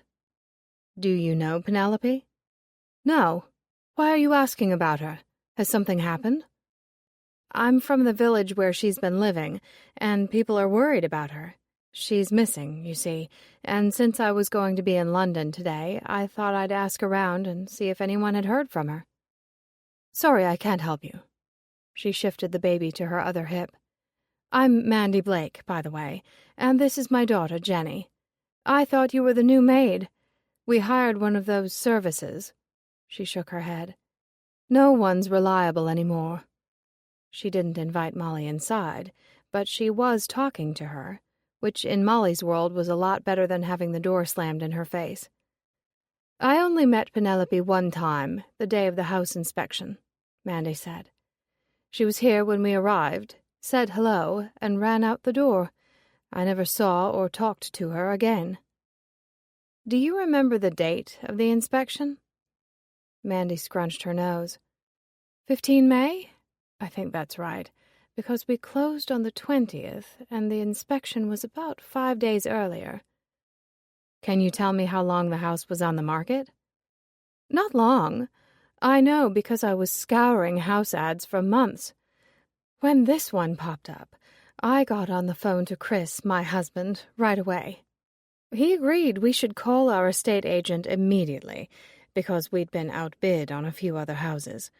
Not that I was keen on buying a townhouse, because I wasn't. I wanted to move to the suburbs for more space. But Chris insisted on staying in the city for his commute. It can be horrendous." Her voice trailed away, and she took a big gulp of air. "Where was I?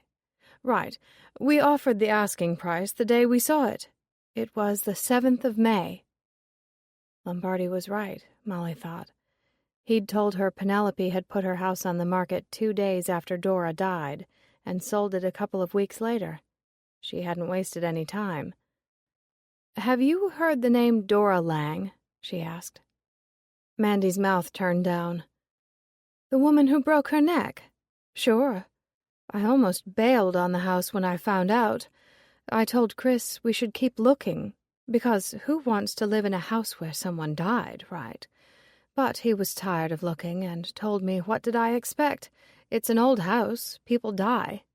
She squinted at Molly. "Should we be worried?" "About what?"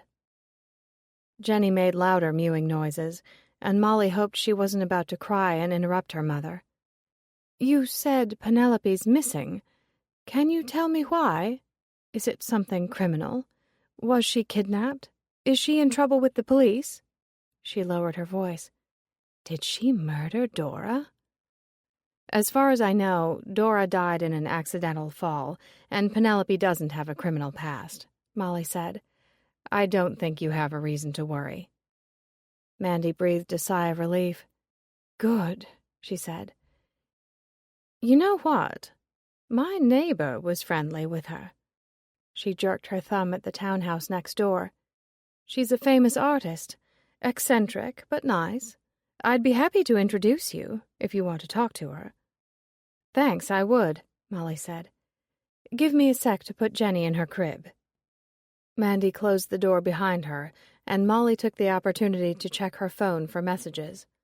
Matt had texted her emoticon hugs and kisses, and she sent him back a similar endearment. As she slipped her phone in her purse, Mandy returned, and she followed her to the neighbor's house. It was a full minute before a scrawny, middle-aged woman opened the door. Her hair was cut short and dyed a bright pink. Her arms were tattooed from her wrists to her shoulders. She wore frayed jeans and a t-shirt spattered with paint, and she looked about as out of place in Prince of Wales Terrace as a Volkswagen Beetle would look in a Rolls-Royce dealership. "Hello, Anita," Mandy said cheerfully. "Sorry to disturb.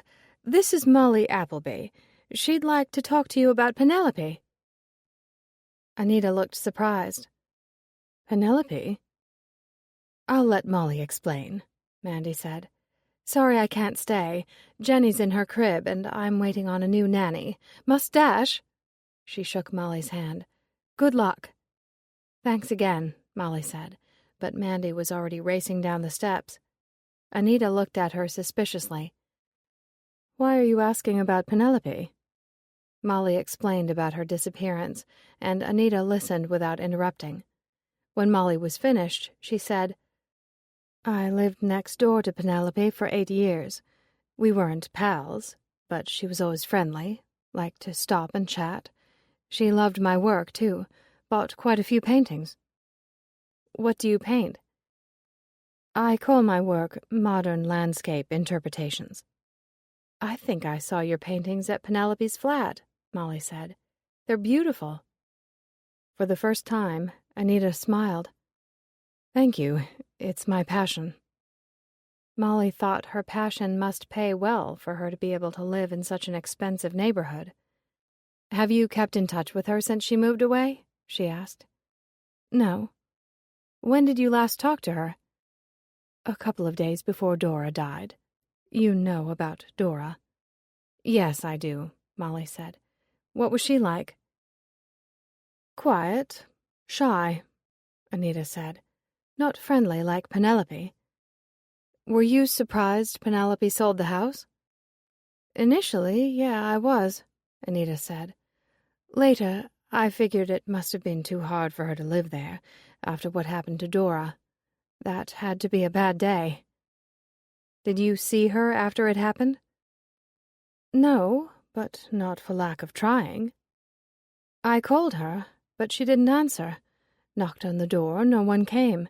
Next thing I know, there's a moving van out front, and she's moved away." "You didn't see her on moving day?" "No, only some guy bossing the movers around, so I went out and told him I was worried about her, because it wasn't like her not to return my phone calls. He tells me she's fine, only she needs a change of scenery. I pressed him to get word to her that I'd like to talk, and he told me to mind my own business. What a jerk." "Can you describe him?" "Sure. Typical stuck-up snob with blonde hair, handsome enough to be a model. Exactly the kind of man I steer clear of. I hope you're not going to tell me he's the guy Penelope's engaged to marry." "It sounds like him," Molly said. "His name is Giles Adair." "Never heard of him, or saw him before that day. Not that I'm spying out my windows. I have too much work to do." She glanced at a big watch with a chunky silver band stretched around her skinny wrist, making it clear to Molly she was a busy person. "I talked to another man about a week later. You want to know about that?" "Absolutely." "He knocked on my door, asked if I knew where she'd gone. I told him I had no idea, But as soon as I had time, I was going to swing by her shop to talk to her. He tells me, don't bother. She's closed the gentle dealer. God's truth, that shocked me more than her moving out. Like I said, I could understand selling the house, her being upset, not wanting to live there anymore. But the gentle dealer made no sense. She lived for that shop. Did you happen to get his name? No, but I can describe him. He's about your height, long brown hair pulled back in a ponytail, and he's got a goatee stuck in the middle of his chin. I hate that look. He was a nice guy, not like Blondie.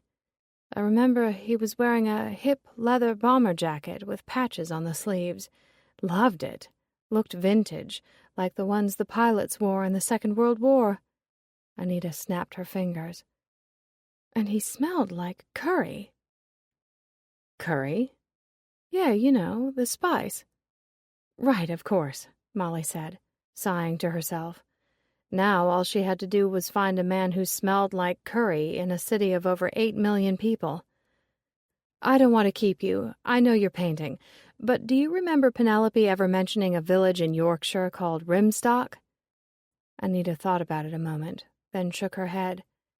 No, can't say the name sounds familiar. She took the jewelry box out of her purse and opened it. Have you ever seen this before? Anita smiled.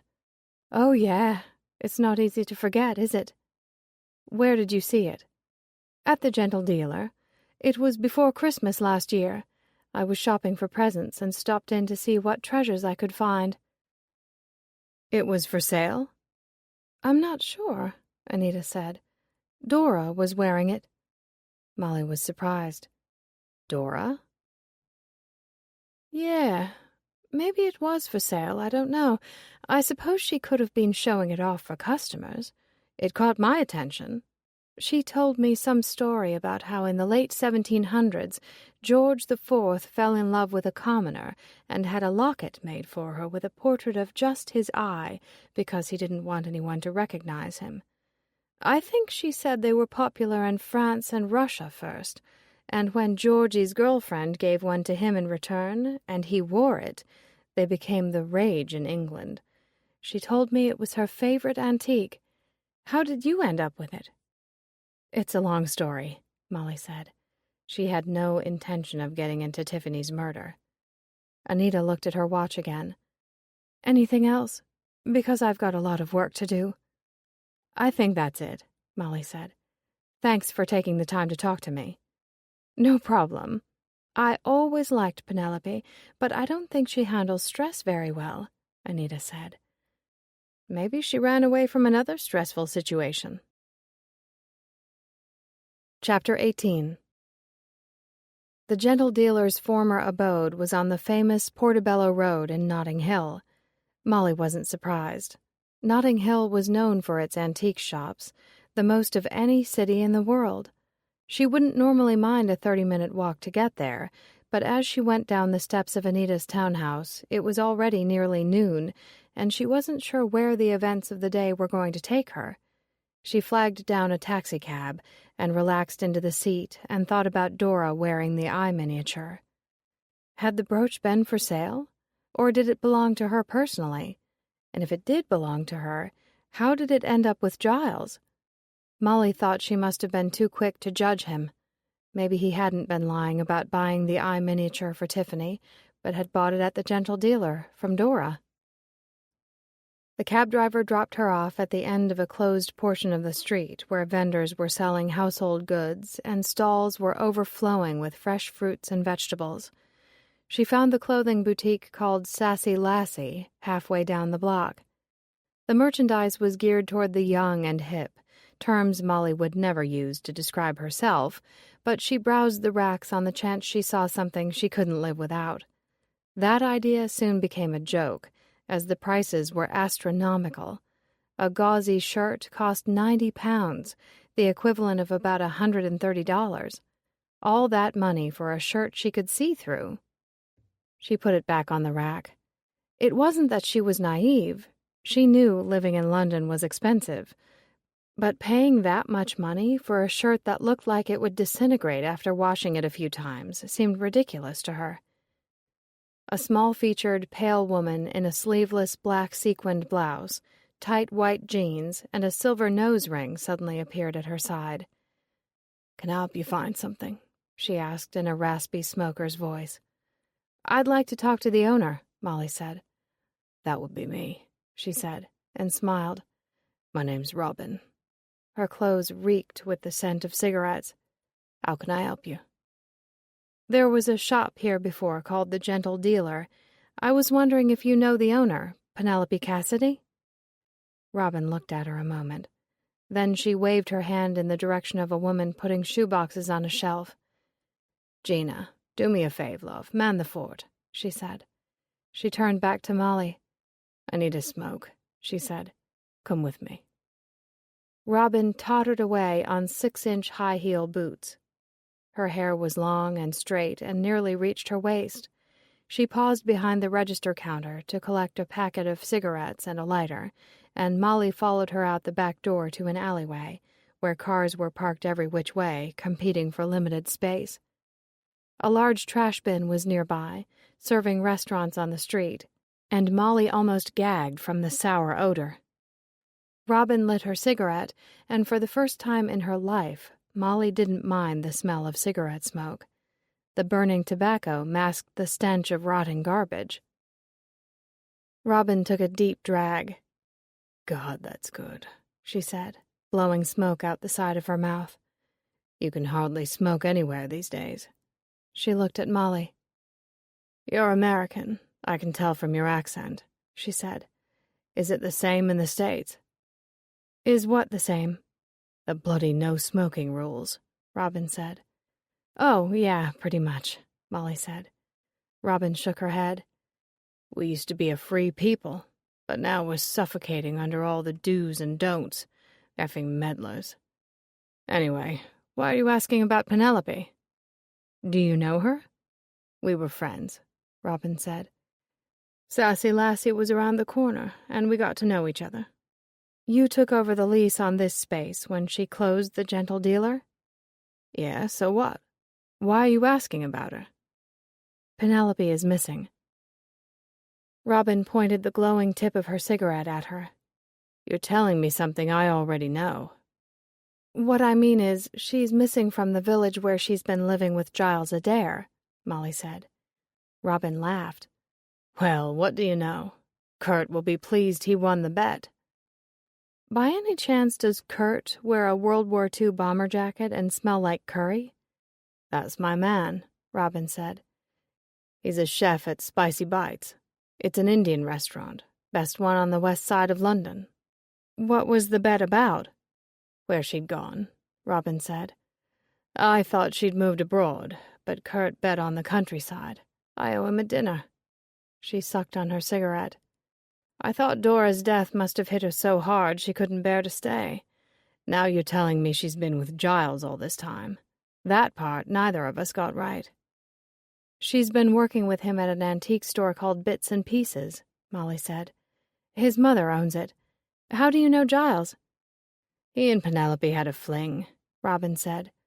"Only lasted a couple months, or so I thought. I can't believe she went away with him." "Why?" "She broke things off with him," Robin said. "And believe me, Penelope's not the kind of girl who plays games. She meant it when she told him to get lost. She never wanted to see him again." "So they were dating, and then they broke up?" "Yeah. They met at her shop, and Penelope was instantly smitten, head over heels in love, which was a rare thing. She was always so busy with the shop and her volunteer work, she had little time to date. They started seeing each other around Christmas last year, but when he canceled their New Year's Eve plans, she got worried something was wrong. I told her to be careful. She stuck it out until Valentine's Day. They had plans to go to a party, but he canceled at the last minute. That's when the jig was up." Robin grinned. "Giles really underestimated her. Guess it never occurred to him that she'd get suspicious and have the guts to follow him home after work. Idiot didn't think to pull the shades down at his flat.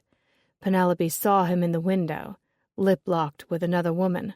She broke up with him the next day. Molly assumed it was Tiffany she'd seen in the window, but could it have been another woman? Where did she volunteer? She asked. A homeless shelter called Ridgeway.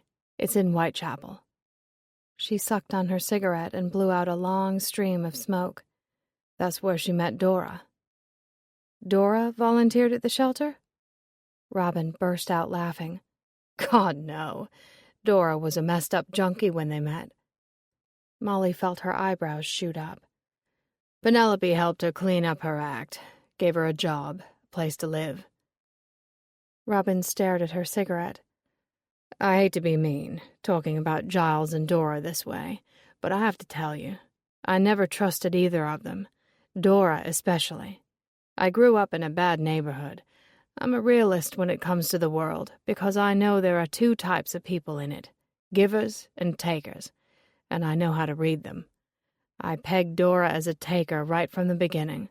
Girls like her, no matter how you dress them up and fancy their speech, they don't change. I warned Penelope to watch her back. Thought she'd rob her blind. She looked at Molly. You know Penelope's loaded, right? Yes, I do, Molly said, her mind racing. Dora was an addict. Penelope helped her get clean. Giles and Penelope dated while he was still with Tiffany, and Penelope broke up with him when she found out. Robin was a goldmine of information. Why didn't you trust Giles? I told you, I can read people. He's a liar and a cheat, and he broke my friend's heart. What's to like about him? All this time, since she's been gone, I thought she went away because she was broken-hearted about Dora and the breakup with Giles, and one of these days I'd hear from her, and she'd apologize for leaving without a word. To hear she's been with Giles the whole time is unbelievable. Giles's girlfriend's name was Tiffany. After his father died, he stayed in Marlow Crossing with Penelope and broke up with Tiffany over the phone. But Tiffany wasn't ready to give him up and followed him there. Molly paused. Tiffany was found dead at her cottage 5 days ago, murdered with poisoned hemlock mixed into her tea. Robin stared at her. It doesn't look good for Penelope, the way she took off. The police are looking for her. I'd like to find her first and talk to her. Why? I don't think she had anything to do with it, Molly said. It was a little white lie. If the evidence led to Penelope, she wouldn't be surprised, but Robin didn't have to know that. Robin flicked ash from her cigarette and watched it float to the pavement. Why do you think she named her shop the Gentle Dealer? I have no idea, Molly said. I'll tell you why. Because the name suits her. Penelope is gentle. She doesn't have a mean bone in her body. She'd do anything for anyone, and often did, even before they asked. She shook her head. I'm sorry, but I can't help you find her. Not if it's got something to do with the police. She threw her cigarette, and it landed too far away to stamp out. The smoke spiraled into the air as it burned. I've got to get back to work, she said. Wait, please. Did she ever mention a town called Rimstock in Yorkshire? Not that I recall, Robin said in a flat tone. Even if she did recognize the name, Molly thought, she probably wouldn't tell her. But the eye miniature might get a reaction. She took it out and showed it to her. What about this brooch? Have you seen it before? Robin barely glanced at it. She headed to the door, but pointed down the alley. The street is that way, she said. Chapter 19. As Molly walked past the antique shops on Portobello Road, she barely took note of them. She was too busy replaying the conversation she'd had with Anita and Robin. She wasn't sure it was important, but Penelope's reputation as a well-liked neighbor and friend was in question. Anita and Robin were both surprised by her behavior. She didn't tell them about Dora's death, she left London without saying goodbye, and she hadn't been in touch since. In Robin's case, the hurt and confusion went deeper. She couldn't understand why a woman as principled as Penelope reversed her decision to break up with Giles and moved away with him to Marlow Crossing. The only thing that made sense was the trauma of Dora's death. It could certainly explain her actions, although selling the family townhome and the business she loved seemed extreme. It wasn't until Molly was 10 minutes into her walk that she realized she was heading back to Kensington. Only a week ago, she and Matt had taken a tour of Kensington Palace, the birthplace of Queen Victoria, and a former residence of Princess Diana, who'd kept an apartment there. The museum even had some of her dresses on display. They'd eaten lunch outside at the Broadwalk Cafe, a fast food joint next to the Diana Memorial Playground for children.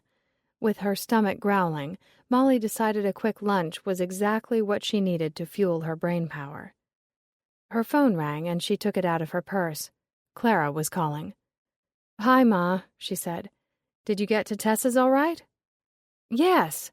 Thank you again for ordering the car. It was a pleasant drive," Clara said. "What are you doing?" "I'm walking from Notting Hill to Kensington Gardens. I'm going to grab something to eat. I'm starving." "Have you found out anything about Tiffany and Penelope?" "Yes, I have, but I'd rather talk to you about it when I see you later." "All right, I won't keep you," Clara said.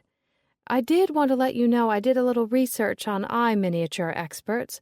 There's a curator at the Victoria and Albert Museum. His name is Blaise Hunter. I hope you don't mind, but I took the liberty of calling him and told him about the eye miniature. He's very interested to see it." "What's his number?" Clara read it out, and Molly entered it in her phone. "I'll call him and see if I can get an appointment today, but it's almost 12:30, and I want to catch the 4 o'clock train home."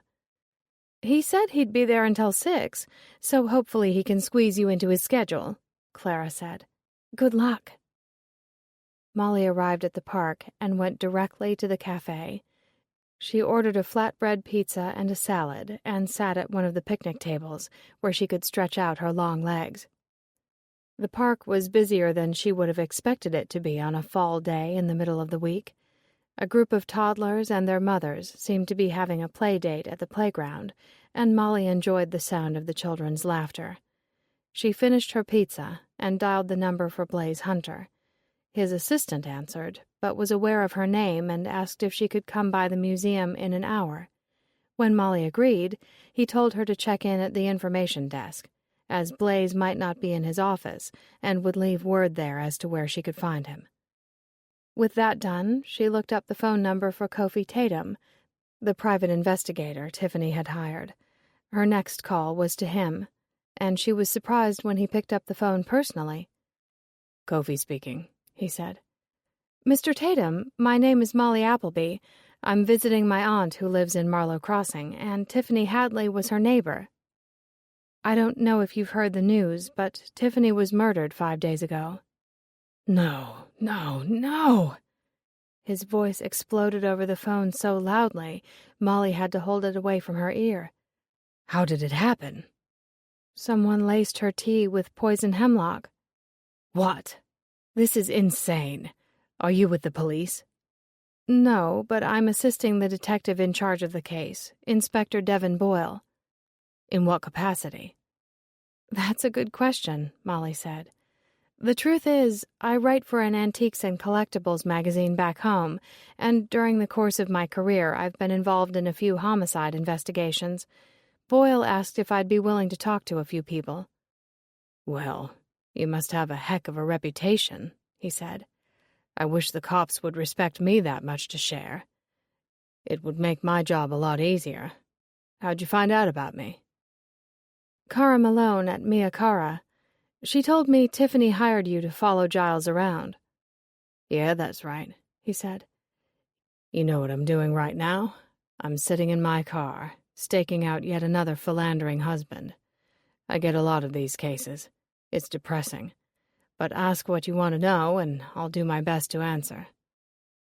"Okay, do you remember the exact date that Tiffany hired you?" "Not exact, but it had to be a few days after Christmas, because it was before New Year's," he said. "Over the next 5 or 6 weeks, I followed Giles around the city taking photos and making note of his meetings with his paramour, Penelope Cassidy.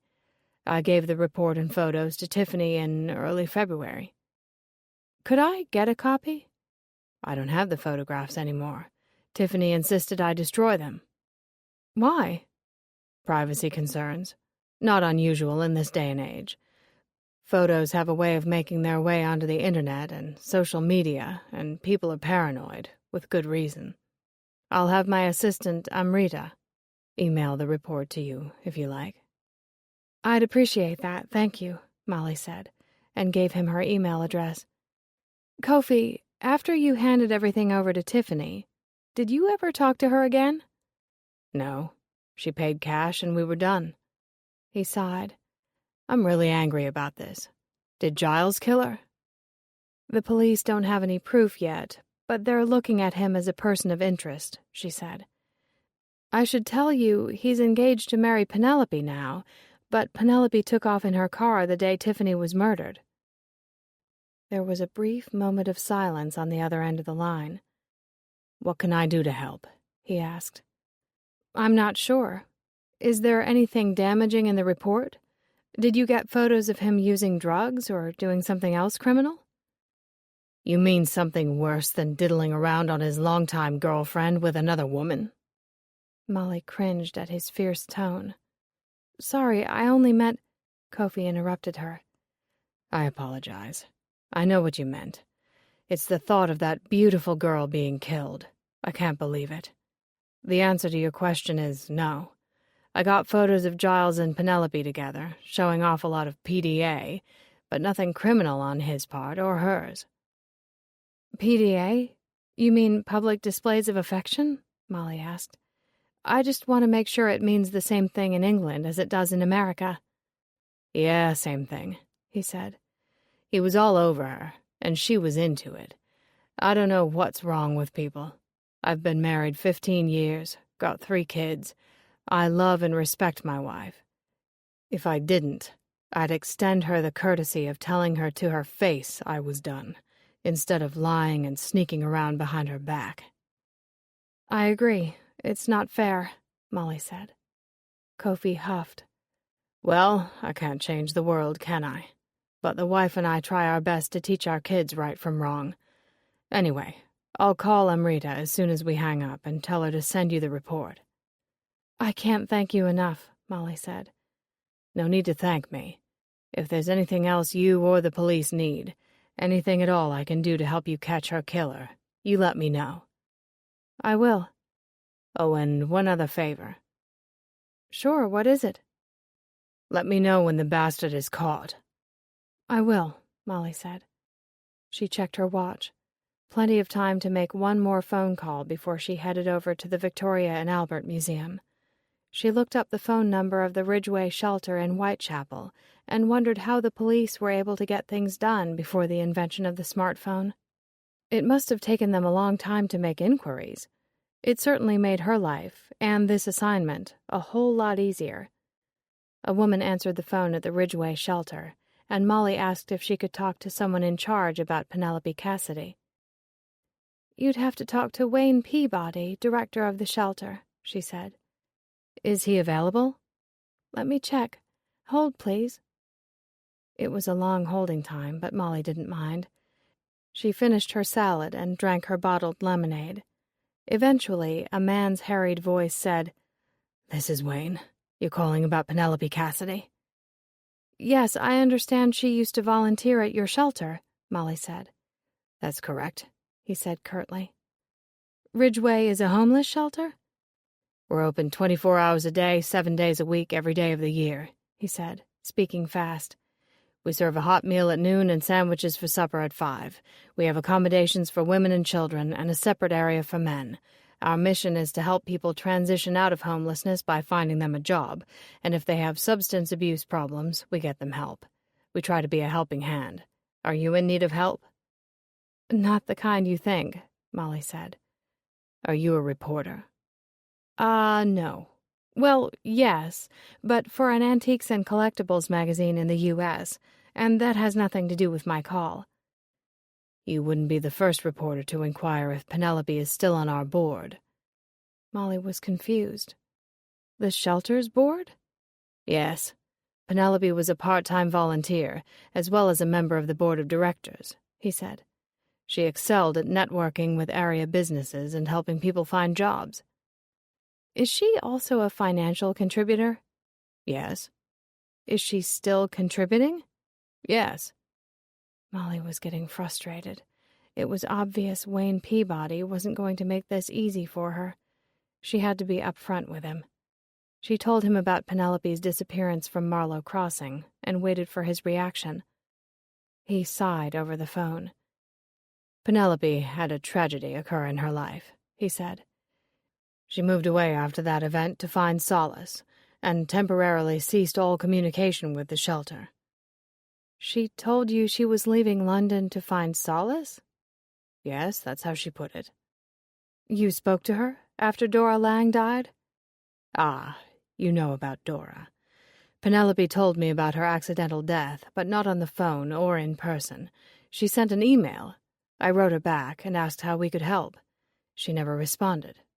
I've been hoping to hear from her. And she keeps sending money? It's an automatic payment sent from her bank, he said. She hasn't cut all ties, you see, which is why I thought she'd get in touch. She's such a kind and gracious woman. Is she still a member of the board? Yes, for the present. If I don't hear from her before elections come round in a few months, she'll be off. I was told she met Dora at the shelter, she said. Can you tell me about that? Why should I? Why not? Dora is dead, and Penelope is missing. You might know something that will help me find her. He hesitated, but finally said, I was here the night Dora staggered in off the street. Penelope got her a plate of food and sat with her all night. In the morning, she told me she was going to help Dora. How did she do that? She set her up with the best doctors and got her into rehab. Whatever Dora needed, Penelope provided. It was amazing to see her transformation. What did you think about her giving her a job at the store and letting her move in with her? I'll be honest with you. In the beginning, I wasn't wild about the idea, but Penelope assured me it would all work out, and she was right, it did. What was Dora's addiction? Drugs. Specifically heroin. We're at war with drugs and alcohol in this shelter. The addiction, the hopelessness. It goes on outside our doors every day, every night, and we're not winning. Of course, there's the occasional battle won, like Dora, but overall, we lose more people than we save. I think you're underestimating the good work you do, Molly said. You may not be able to help everyone, but surely you're helping a lot of people. That's very kind of you to say, and I thank you for it, he said. It's easy to get discouraged. Did Penelope ever talk to you about a town called Rimstock? No, but Dora did. Molly stared at her phone. How stupid was she? She hadn't even considered the magnet belonged to Dora. She had a connection to Rimstock? She asked. Apparently she lived there for a time before she came to London, he said. She told me Rimstock was a peaceful oasis in her life, and she regretted blowing it by getting hooked on drugs again. A peaceful oasis makes it sound like she didn't live there very long. I think she was staying with friends there, but when she started using again, she left. I don't know the circumstances, if they kicked her out or she went on her own accord. That's all I know about Rimstock. But she told you about it, so do you think she told Penelope? Oh, yes, no doubt, he said. They were very close. When was the last time you saw Dora? Years ago. Once she moved in with Penelope, she never came back to the shelter. She didn't want to give back, volunteer, let people see a success story? Wayne was silent a moment. No, he said. Dora wasn't like Penelope. In what way was she different? In all ways, he said. Penelope was an angel of light. Meaning what? Dora was a dark angel? Dora wanted to be good, he said. I truly believe that. But changing someone's heart is a lot harder than giving them a job or transforming their appearance. If you knew Penelope, you'd know she's a very giving person who truly wants to help people. Okay, I get that, but why slam Dora? Are you suggesting she didn't care about anyone but herself because she didn't want to volunteer at the shelter? I suppose I am, he said slowly. And hearing it put that way, I feel quite ashamed. She didn't owe me anything. She owed it all to Penelope. Molly sighed. I can only imagine how hard your job is, she said. And from what you've told me about Penelope and Dora, it sounds like a success story that had a sad ending. All that hard work, on both of their parts, and the close friendship they'd shared, gone in an instant. I'm beginning to understand why Penelope ran away from everything and everyone she knew. She was grieving, and she's probably still trying to make sense of it. I suppose Dora's death has changed her, he said. Mourning the loss of a loved one is never easy. That's true, Molly said. I'm sure her life hasn't been the same since the day Dora died. London, England, July 16th, 1851. Lillian stared out her second-floor bedroom window at a clear, sunny sky. It was perfect weather for a carriage ride to Hyde Park to the Crystal Palace. But instead of going there to meet Julius, as they'd planned, she was locked in her room on strict orders from her father. Asking him why didn't get her any answers. Her father was mute on the subject. If it wasn't for her little spy, Margaret, she would never have known. The previous day, Margaret had witnessed Percy going into their father's study. They met for 20 minutes, and voices were raised, but try as she might, Margaret couldn't get close enough to the door to hear what was being said. There were too many servants about. When Percy emerged, he looked furious and stormed out the front door. Margaret quickly went out after him, running and skipping to catch up to him on the street. But his strides were long, and she turned heads, hoping and praying no one told their mother she was making a spectacle of herself. When she finally reached Percy, he refused to tell her what the meeting was about. Instead, he brought her to his home and had her wait in the parlor while he wrote a letter to Lillian. He sealed it and made Margaret promise not to open it. She was to give it only to her sister. Margaret promised. Lillian looked down at the letter on her lap. She'd read it so many times, her eyes were sore. There was a knock on the door, and she quickly tucked it into the folds of her dress. "Come in," she said. Margaret came into the room and closed the door behind her. "Are you well, Lily? You didn't come down to breakfast, and I was worried about you." Lillian felt her lower lip tremble. "Come here, little one," she said. Margaret sat beside her on the window seat and took her hand. "Will you tell me what's in Percy's letter?" she asked. Lillian looked at her little sister. "You're so young and innocent," she said. "If I tell you, all that will change."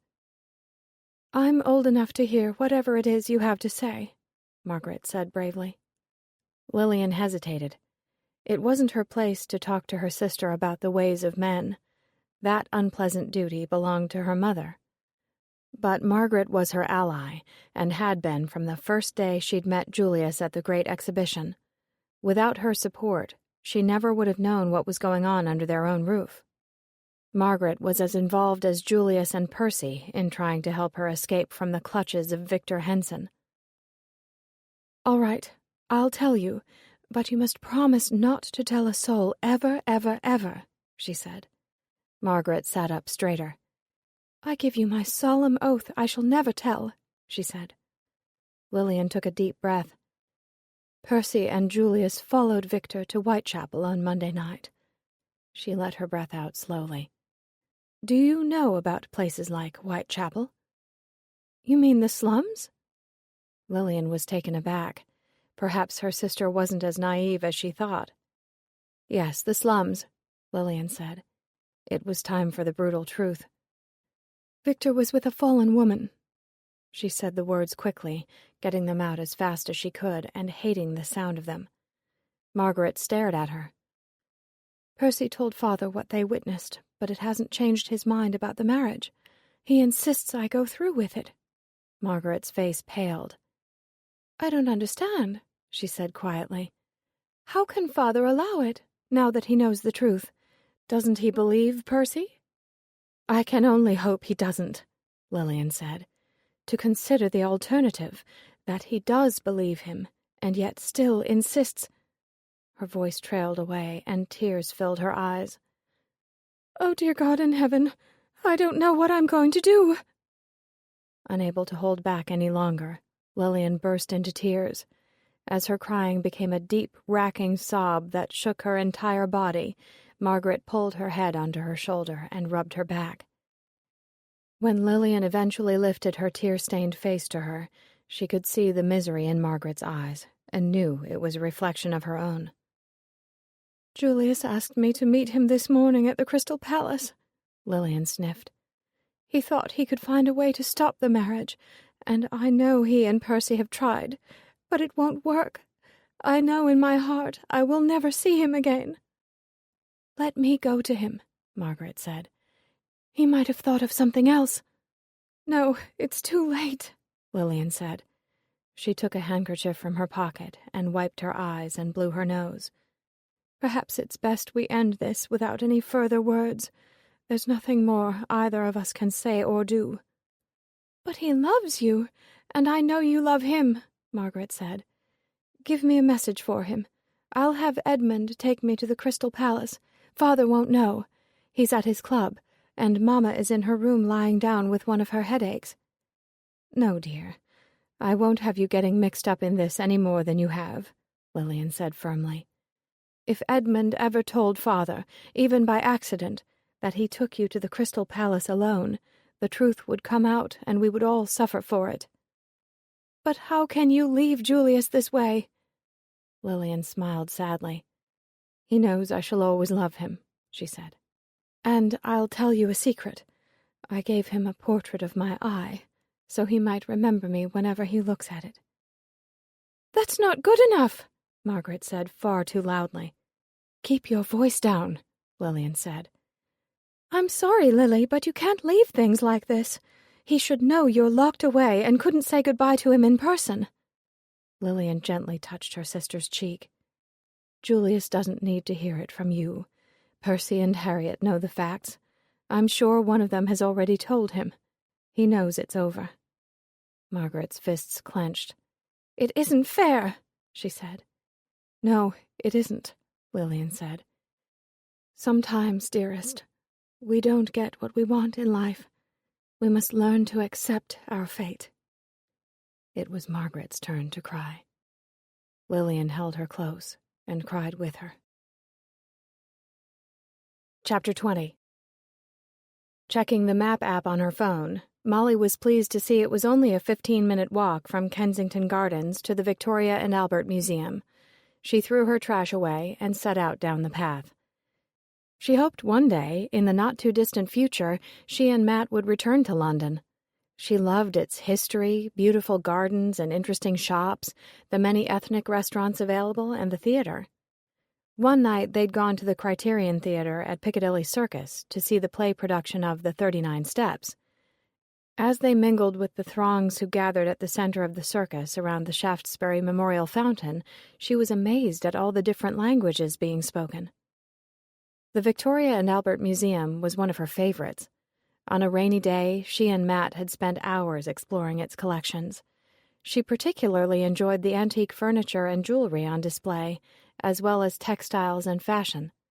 When she arrived, she went directly to the information desk and was informed that Blaze Hunter was waiting for her in the V&A Cafe. Molly could find him at a corner table by the entrance. In Molly's opinion, the cafe was as much a work of art as the museum itself, with its grand archways, sculptured pillars, and beautiful mosaic tiles on the floor and ceiling. She found Blaze at the table by the door, eating a salad and reading the London Times. He stood and shook her hand when she introduced herself. "Please, sit," he said. "Excuse me for eating. I've been running around all day." He smiled at her from across the table. "I was so pleased to talk to your mother about the eye miniature. She said you had it with you." "Yes, I do," Molly said. She handed him the jewelry box. "I'm not an expert on eye miniatures, but this one looks authentic." Blaze studied the brooch in silence. Molly took the opportunity to study him. He was in his early 40s, with a narrow face and short dark hair. A pair of rimless eyeglasses slipped down his nose, and he pushed them up with his index finger.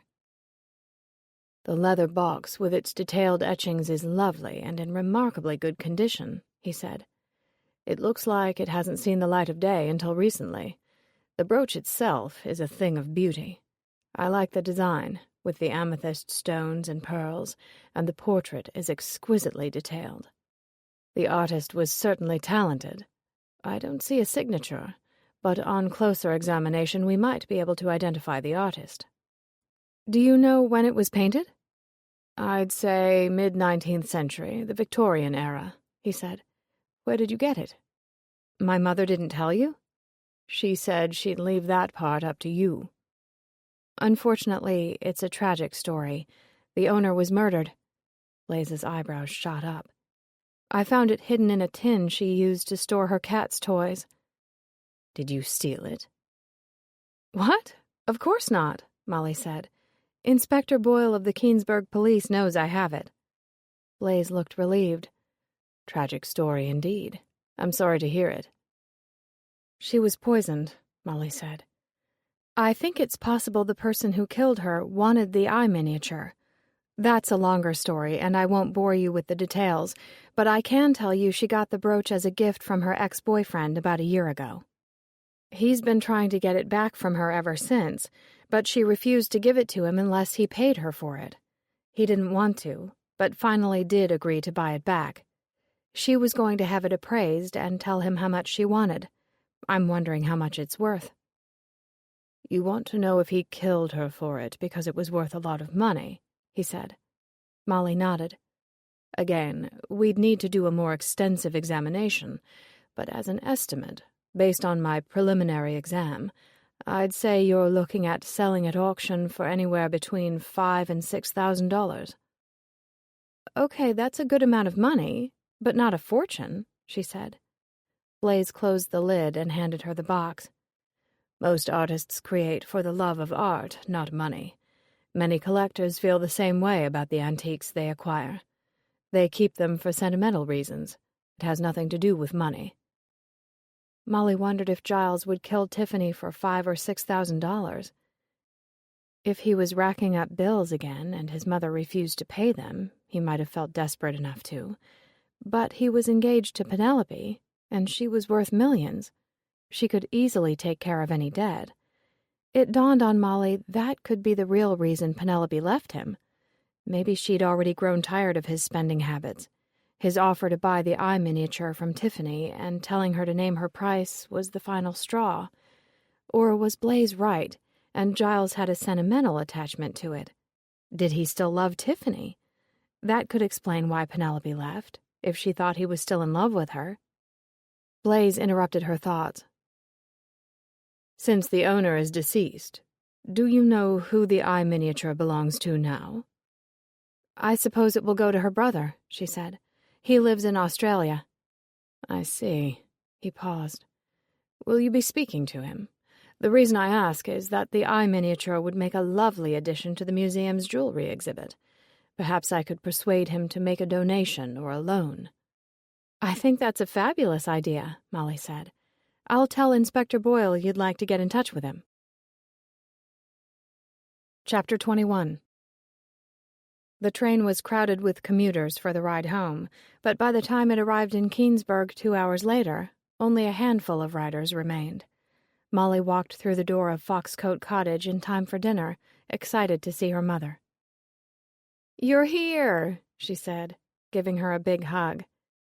"It's so good to see you," Clara said, kissing her cheek. "I know you've only been gone a couple of weeks, but I've missed you." She stood back and looked at her. "I must say, madam, I love your new hairstyle. It's très chic." "You don't think it's too short?" "It's fabulous." "I hope Matt will like it." "He'll love it." Molly hung her jacket in the closet and sniffed the air. "Something smells delicious," she said. "Tessa made lasagna," Clara said. "By the way, Inspector Boyle stopped by a few hours ago, along with some people who dug up the hemlock plant and took it away." "Good. I'm glad it's gone," Molly said. He told us he spent the day interviewing hairstylists at Beauty Chic, the village salon where Tiffany worked. He wants to talk to you about it." "I'll call him later," Molly said. "Right now, I need food." From the back of the house, Tessa called out, "Clara? Is that Molly? Is she home?"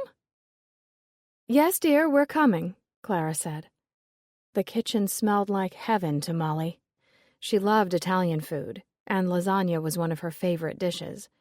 Clara poured the wine, Molly set the table, and Tessa set out a bowl of salad and a plate of Italian bread oozing with butter and garlic. When they were all seated around the table, Molly lifted her wineglass in a toast. "To my mother," she said. "Thank you for flying across the big blue ocean to be with us." "Cheers to that," Tessa said, and they all clinked their glasses together. Molly took a bite of lasagna and moaned. This is really good, Tessa. You have to give me the recipe before I go home." "How did it go today?" Tessa asked. Between another helping of lasagna and another glass of wine, Molly told them about her day. When she got to the part about Kofi Tatum's private investigator report, she noticed her mother and aunt exchange knowing looks. Molly paused. "What's going on?" she said. "You don't seem surprised." Clara said, "We were going to wait until after dinner to tell you, but now that you've brought it up, we have news of our own." She set her fork down. "I found Kofi's photographs." Molly stared at her. "Are you joking?" "No, I'm not. They're in the other room." Clara pushed back her chair. "I'll get the envelope." She returned with an 8x10 envelope, which she handed to Molly. Inside was Kofi's printed report, a receipt for services paid, and a stack of photographs bound with a binder clip. "I can't believe this," Molly said. "Where did you find it?" "Tiffany's cottage," Clara said. "Tessa asked me to go back over for Ginger Snap's bed. As soon as I picked it up, I knew something was wrong. It felt lumpy on the bottom. I found the envelope hidden between the bottom of the bed and the lining." Molly flipped through the photographs. There was Giles smiling and talking to Penelope as they walked down a London street. Others showed him with his arm around her waist, strolling through a park, sitting on a bench holding hands, and a happy couple enjoying candlelight dinners. The most incriminating photo showed Giles and Penelope silhouetted in an upstairs window of her townhouse. He was shirtless, and she wore a flimsy nightgown. They kissed each other passionately, her hand on his chest, his hand cradling the back of her head. Tessa said, "I feel very sorry for Tiffany.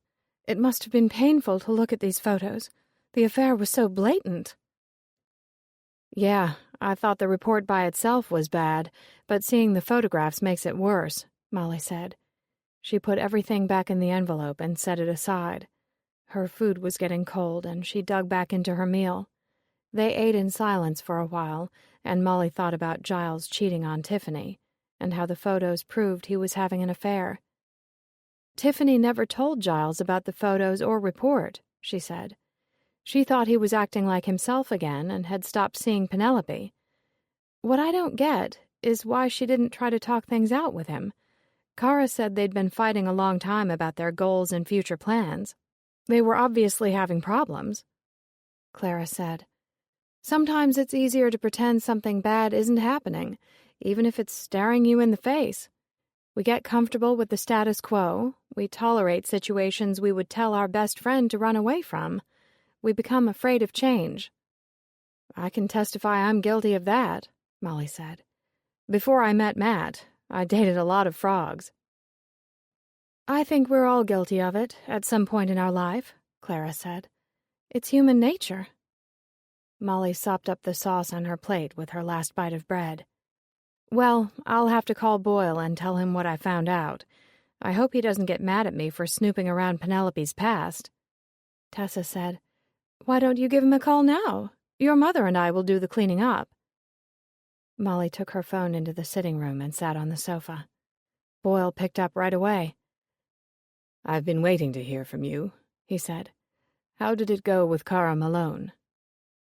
For the second time in less than an hour, Molly gave a thorough account of her day. She didn't stop to explain why she'd gone to Penelope's former residence and place of business until she was at the end of her narrative. Boyle remained silent throughout the rendition. She ended by saying, "I wasn't sure if I'd find out anything useful about her, but I think it's pretty clear Penelope has a habit of running away when things get tough. I hope you're not upset." "On the contrary," Boyle said. "I think you've accomplished a great deal. More than I did today." Molly felt herself relax. "I'll add it all to my file. I've been putting together a profile on Penelope. From what you've told me, I think it's fair to say Dora's death sent her into a downward spiral, one she hasn't quite recovered from." "I wonder if she took Giles back because she was feeling vulnerable after Dora's death," Molly said. "She needed someone to lean on. He was there to comfort her." "Exactly," she said. "My mother told me you went to Beauty Chic today." "I interviewed the stylists Tiffany worked with," he said. "The popular consensus is that a stranger broke into her cottage and killed her. No one wants to think about a killer living behind the tidy hedgerows and stone walls of their tranquil village." Molly couldn't blame them. It wasn't a pleasant thought. Did anyone seem resentful of her working there?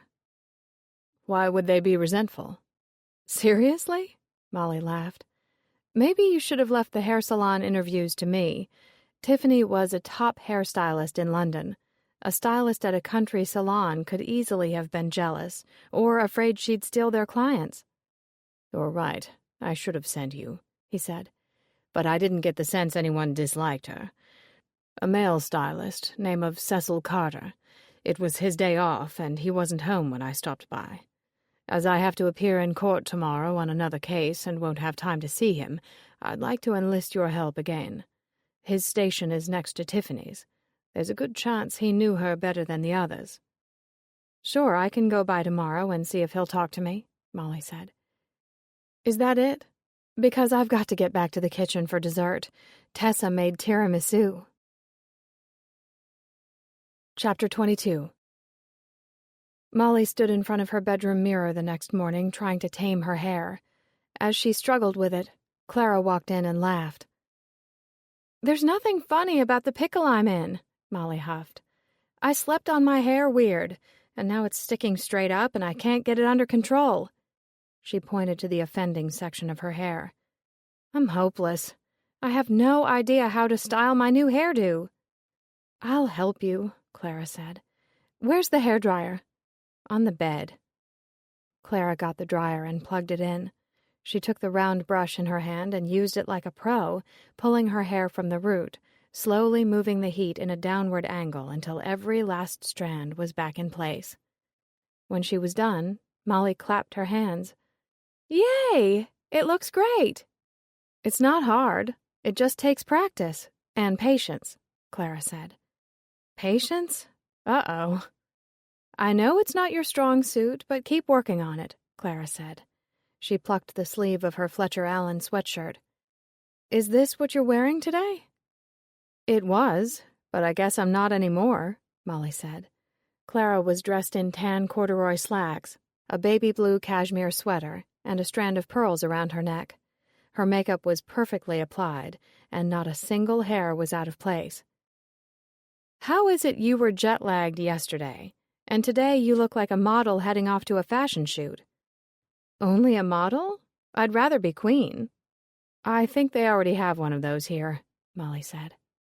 Clara patted her arm. "I pay attention to detail, that's all," she said. "You were born with style," Molly said. "I promise I'll change into something more presentable before I leave the house." "Good girl," Clara said. "Let's have breakfast. I'll show you how to style your hair later." They found Tessa in the kitchen, the table already set with cereal bowls, a slab of butter, and marmalade and strawberry jam. Molly threw up her hands. "I'm never going to beat you to the kitchen to make breakfast," she said. "It's only cereal and toast," Tessa said. "But if it makes you feel better, I promise I'll let you make breakfast for me before you go home." "We should set a date on a calendar," Molly said. "If I hadn't had a blasted hair emergency this morning, I would have been down sooner. Mom came to the rescue and straightened it out. Literally." "Speaking of hair," Clara said as they sat down to eat, "I'd like to make a hair appointment at Beauty Chic." "Boyle wants me to go over there today to talk to one of the stylists," Molly said. "But why do you need to get your hair done? It looks perfect." "Perfect?" Clara laughed. "The grays are coming in fast and furious. I need a touch-up. I'll give the salon a call after breakfast. If I can get an appointment, we could go together." Molly poured milk into her cereal bowl. "Tessa, do you know Cecil Carter? He's the stylist Boyle wants me to see." Tessa nodded. "I taught him at school years ago. He must be well into his 40s by now. Nice boy, polite. I'd be happy to drop you both off. I have a physical therapy appointment at 10:30. Clara said, "We could do some shopping if we go early." "Sounds like a plan," Molly said. After they ate, Clara called the salon and was able to book an appointment at 11. Tessa dropped them off an hour early at the village center, and Molly and Clara explored the shops. At the Woolly Beast, Molly bought a wool cap for Matt and a wool cape for herself, and Clara purchased a multicolored throw blanket for those snowy Vermont evenings she was so eagerly awaiting. As they stepped out on the sidewalk, Clara pointed across the street to Bits and Pieces. "Is that Brenda Adair's shop?" Clara asked. "Yep.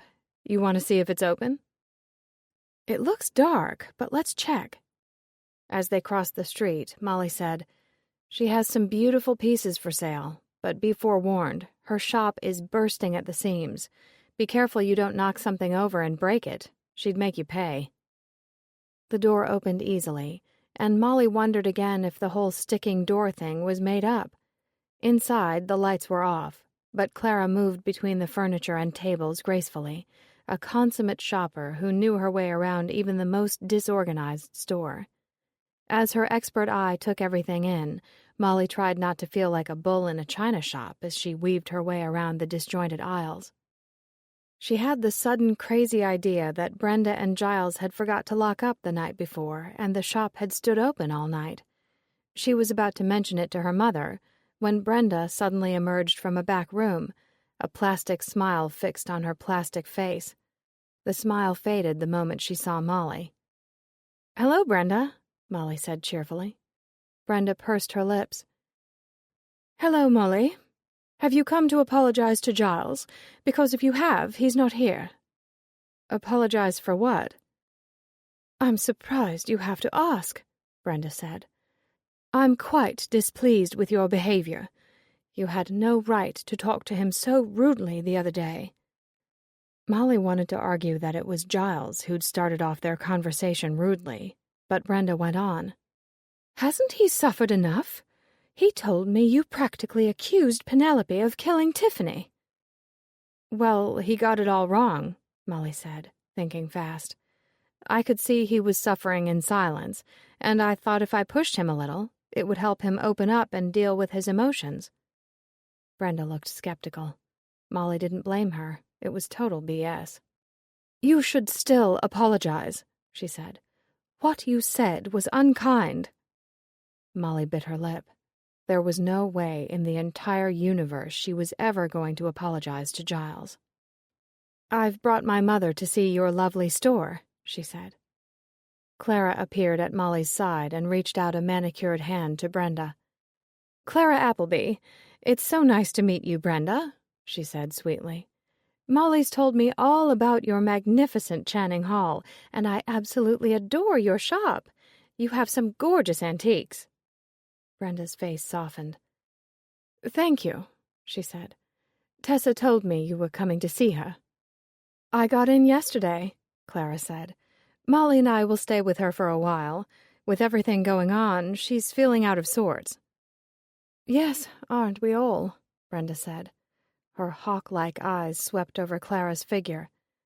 "I love your outfit," she said in a friendly tone. Molly couldn't believe it. Brenda was actually smiling a real smile. She liked her mother, which, when she thought about it, wasn't all that surprising. They were both stylish women, and Brenda had recognized Clara as a kindred spirit, a member of that mysterious fashionable women's club to which Molly would never belong. "I love your blouse," Clara said. Armani? I bought the blouse at Harrods in London, Brenda said. It's so elegant. I haven't seen that pattern before. It's part of the new winter collection. I'll have to look for it. Molly restrained herself and didn't roll her eyes. Instead, she cleared her throat. Excuse me, ladies. Brenda, did you forget to turn on the lights? Brenda's eyes widened. Oh, I did forget. Thank you, Molly. She went behind the register and flipped a switch on the wall. Bright lights blinked on overhead. I've been so preoccupied lately. I hardly know what day it is. Clara said, You have a lot on your mind. What with Tiffany being murdered, Penelope missing, and your son so distraught, I'm amazed you were feeling well enough to open the shop at all. Brenda nodded. Penelope running off the way she did has struck a hard blow to Giles, she said. Personally, I'm shocked by her lack of manners. It's very rude, don't you think? Yes, and immature, Clara said. I can understand why she left, Brenda said. She's put up with Tiffany's antics for months, and it was a great burden on her. But to leave the way she did, without telling Giles where she was going or how long she planned to be gone, is inexcusable. Clara said, It's very unfair, not only to Giles, but to you, and with you losing your husband recently, she should have been more considerate of your feelings. Thank you, Brenda said. It's been a difficult time for us, but we're coping as best we can. Tiffany's death must be particularly hard, Clara said. You must feel as if you've lost a member of your family. Brenda stared at her. Tiffany was never part of our family, she said flatly. Really? After so many years together, I would have thought she was like a daughter to you, Clara said. Brenda frowned.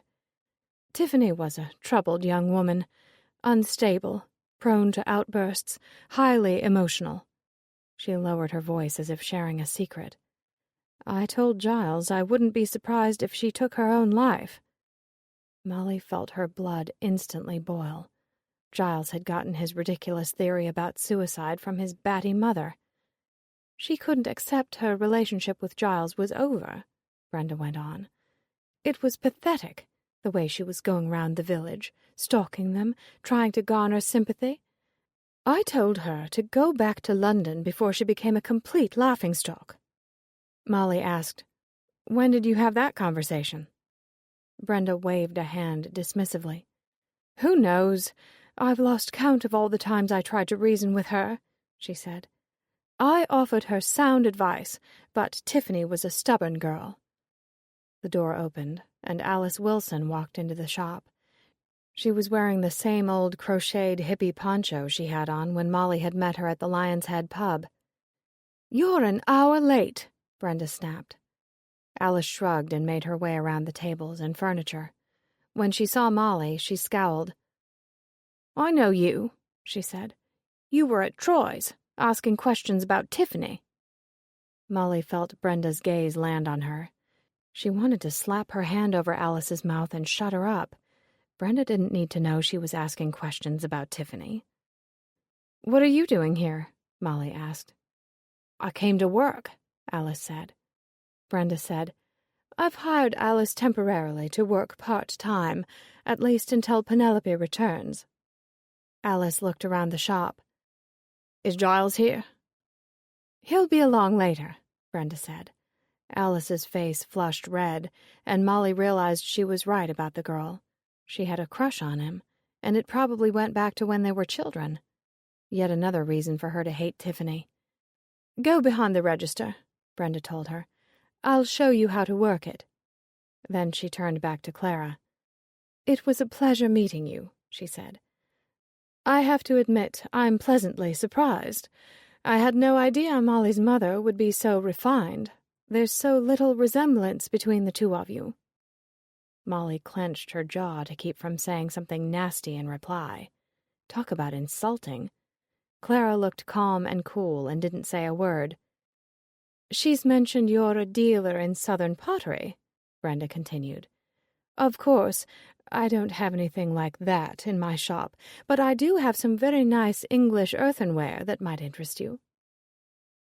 Clara said, "I'd love to see it sometime, but right now we must go. I have a hair appointment at Beauty Chic and I don't want to be late." Molly glanced at Alice. She stood behind the register, pulling at her hair nervously. Molly was surprised Brenda was taking the risk of hiring her, even part-time, given what Troy and Tessa had told her about her work habits. She wondered what customer would get insulted first, and what collectible she'd break. When they were back out on the sidewalk, Clara said angrily, "Well, I never!" She took long strides, and Molly had to fast walk to keep up with her. "What a horrible woman! Why is Tessa friends with her? I'm going to have a talk with her about that." "Brenda's not everyone's cup of tea, that's for sure," Molly said. She couldn't remember the last time she'd seen her mother so angry. "I'm not surprised she ran her over with a golf cart. Did she ever say she was sorry?" "I don't know," Molly said. "If it's ever proven Giles killed Tiffany, I have no doubt she'll try to find someone else to pin it on. If Tiffany had been my daughter, I'd have yanked her out of that relationship with Giles so fast her feet wouldn't have touched the ground." "She loved him, not his mother," Molly said. "She was a fool," Clara said. Molly was shocked by her harsh tone. Her mother rarely, if ever, judged anyone's intentions or the decisions they made. She was a big believer in live and let live. "As far as I know, there's no evidence connecting Giles to her murder," Molly said. "Then who did it? Penelope? Reggie?" They'd reached the door of the salon, and Molly held her mother back. "I don't know yet, but I'm working on it, and so are the police." She wondered if Boyle had interviewed Alice. The girl looked jittery, and she had issues with Tiffany and Giles. Clara took a deep breath and let it out. "Sorry, I have to calm down," she said. "Is there steam coming out of my ears?" Molly grinned. "Only a little. It's not too noticeable." Clara shook her head. "I have to shake off Brenda," she said. "But oh dear, that horrible woman." Chapter 23. Beauty Chic wasn't as swanky as the Mia Cara salon, but it was busy. There were 6 workstations, and 4 of them were occupied. Molly thought the receptionist wasn't the best first impression. She looked like she was barely 18, and as Clara gave her name, she snapped her chewing gum and kept her eyes glued to her phone as she texted. Her skill at multitasking was impressive, but she could have used a class in business etiquette. When she finished texting, she leaned over the partition that separated the waiting area from the floor of the salon and bellowed, "Beth, your 11 o'clock is here." Clara sighed, and Molly sat beside her on a fake leather sofa that was cracked and peeling. A young woman appeared from the back and introduced herself as Beth. She escorted Clara to the sinks to wash her hair. No one offered wine or juice, or even a glass of water. At least Beth was prompt. Molly noted there was only one male hairstylist. He was fit, middle-aged, and wore a loose pink shirt over tight black jeans. She assumed this was Cecil. The sleeves of his shirt were rolled up, and as he dried his client's hair, the muscles in his arms bulged. The station next to his was covered in cards and flowers, all in memory of Tiffany. He finished the woman's hair and unsnapped the gown at her neck, shaking it off. She thanked him and made her way to the receptionist to pay. That got the receptionist's attention. She even put her phone down to take her credit card. The man took a broom from a closet and began to sweep the floor around his chair. Molly decided to let him clean up before approaching him. She took out her phone and checked her messages. She'd talked to Matt the night before to give him an update on everything, and he'd promised to tell Lombardi what was going on, but she hadn't heard from either of them. She put her phone away and hoped she might find out something useful from Cecil. She was still trying to figure out the best way to talk to him in a room full of people he worked with when he made it easy for her. He slipped on a black leather jacket and headed for the door. "I'm off to lunch, Gigi," he told the receptionist. "I'll be back from Mrs. Ballard at 12:30. Gigi snapped her gum, her eyes on her phone. "See you, Cecil," she said. Clara was on her way to Beth's chair. Molly waved to get her attention and pointed to the door. She mouthed, "I'll be back," and Clara nodded. When she stepped outside, she saw that Cecil had already crossed the street. She hoped his lunch plans didn't include jumping into a car and driving off somewhere she couldn't follow. She crossed the road after him and was relieved when he turned and walked into the Lion's Head pub. By the time she got there, he was already seated at the bar talking to Troy. Molly took the stool next to him. Troy smiled at her. "Hello, Molly. Nice to see you again." "Hi, Troy," she said. "How are you?" "Good, thanks." His eyes shifted curiously from her to Cecil. "Can I get you both menus?" "Sure," Molly said. Cecil smiled. "I don't need one, Troy. I'll have the special and a coffee. I'm in desperate need of a caffeine fix." "Coming right up," Troy said. "How about you, Molly?" "I'll have the same thing," she said, having no idea what she'd just ordered. Troy went off, and Cecil stuck his hand out. "I know your name is Molly. I'm Cecil." They shook, and she said, "Molly Appleby. Sorry to interrupt your lunch. I was at Beauty Chic with my mother. Beth's doing her hair." He looked amused. "So you were at Beauty Chic and decided I was a bloke you wanted to have lunch with?" Molly leaned toward him and lowered her voice. "Actually, Inspector Boyle with the Keensburg police asked me to talk to you. He's in charge of Tiffany's murder investigation." "I heard about his visit to the salon yesterday," Cecil said. "Everyone was talking about it this morning. But do I detect a Southern American accent? Because I'm trying to put together how it is you're working with the police." Molly laughed. "You've got a good ear," she said. "I'm originally from North Carolina, but I moved to Vermont with my husband last April, and we live there now. I've assisted the police back home, and I'm helping Inspector Boyle. My aunt is Tessa Paulson. She taught you years ago." Cecil smiled. "If it wasn't for your aunt, I wouldn't have an appreciation for literature or fine art. She's a wonderful woman. I liked her husband, too. Jack was a math whiz and a very nice man. Does she still live in that pretty little cottage on Stony Creek Run? I forget the name." "Foxcote Cottage," Molly said. "And yes, she still lives there." "If she ever decides to sell, I'd love to buy it from her." His hand flew to his mouth. "Please forgive me. That sounded terribly insensitive, given her age." "I understand," Molly said. "Foxcote Cottage is beautiful. You should see the kitchen. She renovated it after my uncle died. Top of the line everything." She paused. "Tiffany was living at White Dove Cottage, right down the road. Her murder has hit Tessa hard." "Sometimes I think it never happened, that it was a terrible error in mistaken identity, and it wasn't her at all," he said.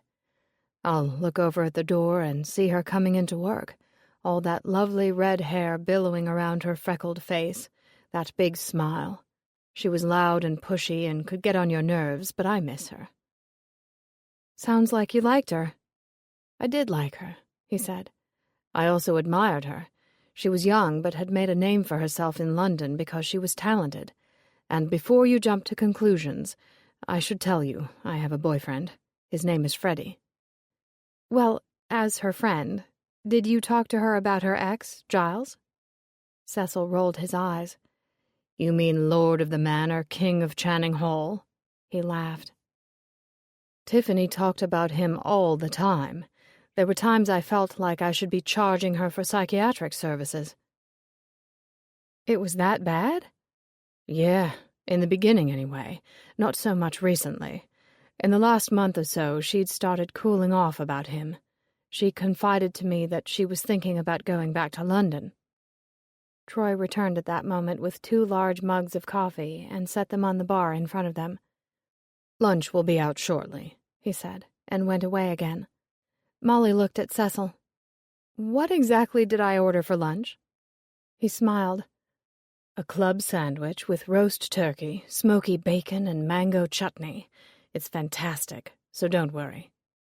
"Sounds delicious." She poured cream into her coffee. "Have you lived in the village all your life?" "No, I left after high school to study at a hair design academy in London, same one Tiffany went to, actually. I lived in the city 15 years, but came back 6 years ago to be with my mum.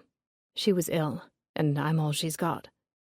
"I'm an only child, too," Molly said. "Ah, then you understand the responsibility." "I do," Molly said. "Is she all right?" "Yeah, she's grand now," he said. "I'd planned to go back to London, but while I was here, I met Freddie.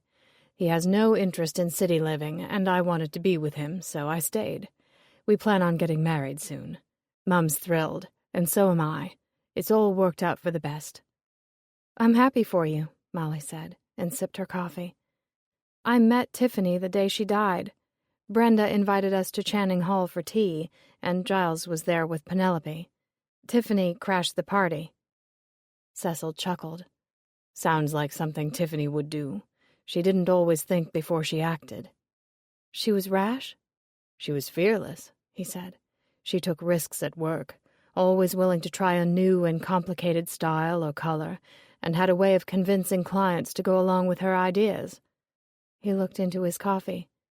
"Is it true what they say on the news, that she was poisoned?" "Yes, it is," Molly said. "I hope the police catch who did it. It's sick." Troy returned with their lunches and set down napkins wrapped around silverware. "Do either of you need anything else?" he asked. "Sparkling water, please," Molly said. Troy brought Molly her water, and she waited until he was out of earshot before she turned back to Cecil. "Do you have an opinion about who killed Tiffany?" she asked. Cecil didn't answer right away. He chewed his food and sipped his coffee.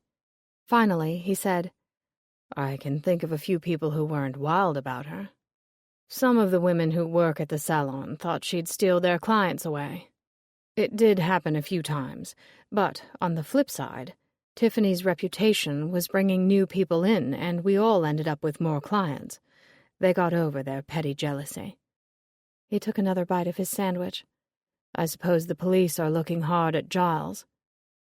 "Did you know Tiffany was harassing him and Penelope?" "The stalking? Yeah, I knew about it. I told her it was juvenile and she should cool it." He looked at Molly. "About 6 weeks ago, I caught Tiffany snooping in my client book." "What's a client book?" "The book I use to make notes about my clients' preferences," he said. "Tiffany was reading Penelope's page." Molly stared at him. "Penelope's your client?" "She has been since she moved here," he said. "Anyway, I came back early from lunch, and Tiffany was reading her page. She broke into my workstation to read my book.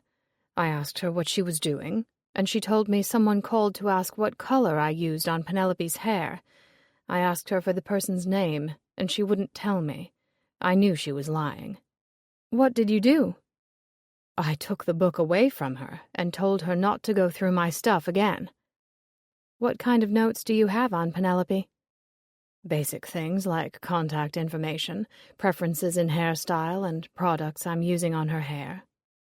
"She gave me the name of the salon where she got her hair done in London and insisted I consult with her former stylist before I touched her hair. She wanted me to use the same color and brand." "Where did she get her hair done in London?" "A salon called Best of Locks. It's in Kensington." He wiped his mouth with his napkin. "Look, I'm beginning to feel uncomfortable talking to you about Penelope behind her back. If you want to know anything else about her, you should ask her." "I guess you haven't heard she's missing." Cecil's eyebrows shot up. "What?" "She drove away the day Tiffany died. Giles has no idea where she is, and the police haven't been able to find her." Cecil looked shocked. "How can I not know this? I work in a bloody hair salon, for God's sake." "Giles and Brenda are trying to keep it quiet. I guess the gossip mill didn't get wind of it yet. How often do you see Penelope?" He ran a hand through his hair. "She comes in every 6 weeks. We schedule her appointments on Tiffany's day off, so they won't see each other." "It was that bad between them?" "Yeah, it was," he said. "Tiffany was obsessed with Penelope, and if you ask me, Penelope was a little afraid of her." Molly couldn't blame her. Tiffany was stalking her and Giles and digging around for dirt on her. Had she gotten so fed up with it she hightailed it out of town? Or had a woman who named her antique shop the Gentle Dealer snapped under pressure and killed Tiffany to stop the harassment? That was not a happy thought. "Did Penelope ever seem sad or depressed to you?" she asked. "No, I don't think so. She was making plans to get married. I thought she looked happy." "Did she tell you about her friend who died?" He looked astonished. She had a friend who died. I had no idea. She never let on. "The name Dora Lang doesn't ring any bells?" "No, not at all." He sighed deeply. "In truth, I think it was Tiffany who was sad, and now we're all sad for her." Chapter 24. Later that night, Molly curled up on the sofa with Gingersnap to watch an episode of Midsummer Murder, but she was barely watching the program. She was thinking about her theory that Penelope was grieving Dora so badly that it had affected her ability to think and act rationally. Of course, she could have been putting on a brave face when she was sitting in Cecil's chair having her hair cut and colored. But it was possible that over the many months since Dora had died, she'd come to accept her death. Selling her home, closing her business, and starting over with Giles might have been part of her healing process. Clara came into the room carrying 2 cups of chamomile tea and handed her one. "Something to soothe your nerves," she said. Molly sat up. "Thanks, Ma." Clara sat in a chair by the fire and sipped her tea. "Have you decided on your next step?" "I want to drive to Rimstock tomorrow and ask around about Penelope," Molly said. "It seems like the logical thing to do. If Dora still has a friend living there, and she knew about the person, she could be staying with them." Clara picked up the TV remote and muted the sound. "It's not a little village like Marlow Crossing. Your chances of bumping into Penelope, or meeting someone who knew Dora, are slim." "I know, but I feel like I have to try," Molly said. "I had a terrible thought earlier today," Clara said. "I almost hate to say it out loud." "Well, now that you've put it out there, you have to tell me. What is it?" Clara sighed. "I keep wondering if Penelope had some kind of mental breakdown and pushed Dora down the stairs." "Lombardi said the police ruled it an accident," Molly said. "But even if it wasn't, why would she do that?" "I don't know. Maybe it had something to do with the shop. Dora was working for her. She could have been skimming money off the books or something." "But Penelope has millions. Even if Dora stole from her, the monetary amount wouldn't have bankrupted her. Killing her for the deed is a bit extreme. I keep thinking about Tiffany poring over those pictures Kofi took. If it was me, I would have examined every nook and cranny of my enemy's face. I think that's why she was rifling through Cecil's notebook. She wanted to know everything about Penelope." "Cecil told you Tiffany was obsessed with her. The stalking alone confirms that." "Yes, but the question remains, was the stalking enough of a reason for Penelope to commit murder? That's why I've decided to go to Rimstock tomorrow. If I can track her down and talk to her, I can get to the bottom of this." "Why not let the police handle it?" "They don't have time to go door to door, but I can show her picture around at the shops and restaurants, and I can ask people if they've seen her. I'll use one of the photos Kofi took." "I think you should tell Boyle what you're planning," Clara said. "Why? Like you said, the chances are slim anyone will recognize her. I'd rather go and see what I can find out on my own." "I can see you're determined to do things your own way, as usual," Clara said. "That's why, if you insist on going to Rimstock, I'm going with you." "I'd rather go alone," Molly said. "There's strength in numbers." "What are you talking about?" "You said it yourself. Penelope might have snapped and killed Tiffany. She could be dangerous. And don't forget Reggie is still missing. He could be with her." Molly nodded. Her mother was right. Reggie was still out there, and God only knew what role he might have played in Tiffany's death. "Okay, you can come with me," she said. "If we split up, we can reach more people." The Cotswolds, England, July 22nd, 1851. Lillian sat across from her parents in the family's barouche. In the tightly confined space, she was forced to listen to her father prattle on about Victor's manor house and what a lucky girl she was to be engaged to marry him. Her mother was silent, as usual. Her mother was a beautiful woman, dressed in a beautiful dress, with a sweet smile on her lips, and she was absolutely no help to Lillian in her time of need. "Victor was telling me about his plans to expand the house and gardens," her father was saying. "You'll be able to make it your own. No expense will be spared." Lillian felt on the verge of crying and bit her lip. She was engaged to a man she loathed, and there was nothing she could do about it. If only she could hide somewhere. She felt like she was in a nightmare she couldn't wake up from. She looked out the window at the heather-strewn meadows and lush farmland, and her father's voice drifted away. She would have to find solace in the beauty of the land, the sheep dotting the hillside, the blue sky and soft white clouds. She wished she could lay her weary head down and sleep. Her heart felt heavy, and she wondered if it would grow smaller and darker each day she was married to Victor. She thought about the Greek statue at the Great Exhibition, how the slave wore a single chain around her waist. She looked at the ring Victor had placed on her finger, a beautiful ruby surrounded by diamonds. It was a lovely ring, but it was her chain. She vaguely wondered if she would go mad before or after the wedding. The carriage rounded a corner, and the manor house came into view. Large and stately, it was everything a woman of Lillian's class dreamed of, but to her, it was a prison. As they rode up the circular drive, she saw Victor standing by the door, hands clasped behind his back. Even from a distance, she could see his thick, ugly lips grinning at her. She closed her eyes and conjured up an image of Julius in her mind, his beautiful smile, his deep blue eyes. She remembered how his hands had felt around her waist when she'd slipped on the floor at the Great Exhibition and he'd steadied her. She knew he loved her with all his heart, and she knew there would always be a special place in her heart for him. But one day, the image of his face would fade, the sound of his voice would be forgotten, and on that terrible day, she knew she would truly be alone. Lillian fluttered her eyes open. They were almost there. Victor was rocking on his heels, his big stomach straining against his jacket, his thinning hair combed back from a high, sweaty forehead. Lillian hated the sight of him. His smell was even worse.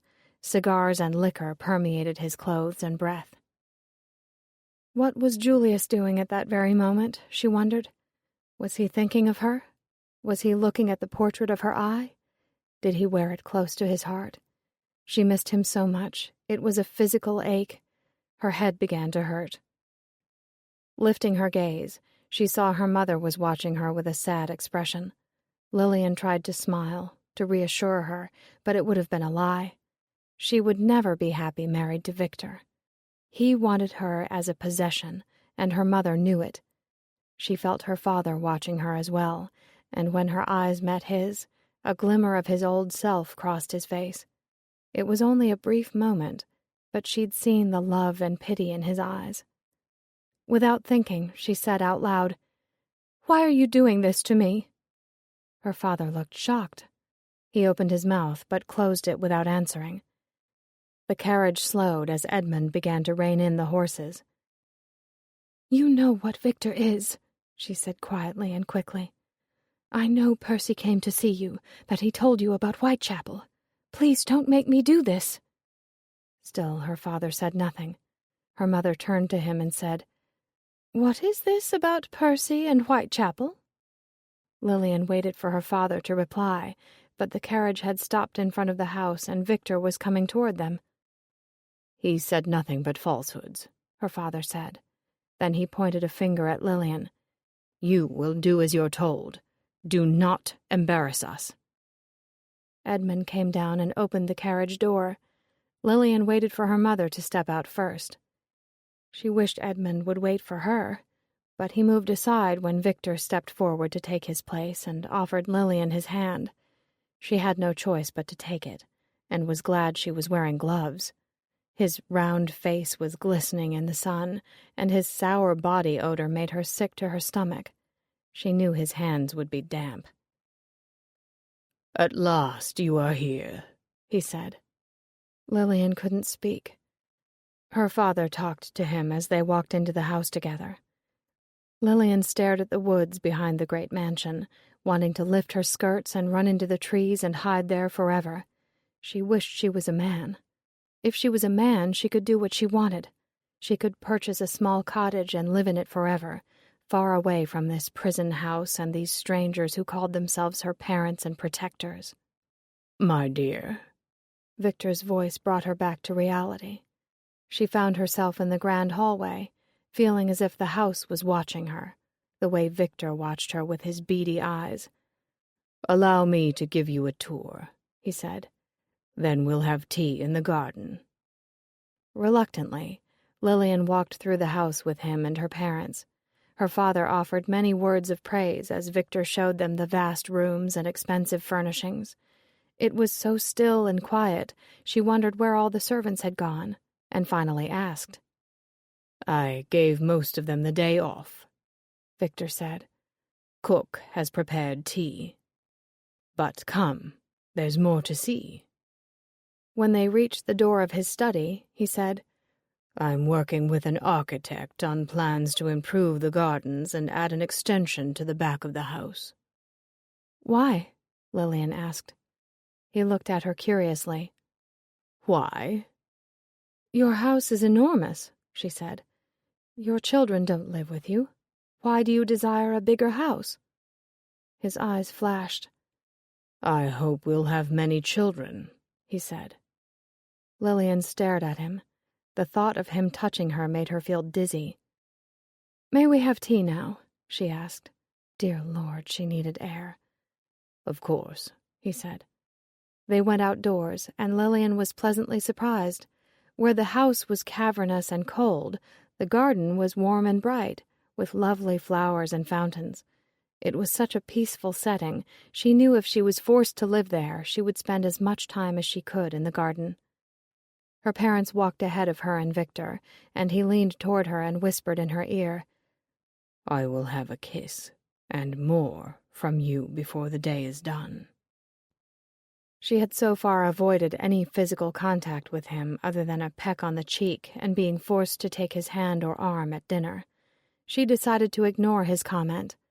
Tea had been laid out on a table on the lawn. The sandwiches and cakes looked delicious, but Lillian had little appetite. Victor settled her into a chair.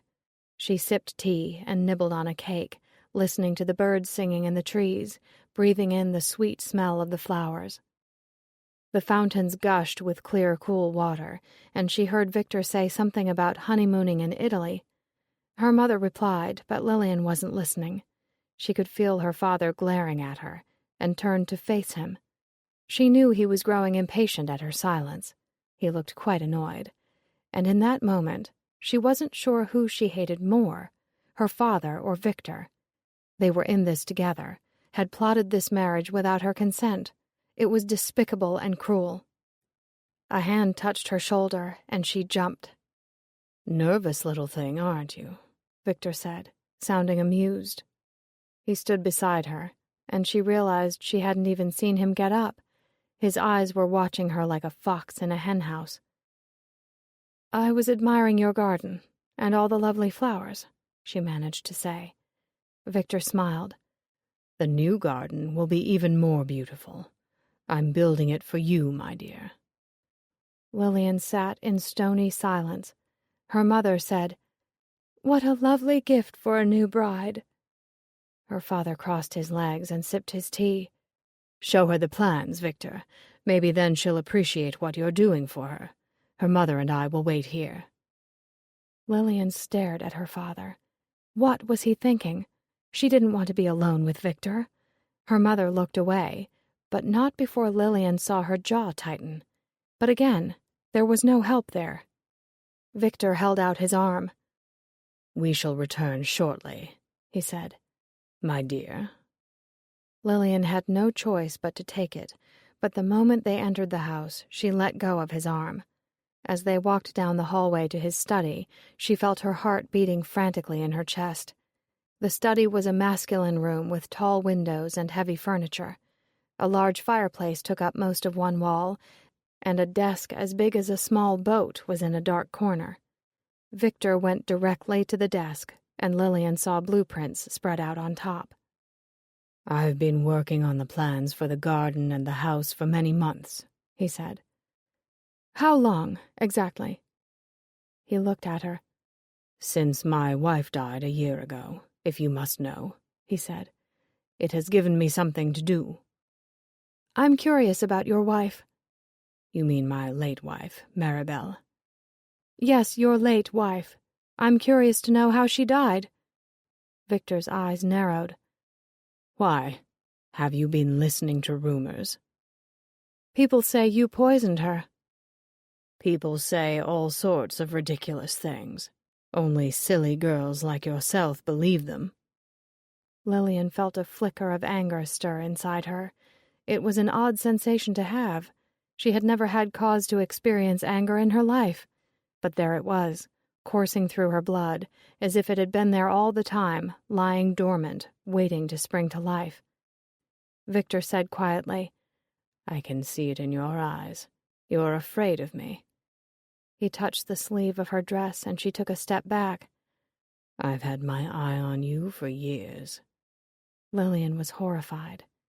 "Years? I'm only 18. An amused expression crossed his face. "I meant it as a compliment," he said. "I've been waiting for you to grow up."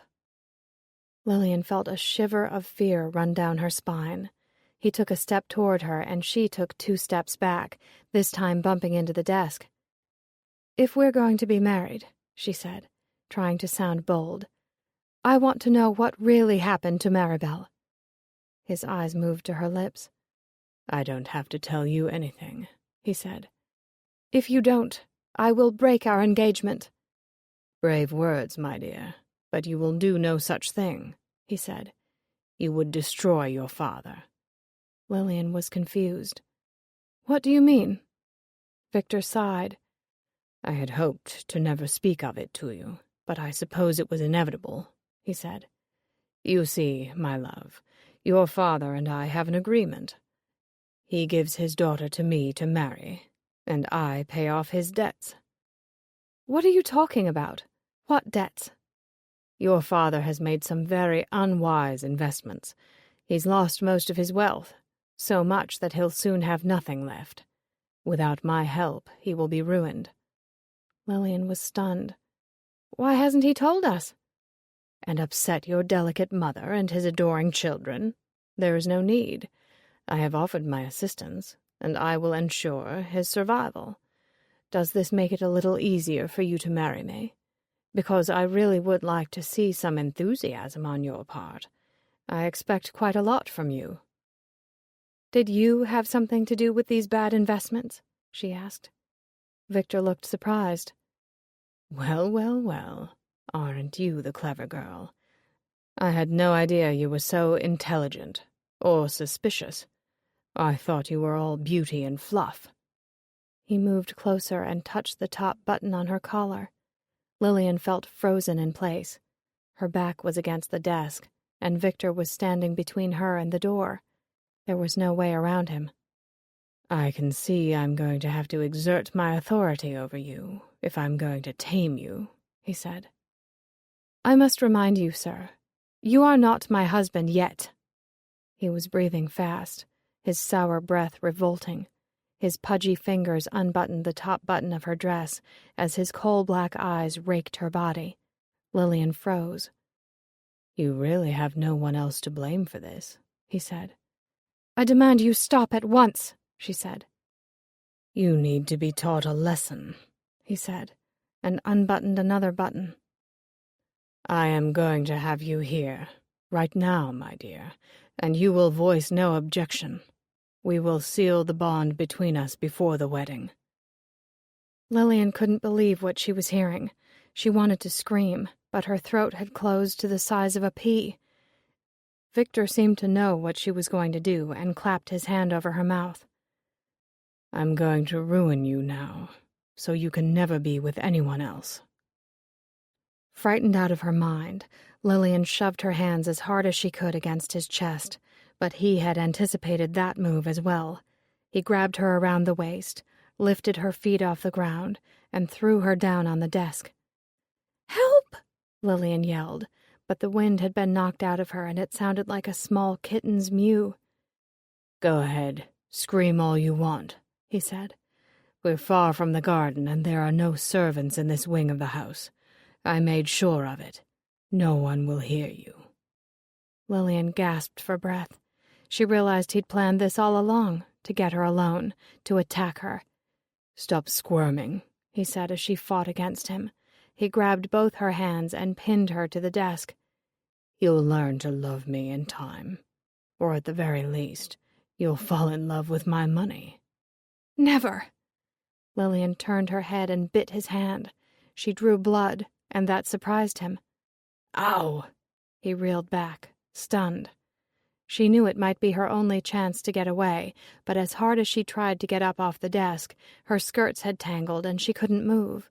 He sucked on his bloody hand and laughed. "I love your feistiness," he said. He put his hands on her shoulders, pushing her back. The pins in her hair fell out, and her hair tumbled to her shoulders. He kissed her hard, his body pinning her, biting her lip until it bled. Lillian couldn't believe what was happening. She could taste her own blood, felt it run down her chin.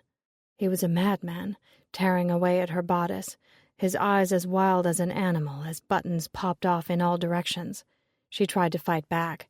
He slapped her so hard her head hit the desk and lights flashed before her eyes. She knew she couldn't pass out. She had to think. When Lillian later thought about what happened next, she tried to imagine doing something different, but in every scenario that played out in her head, it always ended the same way. She was afraid for her life. Her face was aflame, and Victor's hands were pulling up her skirts, pulling down her undergarments. She knew what she had to do. Frantically, her hands scrabbled across the desktop, searching for something, anything, to hit him with. Just as she was beginning to lose hope, she felt something sharp and knew it was a letter opener. Clutching the hilt in her hand, holding on for dear life, she plunged the knife into Victor's chest. His eyes widened in shock. Lillian pushed him away. He stumbled backward, staring at the knife in his chest. Lillian rolled sideways off the desk, her legs so weak she collapsed to the floor. "What?" Victor's eyes rolled back in his head. His legs buckled, and he hit the floor beside her. Lillian sat on the floor, untangling her skirts, watching his chest rise and fall, rise and fall. She wasn't sure how long she sat there, but eventually his breathing stopped. The room was quiet. The sun came out from behind a cloud and flooded the room. Lillian stood up slowly and with shaking hands tried to smooth her skirt. She saw blood on her bodice and wasn't sure if it was hers or Victor's. She went to the door, holding her bodice together, her lip throbbing in pain as blood dripped down her chin. Weaving her way down the hall like a drunken sailor, she reached the patio doors and saw her parents sitting at the table outside. Such an ordinary, peaceful scene. They were sipping tea and talking quietly. As she went out, her father turned and saw her. He looked puzzled, and then suddenly sprang up from his chair and ran to her across the lawn. Lillian thought, "I've never seen my father run." He reached her as she collapsed to the ground. "Lily, what's happened?" He touched her face where Victor had slapped her. His eyes traveled down her dress, taking in her swollen lip, the torn bodice, and the blood. "I killed him," she croaked.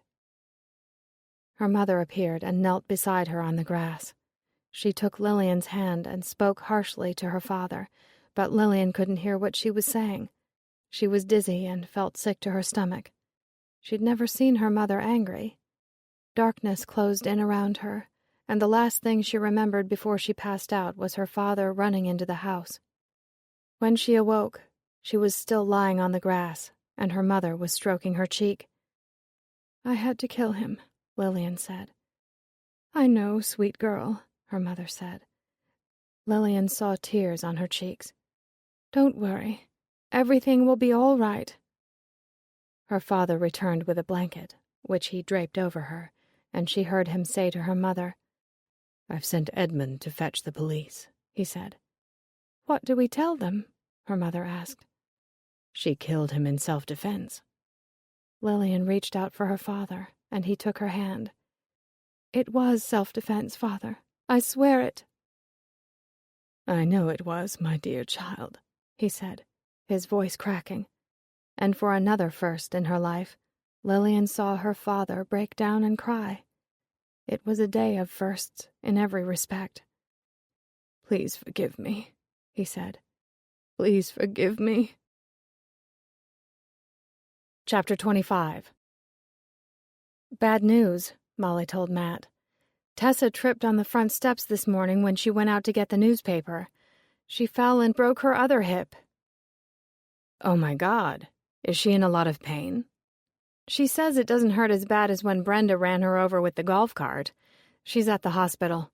They were taking her to X-ray when I left. Mom's with her." "And where are you?" "In the car, on my way to Rimstock," Molly said. She was talking as she drove, using the car's Bluetooth. "Tessa told me to go." "What about your mom?" Molly frowned. "She wanted me to stay at the hospital," she said.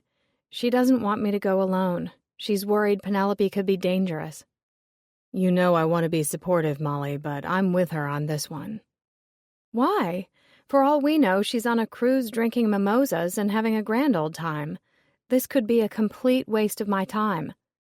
"Just promise me you'll call Boyle if you find her." "What? I can't hear you," Molly said. She didn't want to make a promise she wasn't sure she could keep. "I must be in a cell phone dead zone. I'll have to call you back later. Bye." She quickly disconnected the call. Pretending not to hear Matt was childish, but she wasn't sure what she was going to do. If she found Penelope, she preferred to talk to her alone to determine if she had anything to do with Tiffany's murder. She turned off her phone, and for the rest of the drive tried not to think too much about hanging up on her husband. By the time she reached Rimstock, she was done feeling guilty about not calling Boyle and making everyone happy. If nothing came of this little adventure, what was the big deal? She'd gone on a scenic drive to a pretty town in Yorkshire. She drove over the bridge she'd seen depicted on the magnet and took a right onto King Street, the main drag. There were many old stone buildings similar to those in Marlow Crossing, but there were modern structures as well. Rimstock wasn't a tiny hamlet, but a thriving town with businesses and traffic. She found an all-day parking lot, and after she paid the attendant, she showed him a photograph of Penelope. Kofi had gotten a clear shot of her face as she came out of a restaurant. It was the best of the bunch. The attendant studied it a while and finally shook his head. "Sorry, never seen her before," he said. Molly nodded. She wasn't under any illusion this was going to be easy. It would be a miracle if she ran into someone who recognized her, but she still thought it was worth trying. "Do you know where I can get a tourist map?" she asked. "Dandy Gift Shop has maps," he said. "It's across the street. You can't miss it." Walking into Dandy Gift Shop, Molly wished she had more time to browse the aisles, but this wasn't a time to have fun. She had to stay focused on her mission. She showed the photograph to the clerk on duty, but she didn't recognize Penelope either. "No, never seen her," she said. "Thanks anyway," Molly said. "Do you have a map of town?" She gave Molly a free map, and after getting her bearings, Molly walked out of the shop. She felt confident she could reach most of the shops and restaurants by the end of the day, if she worked her way methodically down the street, working in a grid line, checking each establishment off the map. As she went door to door, she tried not to feel too disappointed she wasn't having any luck. When her stomach began to growl around 2 o'clock, she stopped at a cafe for lunch and ordered a ham and cheese sandwich and an orange soda. As she ate, she read Kofi's report again. Giles was such a liar. Every time Kofi had recorded him being with Penelope, Molly knew he'd lied to Tiffany about where he was going and what he was doing. She wondered how he could look himself in the mirror every day. What else did he lie about? The eye miniature sprang to mind. Anita had told her Dora was wearing it, and while many people used to give them to friends or relatives, Molly knew they were also given as tokens of love. If Giles was lying about giving it to Tiffany as a present, did that mean Dora gave it to him in friendship or love? Her waiter came over with the bill and set it down on the table. "Whenever you're ready, no rush," he said. He looked at the photograph of Penelope on the table. "Are you a photographer?" he asked. "No, actually I'm looking for this woman." She handed him the photo. "Have you ever seen her?" He studied the photo a moment and scratched his head. "I think I know her," he said slowly, "but I can't be sure. She didn't look this good the last time I saw her." Molly almost fell off her chair. He'd recognized Penelope. "You saw her recently?" she asked hopefully. "No, it was a long time ago, like 4 years," he said. "She used to come in for a cappuccino with cinnamon and always sat in my section." "Was she with another woman?" Molly asked, thinking Dora might have taken Penelope to Rimstock to see the place she called her peaceful oasis. "Sometimes she came in with Mrs. Tremblay," he said. Molly was confused. "Who's Mrs. Tremblay?" "She's an elderly lady, a widow, works part-time at St. Paul's Church in the rectory," he said. "Mrs. Tremblay let her house sit for her when she was in Spain over the winter." "I'd love to talk to Mrs. Tremblay," she said. "Do you know where she lives?" "Yeah, but she isn't home. She always goes to Spain this time of year to visit a daughter who lives there. I think she left a couple of weeks ago." "Do you know if she has someone house-sitting for her now?" "I have no idea." "Does she usually hire someone?" He shrugged. "Don't know. The woman in the picture is the only one I knew about." "I'd like to swing by her house and check. Could you give me the address?" He took out his pad and wrote in it. Then he tore off the page and handed it to Molly. "That's the address, and directions. It's real easy to find. Go over the bridge out of town, and take the first right onto Foggy Field. Drive about 10 minutes, and you'll see the house on your right. And don't worry about missing it. It's remote up there and really sticks out." "Up where?" "On the moors," he said. Chapter 26. Molly couldn't believe her luck. She raced back to her car, put the key in the ignition, and then stopped. Matt would want her to call the police. So would her mother and Tessa. Lombardi would demand it. Heck, anyone with half a brain would tell her to call Boyle. It was the smart, practical thing to do. She might have located Penelope's hideout. But what if it wasn't a hideout? What if Dora had introduced her to Mrs. Tremblay, and they'd all kept in touch over the years? She could have asked her if she could stay at her house while she was in Spain, to give herself time to think over her relationship with Giles. She might be completely innocent, and had nothing to do with Tiffany's murder. Was it right to sic the police on her? She took her phone out of her purse and turned it back on. She had 2 missed calls from Matt, and he'd left her a voicemail. Instead of listening to it, her finger hovered over the phone as she tried to decide the best course of action to take.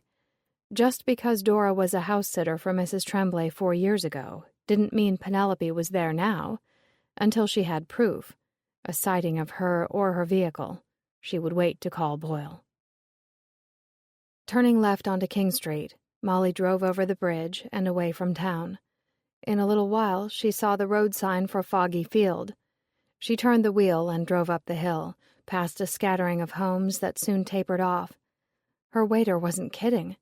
It was isolated and lonely at the top of the moors. She felt the wind shake the car, and in the distance saw a single lonely house. As she neared it, Molly was surprised to see it was so modern. The exterior was sleek, the windows large enough to take in the view of the valley below. There were solar panels on the roof and a detached garage. She'd been expecting a homey farmhouse with a wraparound porch, or an ancient stone cottage with a thatched roof. There weren't any lights on in the windows, and no movement on the property. She braked to a stop. Molly sighed. What to do? Before she could make her decision how to proceed, her phone rang in her hand, startling her. She peered at the screen. Lombardi.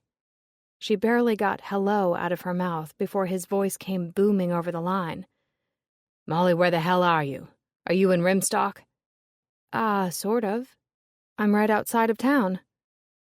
Matt is worried about you, and so am I. He told me about your harebrained scheme. Molly frowned. It's not a harebrained scheme, she said. As a matter of fact, at this moment I'm looking at a house where Dora Lang lived 4 years ago. It's possible Penelope is holed up there now. Have you called Boyle? No, not yet. Then it's a harebrained scheme. This is a police matter. Call him. It doesn't look like anyone's home, she said. I don't care. Listen to me very carefully. I want you to hang up and call Boyle immediately. Under no circumstances are you to go to that house and knock on that door. I'm in the middle of nowhere, she said. The police aren't going to be happy if I call them all the way out here to check on an empty house. Penelope could be dangerous, he said. Molly frowned at the phone. She was getting tired of being reminded of this possibility. And are you forgetting Reggie? He hasn't been found yet. What if he's with her? Then it's 2 against 1, and the odds are stacked against you. Please, Molly, let the police handle this. They can check the house. Trust me, they don't mind. It's what they do. Molly bit her lip, hesitating. Are you still there? Yes, she said. I'm thinking. There's nothing to think about, he said. A light suddenly winked on in one of the windows, and Molly gasped. Lombardi heard her. What's going on? A light came on. Hang up and call Boyle. But somebody else could be house-sitting for Mrs. Tremblay. Is Mrs. Tremblay the owner? Yes, she goes to Spain every winter. That's why Dora house-sat for her one winter. But it could be someone else. The police showing up will scare them, and I'll look like a fool. I know you don't want to look like a fool, he said. But believe me, it's far better to be a live fool than a dead one. If Penelope's in the house, I can make up an excuse for being there. I'll tell her Giles sent me. Molly, no, I want you to... Molly ended the call. She felt horrible. She'd hung up on Matt earlier, and now she'd done it again to Lombardi. But she wasn't ready to bring in the authorities. Not yet. She suddenly had a plan. Knowing Lombardi was probably cursing her and would try to call her back, she turned the volume off and threw her phone into her purse. Chapter 27. Penelope Cassidy stood in the doorway of Mrs. Tremblay's house. She wore a long red velvet skirt with a white gauzy blouse, and her blonde hair was tied back in a ponytail. "Molly?" She stared at her. "What on earth are you doing here?" "Giles sent me," Molly said. She opened the door and let her into the foyer. "He was supposed to write," she said.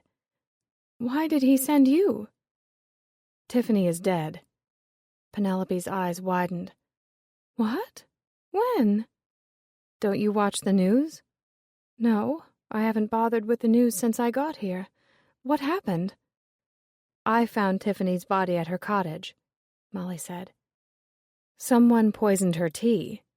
I also found the eye miniature. I knew Giles wanted it, so I told him I'd give it to him." She let her voice trail away.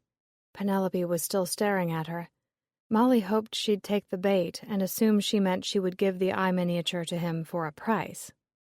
"Come with me," Penelope said. She led Molly into an open-concept living room and dining room. Molly noticed a plate of pasta on the dining room table and a glass of red wine. She'd interrupted her meal. There was a modern teakwood desk in the living room. Penelope went to it and opened a drawer. For a brief moment, Molly was afraid she was going to pull out a gun and shoot her. What had she been thinking, coming here alone? Lombardi was right. It was a stupid, harebrained idea. But Penelope took out a checkbook and pen and carried them over to a sofa, where she sat down. Molly took a chair across from her near the window. She had a direct view of the driveway and a panoramic scene of Rimstock shining in the sun. Penelope said, "How much do you want?" "What?" "You heard me," Penelope said in a stern tone. "Isn't that why you're here? You figured it all out, and now you want me to pay you to keep quiet?" Molly sat very still. What exactly did Penelope think she'd figured out? What I want are answers, she said. Answers? Why should I tell you anything? Because if you don't, I'll tell the police where to find you.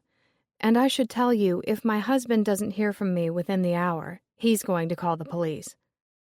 Penelope sighed. All right, I'll talk to you. But first I want you to answer a question, she said. When did Tiffany die? She was poisoned the same day you left. Penelope's hand went nervously to her throat. Do the police think I did it? What do you think? My God, what a mess, she said. I knew this wouldn't work. Stealing Penelope's identity was a huge mistake. And now Tiffany is dead. Molly took a deep breath, trying to keep her head clear. Did I hear you correctly? Did you just say you stole Penelope Cassidy's identity and you're not her? She stared at Molly a moment, and when she spoke, her voice trembled. I thought you'd figured it out, and you came to blackmail me to keep quiet about it. No, I hadn't figured it out. But sooner or later the police will, Molly said. She couldn't stop looking at her. You're Dora Lang? The woman who had been calling herself Penelope Cassidy hugged herself, looking like she didn't know what to do. Finally, she nodded slightly. It was Giles's idea, she said. I only went along with it because he promised it was the only way we could be together. You were in love with him, Molly said. I fell in love with him the first time we met, Dora said. Molly knew she'd have to get used to calling her Dora, but it was all so strange and somewhat unreal. Did Penelope introduce you? She asked. No. Dora took a deep breath and let it out slowly. Penelope met him through me. That surprised Molly. I met Giles at an estate sale in Chelsea last year. I was there as a buyer for the gentle dealer, and Giles was there for bits and pieces. It was the day I purchased the eye miniature. The family had found it tucked away in an antique desk. I was fascinated by it. Did you buy the eye miniature for yourself or the shop? I bought it for the shop initially, but I fell in love with it and paid Penelope back. So you met Giles at the estate sale. Then what happened? He invited me to lunch that afternoon. I was so excited, I acted like a fool. I drank too much wine and told him too much about myself and Penelope. Molly glanced at the bottle of wine on the dining room table. Are you supposed to be drinking?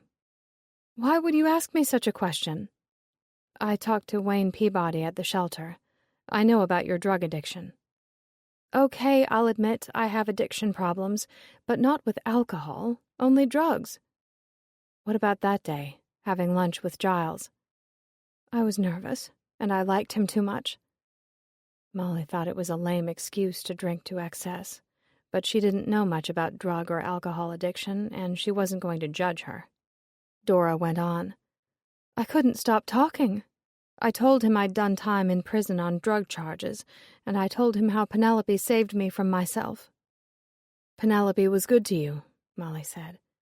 She was a kind, decent person, Dora said. Her eyes softened and she looked a little sad. Nancy Tremblay is the same way. I met her at a church, through a support group they had going on at the time. She owns this house and helped me get on my feet. And how did I repay her? I screwed up and started using again.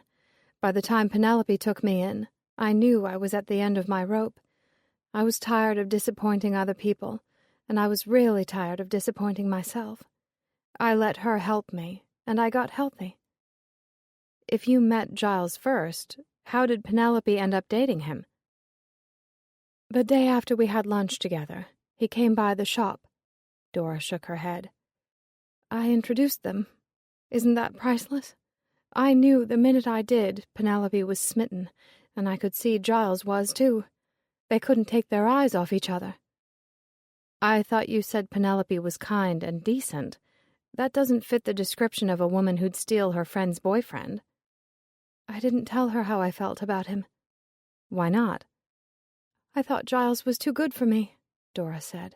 How pitiful is that? Molly tried not to feel sorry for her, but it wasn't easy. What was your relationship like with Penelope? She was like a sister to me. That's why I couldn't tell her how I felt about Giles. The truth is, I could never repay her for what she did for me. Giving Giles to her seemed the least I could do to thank her. Molly wasn't sure she believed that, but it was impossible to know if she was lying. Dora looked sincere, but she was cut out of the same cloth as Giles, another practiced liar. "Did you give Giles the eye miniature?" Molly asked. "Yes. It was a week before Christmas, and Penelope and I were meeting him for dinner at a restaurant. The shop had been busy all day, and shoppers were still in the store at closing time. Penelope wanted to stay until they all left. She told me to go ahead and said she'd be along shortly. When I arrived at the restaurant and saw Giles sitting there, I knew what I had to do if I was ever going to have any peace of mind. I told him I loved him. I also promised I would never get in the way of his relationship with Penelope, because I wanted them to be happy. I apologized if I'd made him uncomfortable, but I had to let him know how I felt.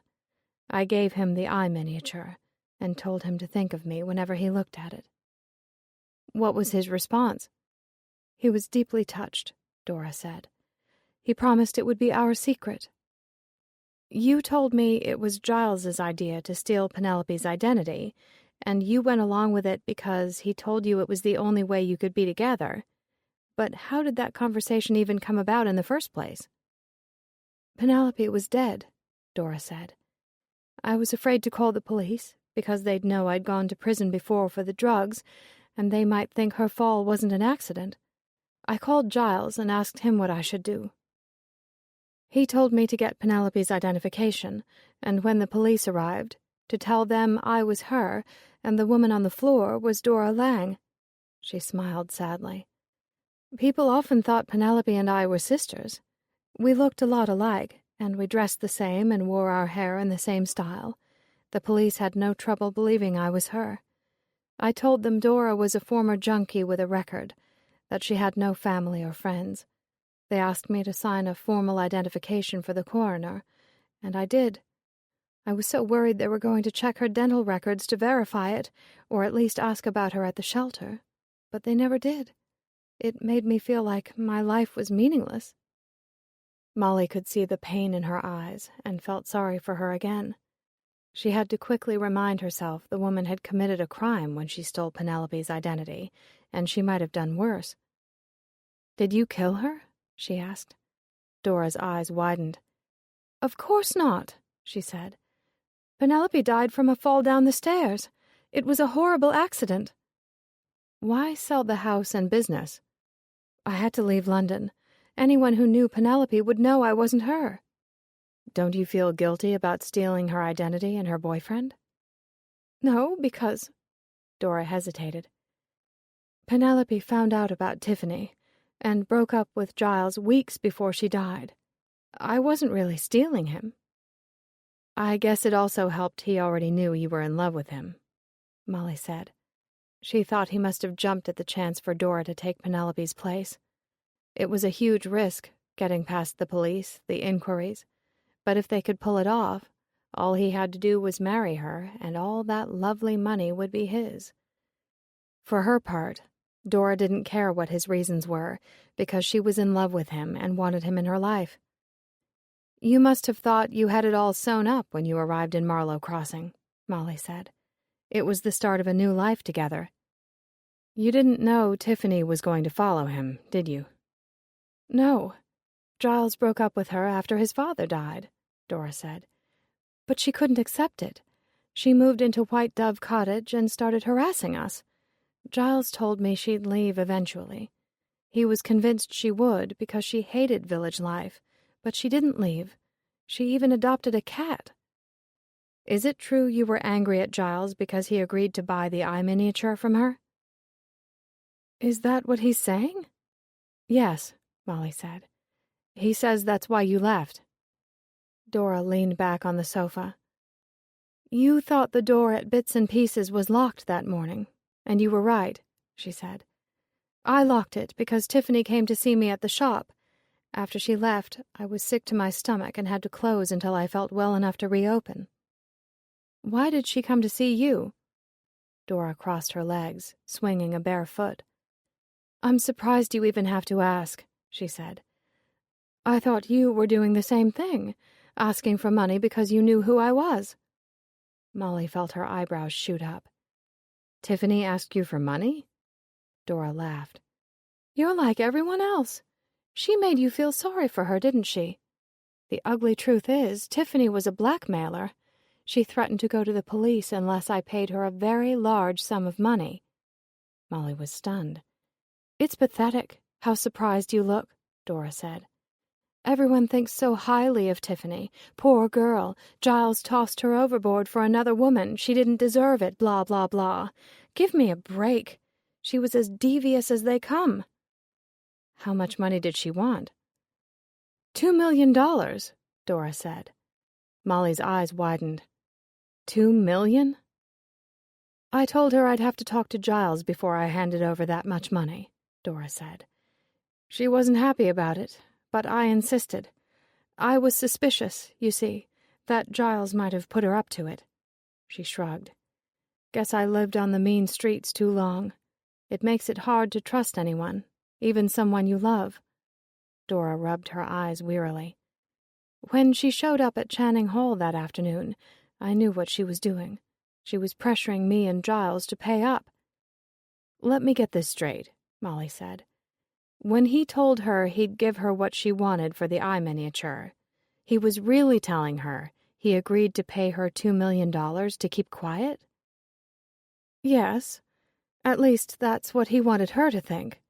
Giles had no intention of paying her that much money. We came up with a plan. She paused. Why am I telling you all this? Are you going to call the cops if I don't pay you? I don't want money, Molly said. Actually, I'm feeling sympathetic toward you.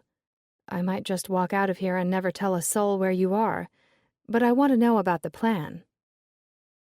Dora considered a moment. Finally, she said, Okay, this is what happened. Giles thought it would be a good idea for me to get out of town while he worked things out with Tiffany. He managed to get hold of Mrs. Jackson's phone and told me to call Nancy with it, which I did. She was already in Spain, but she told me I could stay here and where to find the spare key. She really is a good person. I packed a bag and drove here directly. Luckily for me, there's plenty of food in the pantry, so I haven't had to go out. Why did you turn off your phone? Giles made me swear under no circumstance would I use it. He was afraid the police would be checking my phone records. He said he'd post a letter to me, overnight delivery, when it was safe to come home. And what would make it safe to come home? Didn't it occur to you that he might kill Tiffany to shut her up? Dora shook her head slowly back and forth. I refuse to believe that, she said. Giles is too smart. He wouldn't kill her, because he knew the police would look at the ex-boyfriend first. The plan was for him to talk to her when she came to see him to collect the money. He would offer her $1 million, but that's all, no more. He was sure she'd take it, and we'd be free of her. Why would she take it when she had the upper hand? He knew her better than anyone. He said everyone accused him of spending money like a madman, but the truth was they spent it together, using his credit cards. Tiffany loved expensive things, a fancy flat in London, traveling the world, designer clothes. $1 million is a lot of money, and I trusted his judgment that she'd take it. Does Reggie McGee fit into your plan? Reggie? My neighbor? Dora looked confused. I have no idea what you're talking about. He's gone missing too, and like you, he disappeared around the time Tiffany died. What are you implying? Do you think Giles got him to murder Tiffany? You know Reggie spent time in prison? Of course I do. I live in a small village. Everyone knows he killed a man. That doesn't mean he'd kill again, or that Giles made him do it. Giles was willing to pay Tiffany $1 million, Molly pointed out. $1 million would be tempting to a man like Reggie, struggling to make ends meet. And with Tiffany gone, Giles's problem, and yours, would be history. Tiffany would never be able to tell anyone what she knew, and she'd never come back for more. Dora opened her mouth, but quickly closed it when they heard the sound of tires crunching over gravel. Molly looked out the window. 2 police cruisers with flashing lights were coming down the driveway fast. Dora blew out her breath. "Shit," she said. "You did call the cops." "No, I didn't," Molly said. But she thought she knew who did. Lombardi was the only person who knew she was going to knock on the door of Mrs. Nancy Tremblay's house in Rimstock. A look of resignation passed over Dora's face. Suddenly, she burst out laughing. "You know what's really ironic?" she said. "Now that I'm Dora Lang again, I can't even afford a lawyer." Chapter 28. Early the next morning, Molly sat in front of Inspector Boyle's desk as he read the statement she'd given to the Rimstock police. She picked up a mug of coffee and took a sip. It was tepid and too strong, but it was better than nothing. She stifled a yawn. It was hard staying awake after that long drive home in the dark from Rimstock to Marlow Crossing. She'd gotten very little sleep, and Boyle had called to ask, no, demand, that she be at his office at 8 o'clock sharp. He finished reading and sat back in his chair. It squeaked like nails on a chalkboard and made Molly wince. "How's your aunt?" he asked. "Still in the hospital, recovering from surgery," she said. "Well, please give her my best," he said. Molly didn't respond. She was tired and cranky and wished he would get on with the scolding she was anticipating. "You shouldn't have taken it upon yourself to drive all the way to Rimstock alone, or show a photograph of Penelope around town, or go to a house where a murderer could have been hiding. You should have called me, or the Rimstock police." He shook his head. "What happened, Molly, to make you lose all common sense?" Molly felt herself blush. "I'm sorry," she said quietly. "In retrospect, I know I should have called you, but there was no guarantee anyone was living at the house." "Yet you went to the door when a light came on, even though it could have been on a timer," he said. "And you confronted her on your own, without knowing how she was going to react. If Detective Lombardi hadn't called me, things might have turned out very differently. Have you spoken to him?" Molly bit her lip. "No," she said.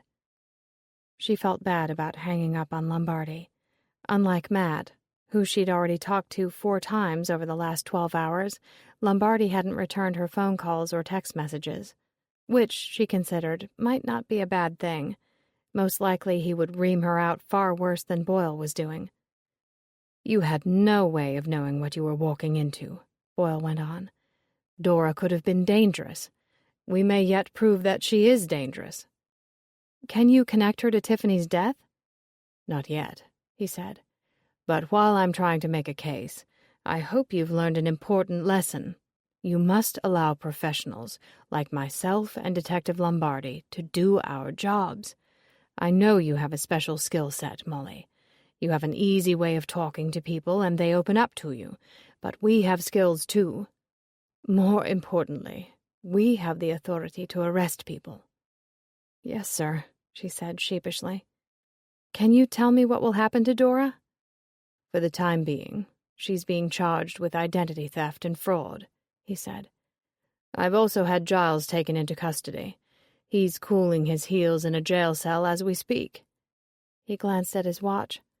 "I'll be interviewing him in about 20 minutes, but I doubt I'll get much out of him.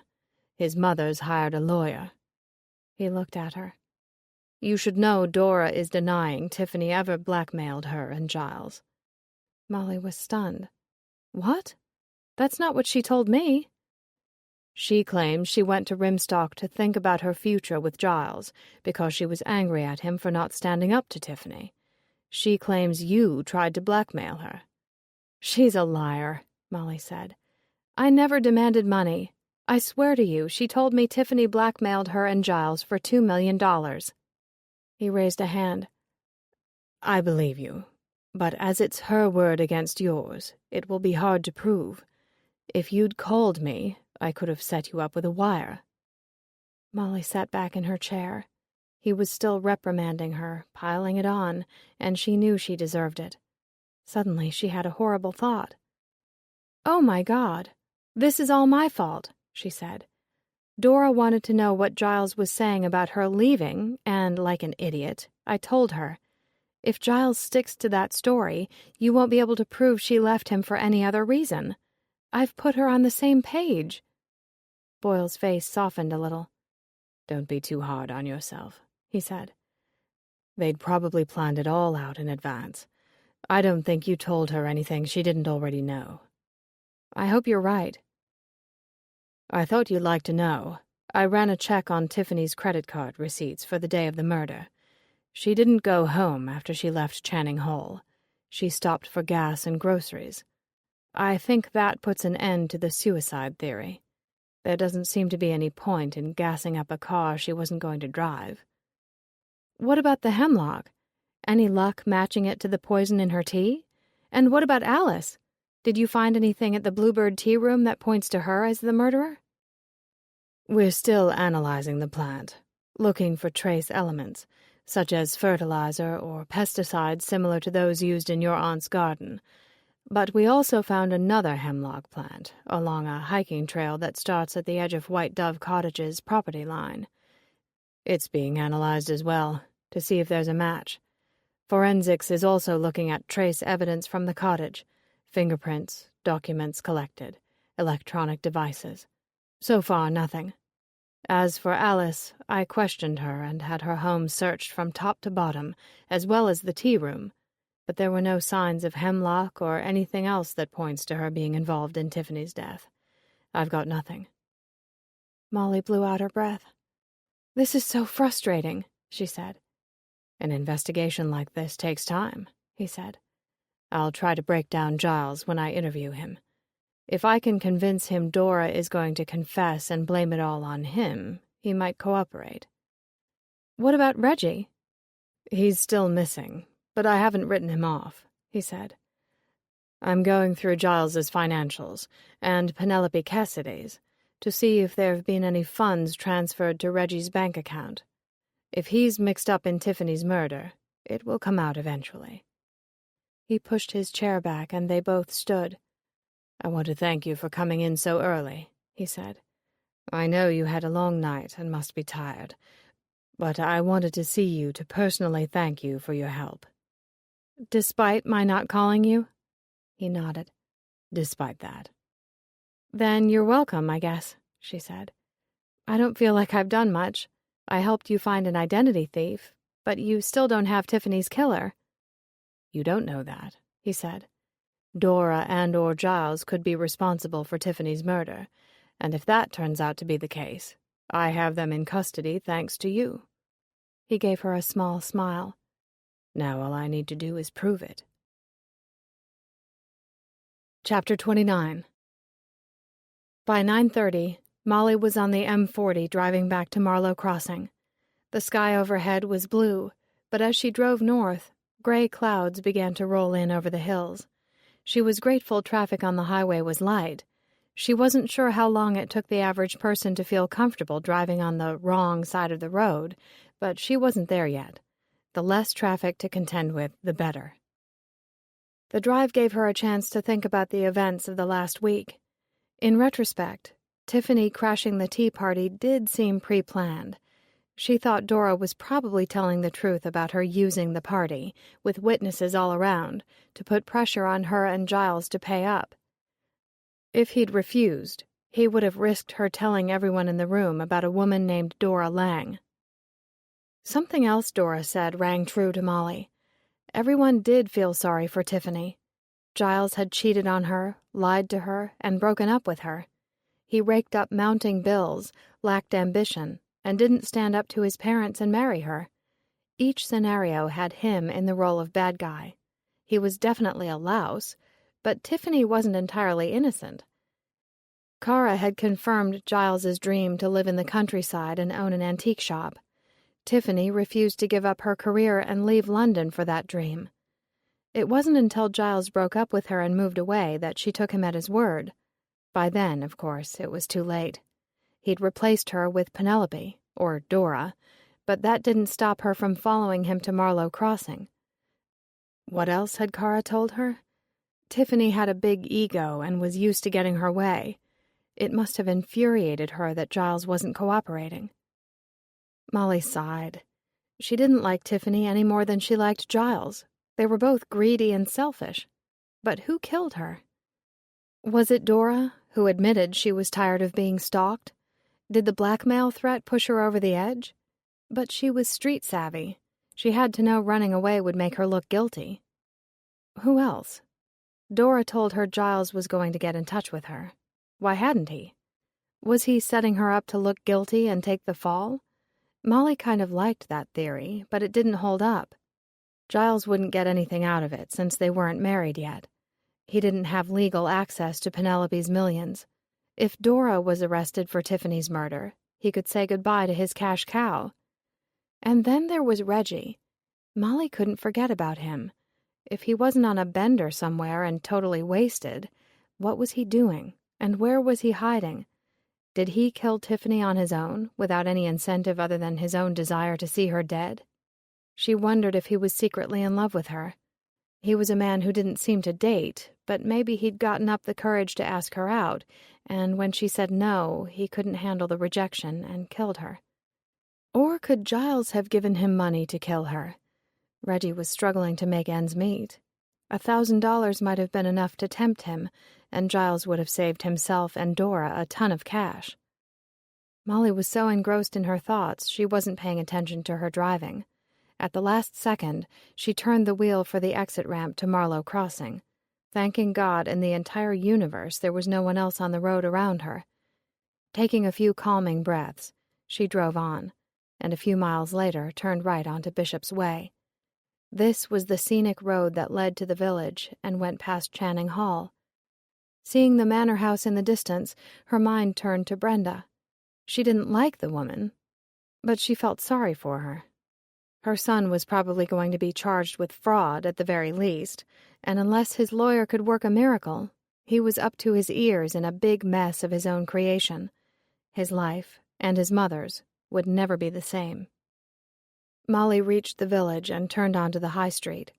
The flower shop had opened, with its autumn wreaths in the window, and the little trinket shop with its local handmade jewelry and scarves. Sweet Delights came into view, and she pulled up to the curb in front and parked. It was 10 o'clock, and the morning baking had produced an aroma of baked breads and sweets that smelled heavenly. Molly purchased a box of assorted muffins and cookies to treat herself and her mother, and a small box of chocolate macaroons for Tessa, one of her favorite cookies. As she got back into her car and snapped on her seatbelt, she saw Brenda down the street, opening the door of Bits and Pieces. She went in, and a moment later the lights snapped on. Molly felt a twinge of guilt. In a way, she was responsible for destroying her world. She'd exposed Dora as an imposter, and in consequence, Giles had been arrested. What would Brenda do without him? Her husband was dead, and there was no one else to help her run her shop. She might have to offer Alice a full-time job. Thinking about Alice made Molly pause. Boyle said he hadn't found anything connecting her to Tiffany's death, but she was more than a young woman who lacked social filters. Alice, in her ratty hippie poncho, had been holding a grudge against Tiffany since they were kids. Troy said she'd had a crush on Giles, and she'd blushed when asking about him at Bits and Pieces. Was she secretly in love with him? Did she knock off Tiffany and have plans to go after Penelope next? She certainly had easy access to loose tea, specifically Tiffany's favorite, Darjeeling, and it wouldn't be hard to crush the hemlock and mix it in. And what about Tiffany's co-workers at Beauty Chic? Cecil admitted some of them resented Tiffany when she'd first arrived. What if one of the stylists hadn't gotten over her being there and killed her to get rid of the competition? Frustrated she couldn't answer her own questions, Molly drove past St. John's Cemetery, thinking about the other hemlock plant the police had found. The trailhead was at the edge of White Dove's property, and Molly knew exactly where it began. As she reached the bottom of the hill, right before the road curved, she saw a cut-through in the woods. The shoulder was narrow, but there was enough room to park the car. She switched off the engine, remembering that Tessa had told her about this trail, that it was popular with birders and day hikers, and how it came out near Channing Hall. She wondered how long it would take to get there, and decided to go for a walk. Locking her purse in the trunk, she pocketed the keys and headed off into the woods. Chapter 30. The trail was in good shape, the ground dirt-packed and dry. If it rained, it would probably turn into mud. Molly looked out for signs along the way that a plant had been dug up, but she didn't see any gaping holes in the earth. She had no idea where the police had found the hemlock, or what had inspired them to check that part of the woods. Perhaps it was the direct access between Channing Hall and White Dove Cottage. After 15 minutes of walking, the trees thinned and the trail ended at a fieldstone wall. On the other side, about 2 miles away, was the manor house. To get there, she'd have to go over the wall. It occurred to her that Giles probably had enough time after the tea party to walk to White Dove Cottage. He could have poisoned Tiffany's tea and made it home before anyone missed him. She wasn't sure if the stone wall was a demarcation line between the estate property and public grounds, or if it was a relic from some ancient farm, but she had to get around it. Placing her hands on the rough stone wall, she carefully lifted one leg at a time and pushed herself up and over to the other side. Easy, she thought, dusting off her hands. As she continued her walk, she wondered if Mrs. Jackson would be working at the hall, and what she would do if she saw her coming down the hill. Would she call the police? Or worse, would she call Brenda at the shop? She really didn't want to see Brenda. When she reached the driveway, her first impression was that the manor house was empty. There were no cars parked outside, and no lights on in any of the windows. There didn't seem to be any point in hanging around. She'd confirmed the distance between Channing Hall and White Dove Cottage was walkable. As she turned to go, she heard the sound of a car engine coming down the driveway at a high rate of speed. Molly looked around frantically. There was no place to hide, and she couldn't make it back to the woods without being seen. On the verge of panic, she tried to think up a story about why she was there without her car. Then she saw the sandy gravel path that led to the vine-covered, brick-walled garden. She hadn't been to the garden since her visit as a young child, but remembered it being a maze pattern, with garden rooms at almost every turn, all of them with a different theme. She ran down the path and hurried inside. Peeking around the corner of the brick archway, she watched as an older model car with a noisy muffler came to a halt in front of the house. The driver's side door swung open, and Alice stepped out. She slammed the door shut and went up to the front door, pressing the doorbell. When no one answered, she tried again, punching it over and over as if that would help. Molly thought she heard her swear out loud. Finally, she gave up and walked back to her car, where she opened the door but didn't get in right away. Holding on to the top of the door, she looked up at Channing Hall, a look of confusion and hurt on her face. Molly wondered what was going on with her. Had the news media put out a report about Giles being taken into custody? Had she come over to see if it was true? Or did she have a pre-appointed time to meet him while his mother was at the store? Molly hated to think that Giles would have used his charms on Alice to manipulate her into killing Tiffany, but she couldn't put it past him. He'd certainly beguiled Dora, and she'd done his bidding at great personal risk. If the police had taken the time to confirm, without doubt, that the person who died that day was Dora Lang, and discovered she was lying to them, she would have been in big trouble. Alice got into her car and drove off at the same high rate of speed. Molly waited until she couldn't hear the muffler anymore before she moved even an inch. She was immediately struck by the silence that fell between the walls of the garden. It was as if she were in a time machine that had hurtled her back to an age before cars and airplanes and smartphones, a world without noise. The sky was getting darker, the clouds heavier, but she thought she had enough time to take a quick look around the garden. Following the twisting and turning path, she wandered through rooms filled with decorative bird baths and sundials, and fountains and pool surrounds. One room had beautifully carved stone angels and chubby, smiling cherubs, and another an elegant shepherdess watching over a family of stone bunnies. Most of the flower beds were dormant, but there were some autumn blooms and plenty of boxwood plants. Molly loved the scent of boxwoods. It made her think of North Carolina. Thunder rumbled in the distance, and Molly knew it was time to go. But when she tried to retrace her steps, she found herself going from room to room without finding the exit. She soon realized she was lost in the maze. Taking a deep breath to quell her rising panic, she looked around the room she was in. It was in the throes of construction, with stone borders piled in one corner and a large flower bed recently tilled. As she walked past it, she thought the dirt smelled rank, but soon forgot about it when she noticed a small pinprick of light shining through the foliage on one of the walls. Pulling the branches aside, she almost cheered out loud. At some point the brick wall had ended, and the only thing standing between her and freedom was a thick hedgerow.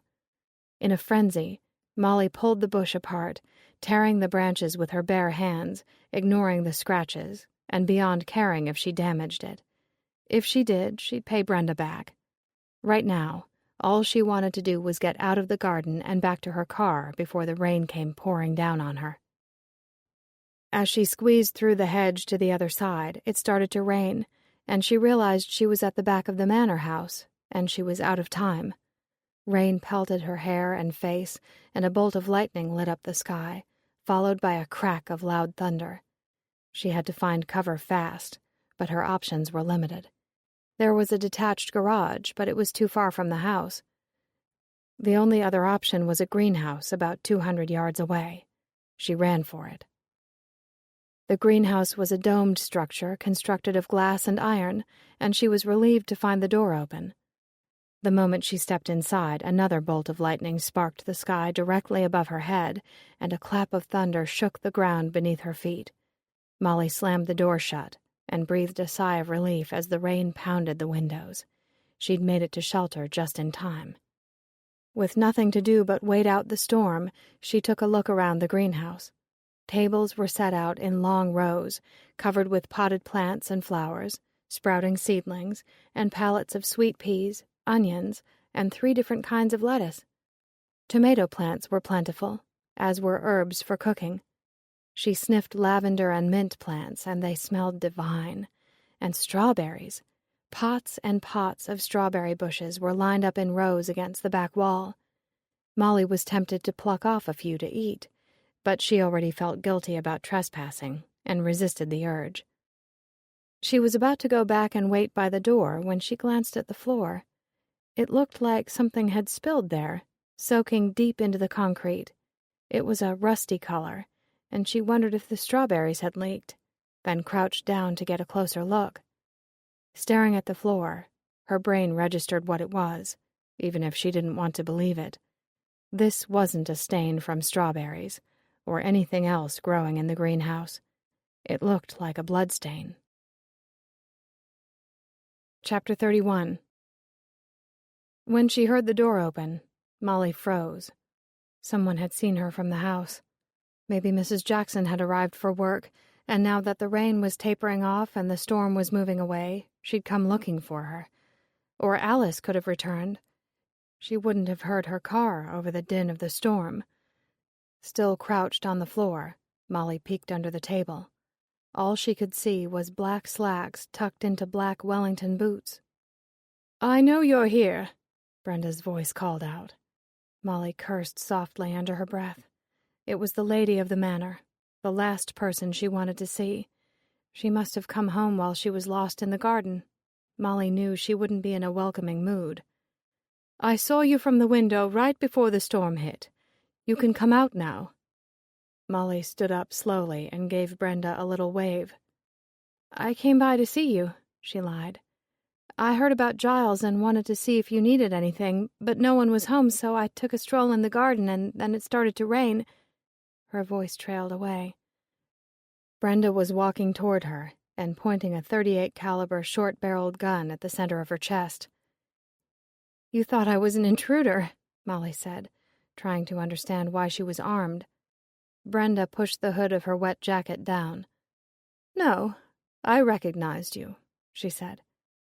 Then why are you pointing a gun at me? Brenda sighed. Because you couldn't leave things alone, could you? She walked down the aisle, the gun coming closer with every step. My son may go to prison because of you. Molly wasn't sure what to do. Her worst fear was coming true. Brenda held her personally responsible for Giles's arrest. But how did she find out Molly had anything to do with it? She decided her best chance was to act innocent and ignorant. I really have no idea what you're talking about, she said. Oh, please drop the act, Brenda snapped. She wasn't buying it. Giles was interviewed by the police this morning and it all came out. His attorney rang me up and told me you exposed Dora as an imposter, and in doing so led the police straight to Giles. Molly stood still as her mind raced. She was trying to think of a way out of this situation that didn't end with her getting shot by an angry mother. The only thing she could think of was to give Brenda a reason to hope. I'm sure everything will turn out all right, Molly said. If Giles cooperates with the police, they'll give him a plea deal and let him off with a light sentence, or maybe none at all. She had no idea if plea bargains were offered in the UK, but hoped they were. He has a good lawyer, right? Giles has an excellent barrister. Brenda was so close to Molly now that she could smell her fruity perfume. Or was she smelling the strawberries and flowers?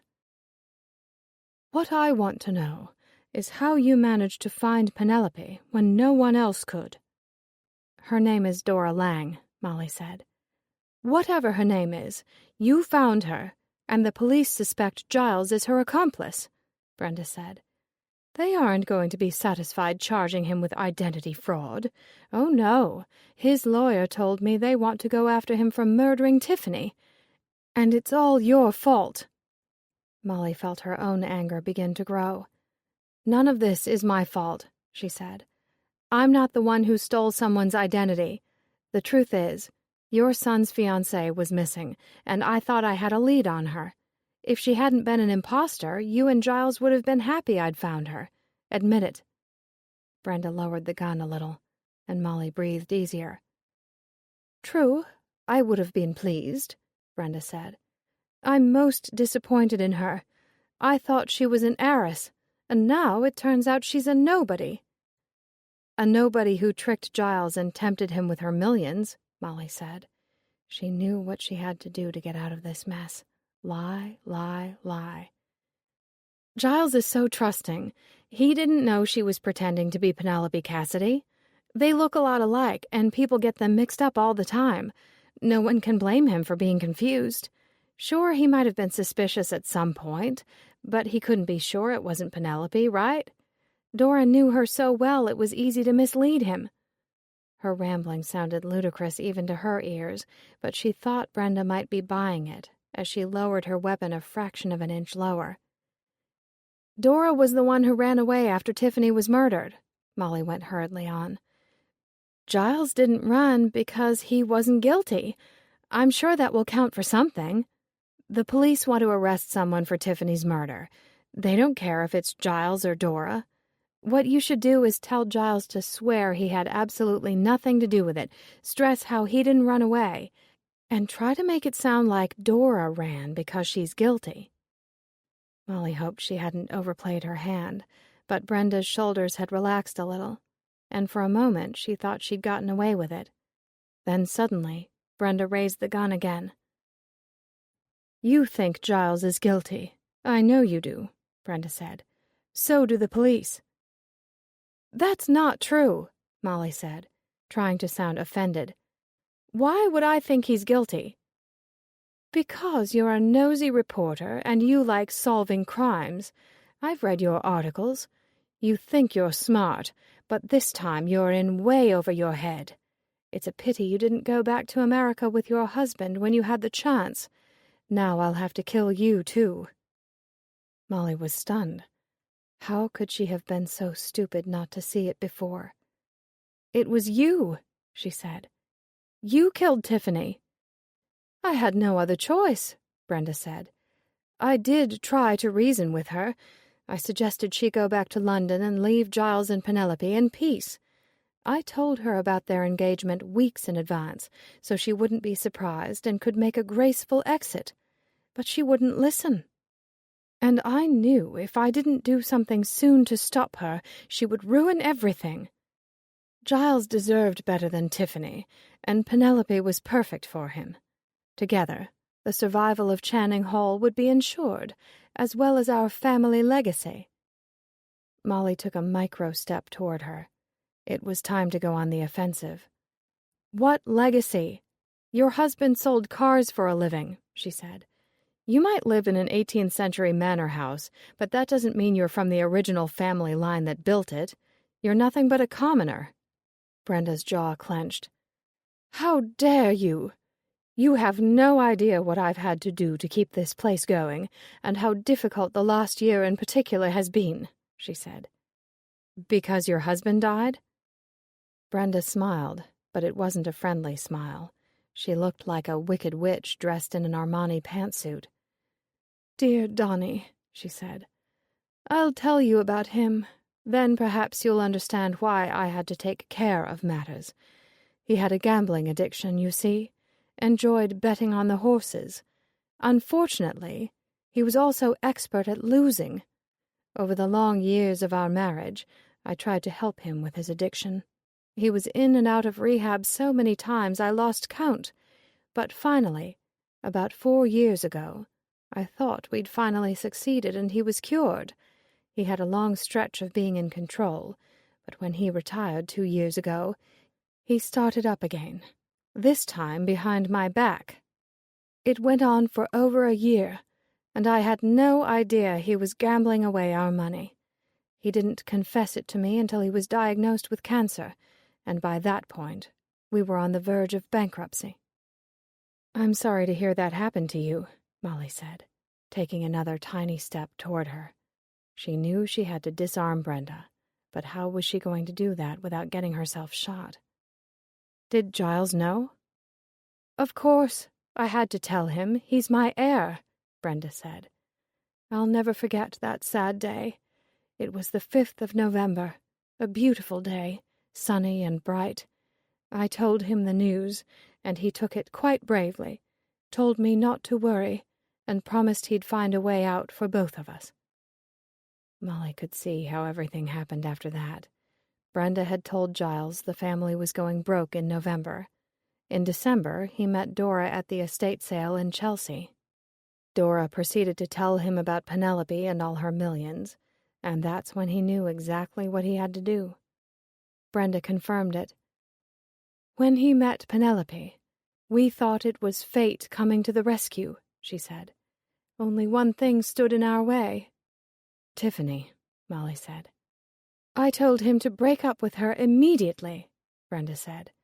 "But Giles always did have a soft spot for her. He thought he could ease into it, but waited too long.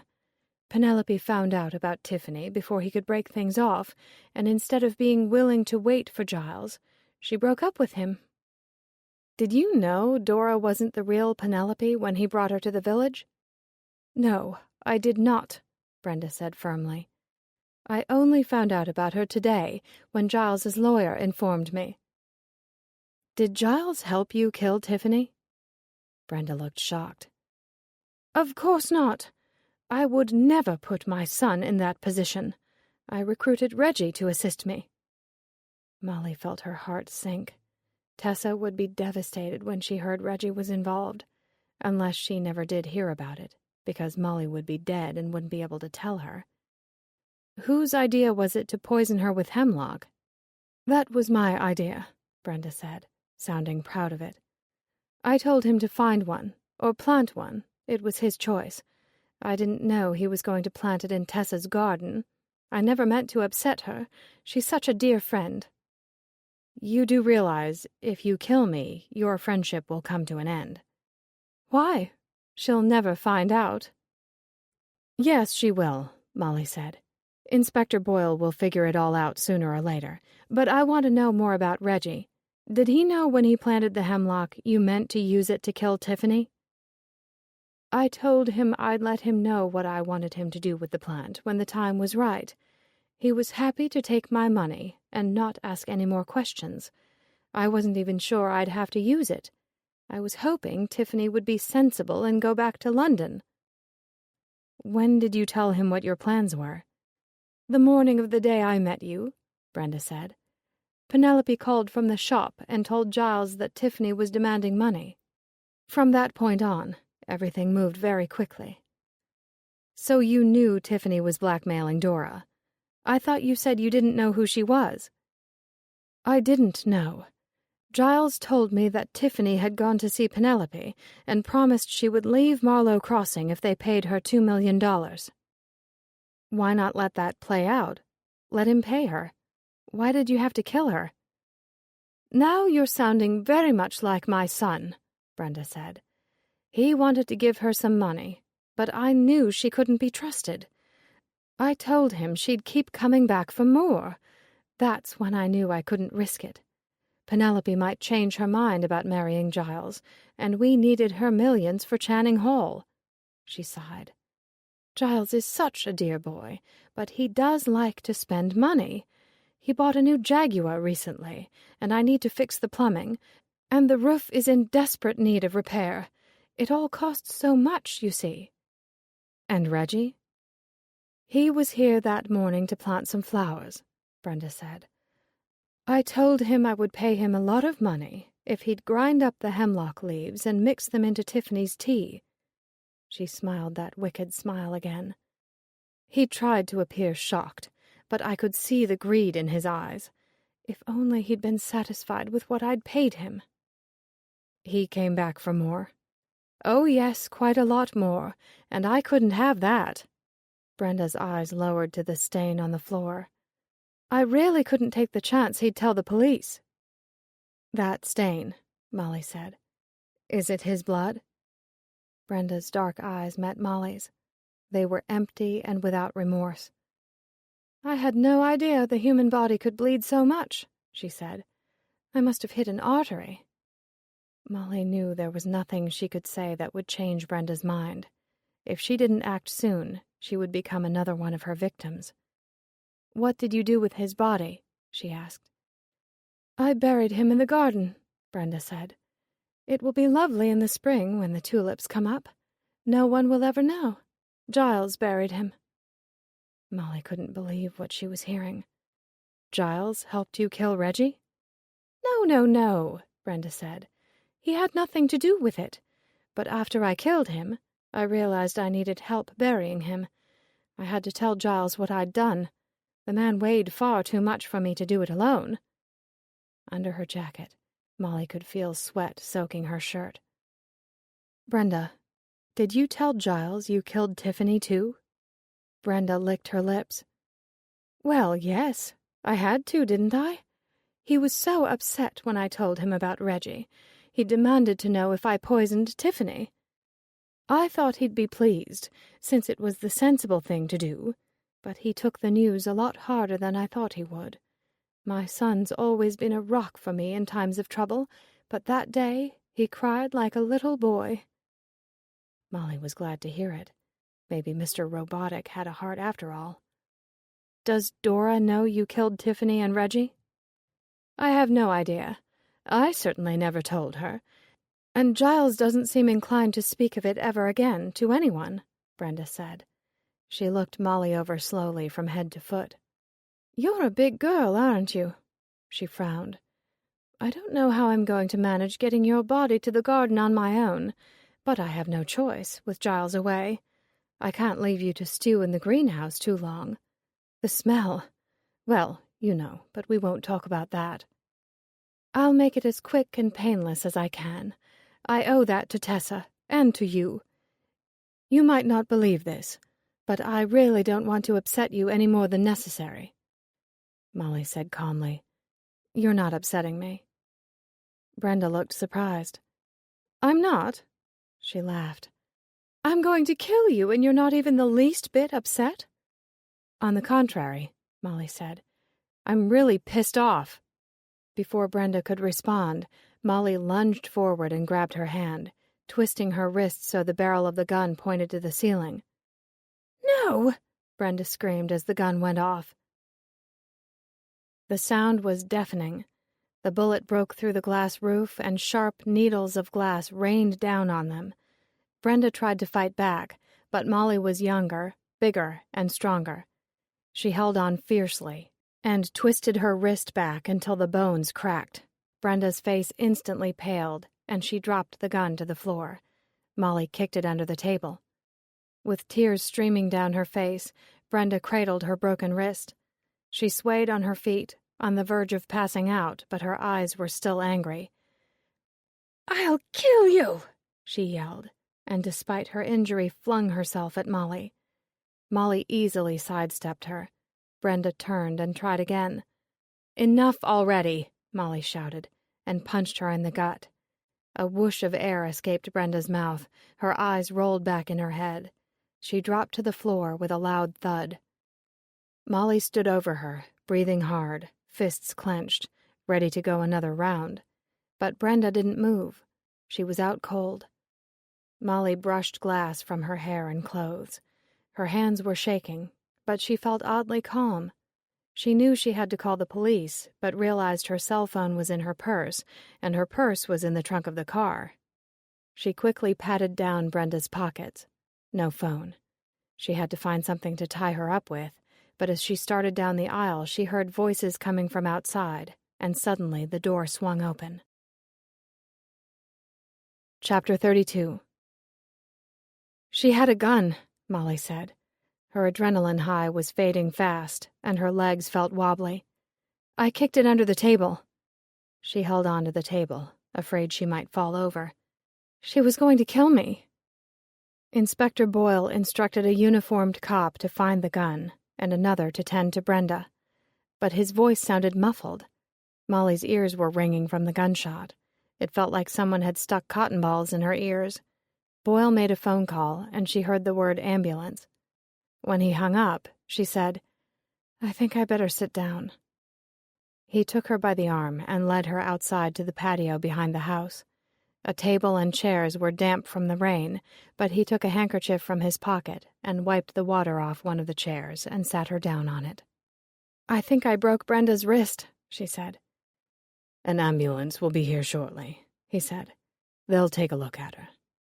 "You have to speak up," she said. "The gun went off, and it was so loud I'm not hearing clearly. How did you know I was here?" "Your mother called me," he said in a louder voice. "She went out for a walk and saw Tessa's car parked on the side of the road by the trailhead. When you didn't answer your phone, she tried me. I was worried you might have come here, since I'd told you about the hemlock we'd found and its proximity to Channing Hall. And since I'd just finished interviewing Giles, I knew I better get over here." "Why? What happened in the interview?" "He decided to talk, despite his attorney's warnings. He told me his mother killed Tiffany." "I can't believe it. He turned his mother in?" "It's called self-preservation," Boyle said. "He doesn't want to go to prison for murder. It wasn't a pretty sight, I can tell you that, watching a son turn on his mother. He cried a lot as he told me she bribed Reggie to kill Tiffany, and when Reggie demanded more money to keep quiet, she killed him too." "She told me the same thing," Molly said. "Did he tell you he helped bury his body?" Boyle scowled. "I knew he was holding something back," he said. "Of course, he conveniently left that detail out." Molly rubbed her temples. "I don't know how I'm going to tell Tessa about all this," she said. "She liked Tiffany and believed in Reggie, and Brenda's been her friend for 25 years. How do I tell her she killed Reggie and was going to kill me? How do I tell her Reggie was in on killing Tiffany, and Tiffany blackmailed Giles and Dora? My God, it's going to devastate her." "It's a pity Reggie didn't turn Brenda in when she first approached him," Boyle said. "He could have been the village hero." "Yeah, instead he chose to be the village idiot," she said. An ambulance came around the corner of the house. 2 emergency responders got out, and one of the uniformed cops went to meet them. Boyle's phone rang, and he looked at the screen. "It's your mother," he said. "I'll be in the greenhouse. Wait here, okay?" "Sure," Molly said. He handed her the phone, and Molly answered. "Ma, it's me. I'm okay." "Oh, honey, I was so worried about you," Clara said. "Where are you?" "I'm at Channing Hall." She paused to take a breath. "Brenda killed Tiffany and Reggie." "Oh, dear God," Clara said. "Are you sure?" "Positive," Molly said. "I'll give you all the details when I see you, but for now, you might want to break the news to Tessa before she hears about it on the television or someone calls her." "I'll do that, dear," Clara said. "Matt called. I fibbed and told him you were still at the police station with Boyle. I didn't want to scare him. Will you do me a favor and call him back? Tell him I'll call him later and tell him everything, but that I'm perfectly fine." Her mother wasn't the only one who could fib. In truth, she knew she wasn't perfectly fine. She felt shaky and nauseous, but they didn't need to know that. "While you're at it, could you call Lombardi?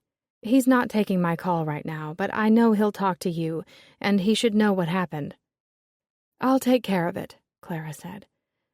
"Is there anything else I can do? Do you need a ride home?" "No doubt Inspector Boyle will want me to go back to the station with him to give a statement," she said. "Another one?"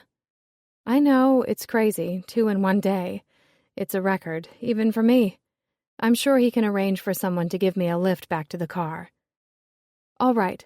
Stay in touch. Let me know." "I will. And Ma?" "Yes, dear?" "Thanks for being such a wonderful mother." "Oh," Clara sounded surprised. "You're welcome, dear. But may I ask where this is coming from?" "My close encounter with Brenda," she said. "I realize how lucky I am to have you as my mother. You raised me to appreciate what I have in life. You taught me that hard work and integrity are worth more than fancy cars and a big mansion in need of a new roof." "My practical girl," Clara said. "Kisses, darling. I'll talk to you later." Boyle came out of the greenhouse and walked over. "Molly, do you want an EMT to look at you?" "No, thanks, I'm fine," she said, handing him back his phone. "You don't look fine. You're pale as a ghost." "I'll be okay," she insisted. "How's Brenda?" "They're checking her vitals, but they think she has a concussion and a broken wrist," he said. "She'll live." "Good. I want her to live a long life so she can spend it rotting in prison," Molly said. "She told me she shot Reggie in the greenhouse. You'll find a bloodstain on the floor by the strawberry bushes in the back. Giles helped bury him in the garden, and I think I know where. There's a garden room with freshly tilled earth, and it smelled bad." "Forensics is on the way," he said. "Can you stick around to show them?" "Sure," she said. "What else have I got to do?" London, England, December 19th, 1922. Malcolm Eversley's childhood home was an elegant townhouse in the upscale neighborhood of Chelsea. 2 weeks before Christmas, it should have been decorated in wreaths with red ribbons and a big fat tree shining in the bay window with colorful lights. But on that gloomy December morning, the house looked cold and empty from the street. Stepping into the foyer, the gray stillness reminded him of how it had felt when his father had died in 1916, and then his brother, Michael, only 2 years later, in the 1918 flu pandemic.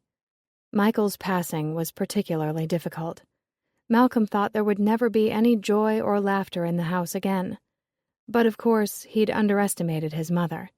Margaret Eversley was a strong, optimistic, cheerful woman. She refused to give in to the demons of death. She carried herself, and Malcolm, through that terrible time with grace and dignity. A woman suddenly appeared from the shadows of the hall, startling him. It was Loretta, of course, the pleasant nursemaid he'd hired to care for his mother. She came forward and took his hat and coat. "How is she today?" he asked.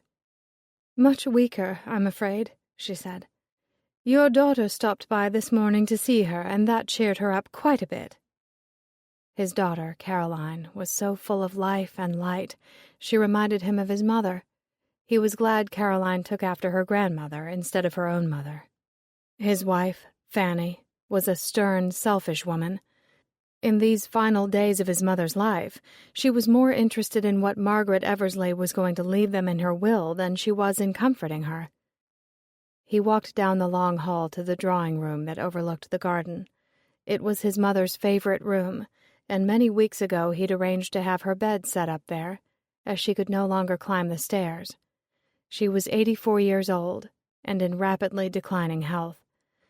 Her doctor had told Malcolm it would be a miracle if she lived to see Christmas.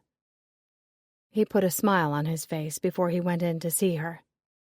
As he walked into the room, he was once again struck by how little it had changed from his childhood. His mother loved the Victorian era, and it was filled with velvet sofas and chairs, fringe-draped tablecloths, and tables laden with heavy silver-framed portraits of their family.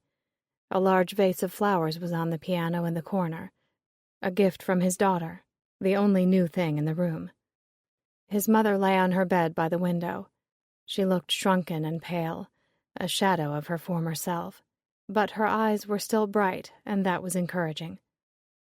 "Malcolm, my dear boy," she said. "Hello, Mother." She reached out a skeletal hand, which he took and kissed. "You look beautiful today," he said. She laughed, but it came out reedy and weak. "Liar," she said. "Has Fanny come with you?" "No, she's at home with the grandchildren," he said. He hated making excuses for his wife, but his mother was under no illusions. She knew what Fanny was. Yet, despite his wife's selfish nature, his mother had always treated her with respect, which was more than could be said about the way Fanny treated her. "Charles promised to come by tomorrow," he said. He thanked God every day for his children. They loved their grandmother and made every effort to see her. His son, Charles, was as attentive as his sister. "Caroline brought flowers," she said. "I know, she told me." "She says she's with child again." "Yes, we're all very excited." "I'm happy for her and her husband, John," she said. "Now that you're here, I want to give you something." She stretched a thin finger to the bedside table. "I asked Loretta to bring it down from my room." He looked to where she was pointing and saw a small wooden box. "I want you to have it," she said. Malcolm opened the box. Inside was a small brooch with a portrait of a single eye. "How odd," he said. "What is it?"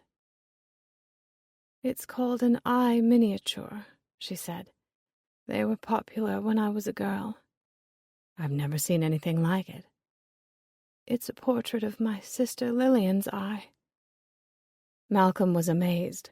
His mother never talked about his Aunt Lillian. "Lillian gave me the brooch before she set sail for America in 1853, Margaret said. Malcolm sat down in the chair beside the bed. "Why is it no one in the family ever talks about her?" "It was the scandal," she said. "Everyone wanted it to go away." "What scandal?" His mother was watching him with her steady eyes. He felt she wanted to tell him, but was hesitant. "Mother, she died 9 years ago, and Uncle Julius passed away a few months later," he said. "They've been gone a long time. Won't you tell me now?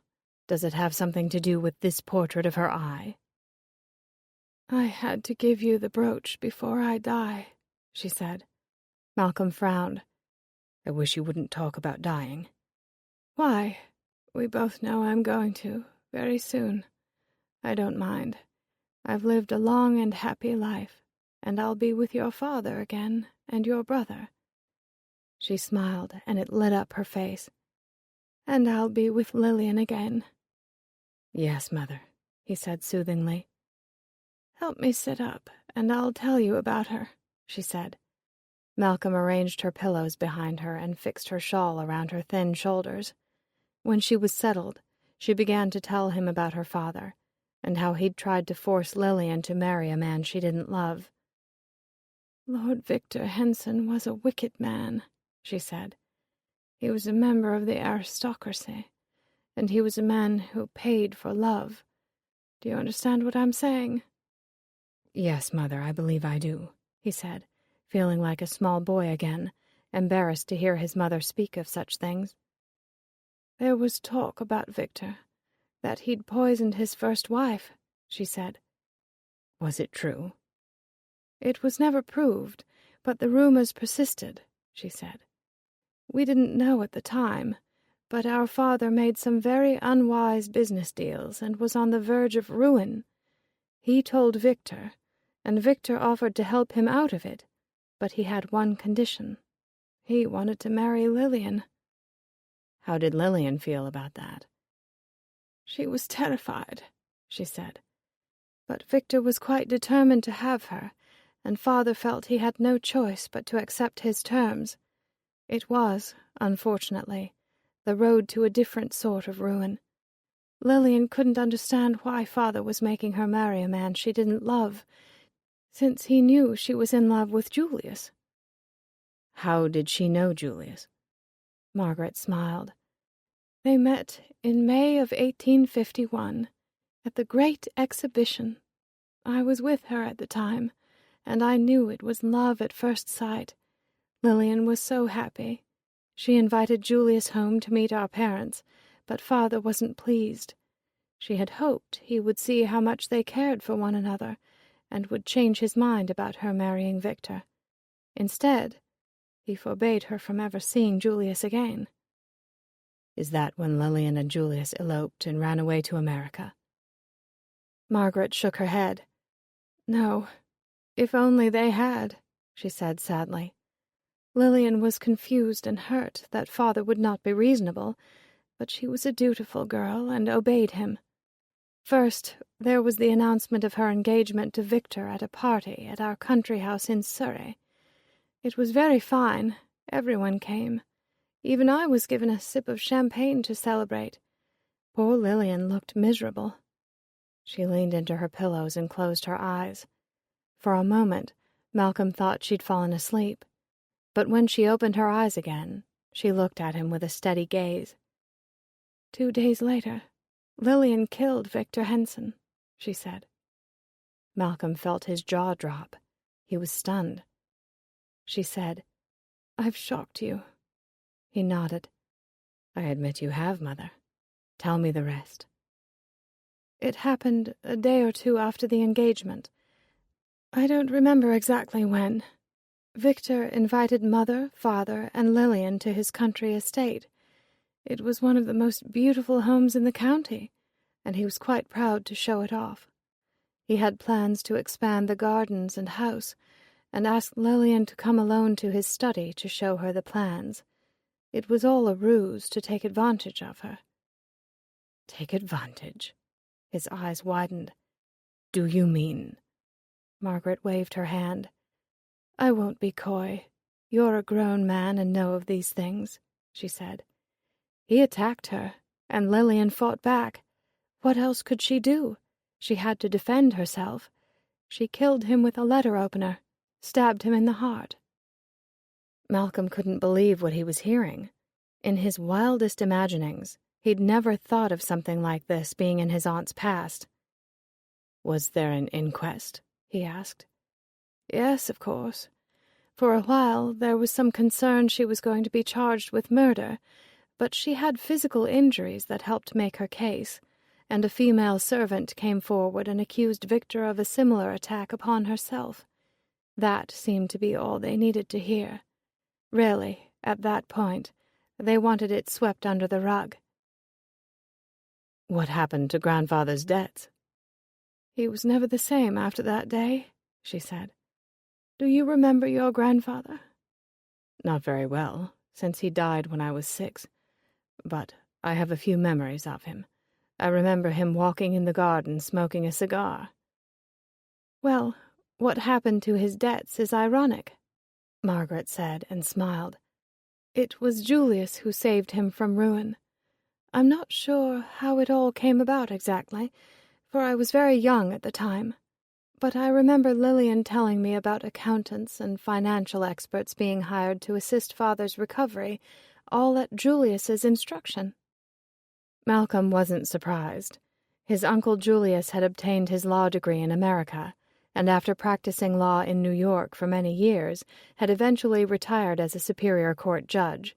He was an intelligent man.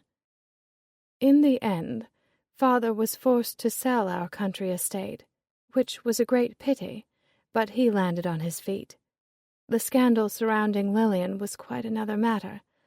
Even though she'd been exonerated, the talk about it wouldn't go away. Victor had many influential friends, you see, and even after his death they remained loyal. Some started to spread rumors about my sister. She and Julius married, and made the decision to go to America to start a new life there. Did she forgive grandfather? She said she did, but after that day they rarely spoke. I remember when she left for America.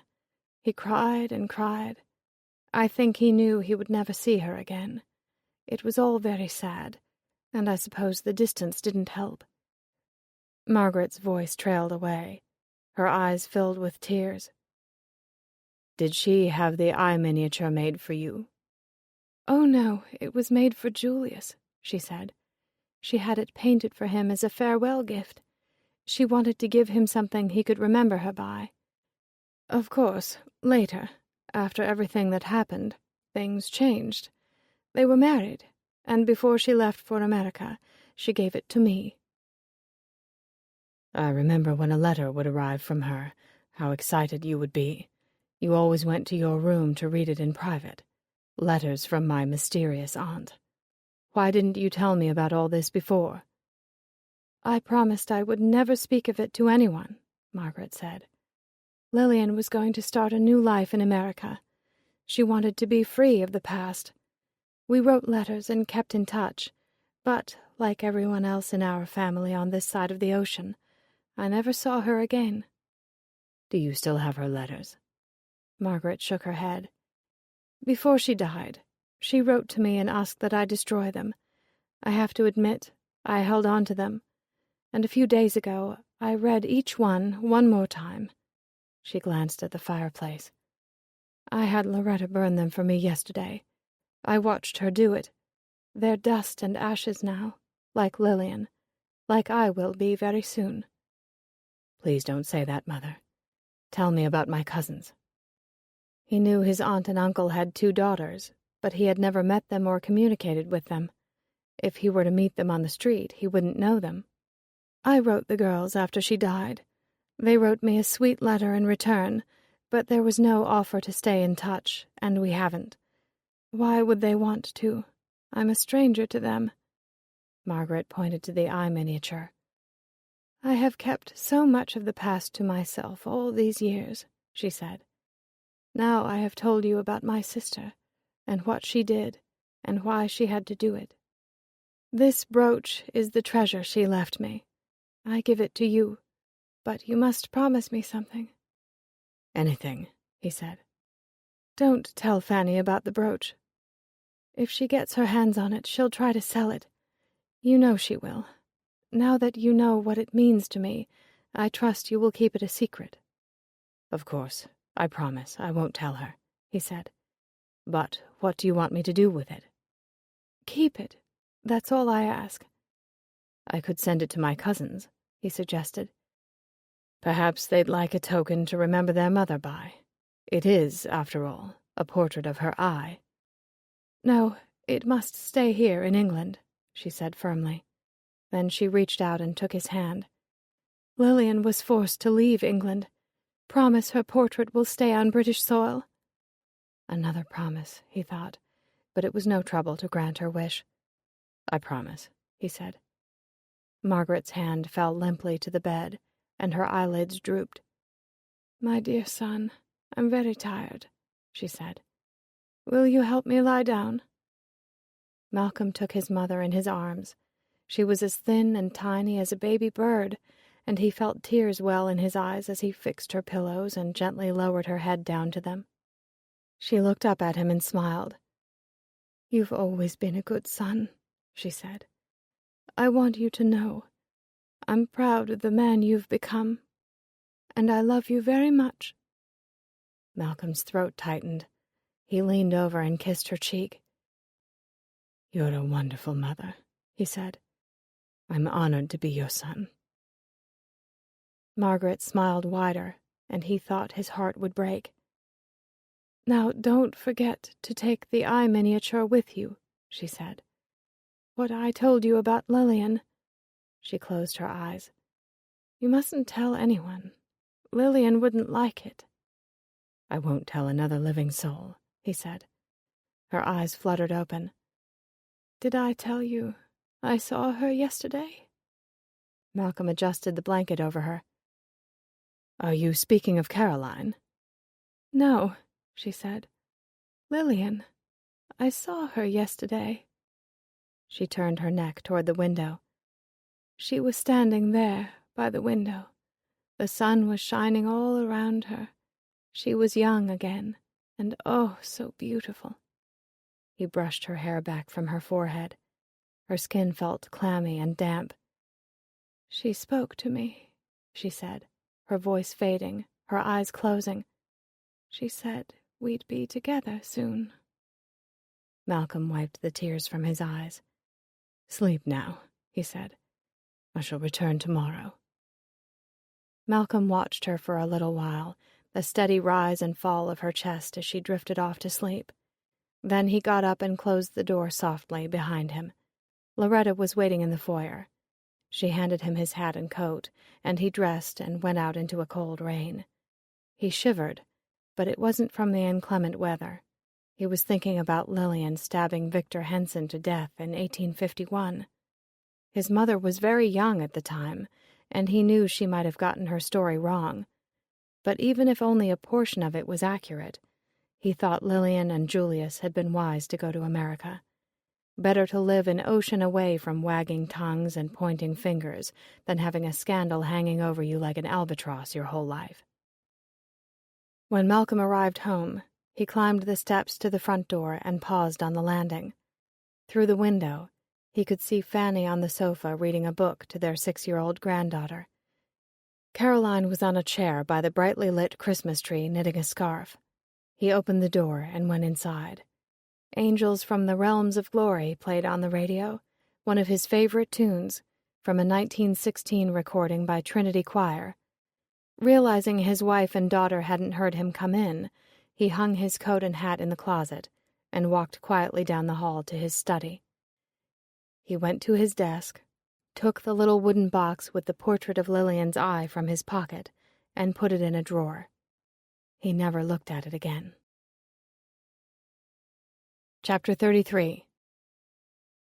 2 weeks before Christmas, and a day after flying home from England, Molly was at Java Jitters, her favorite coffee shop in Burlington, Vermont, waiting for Lombardi to join her.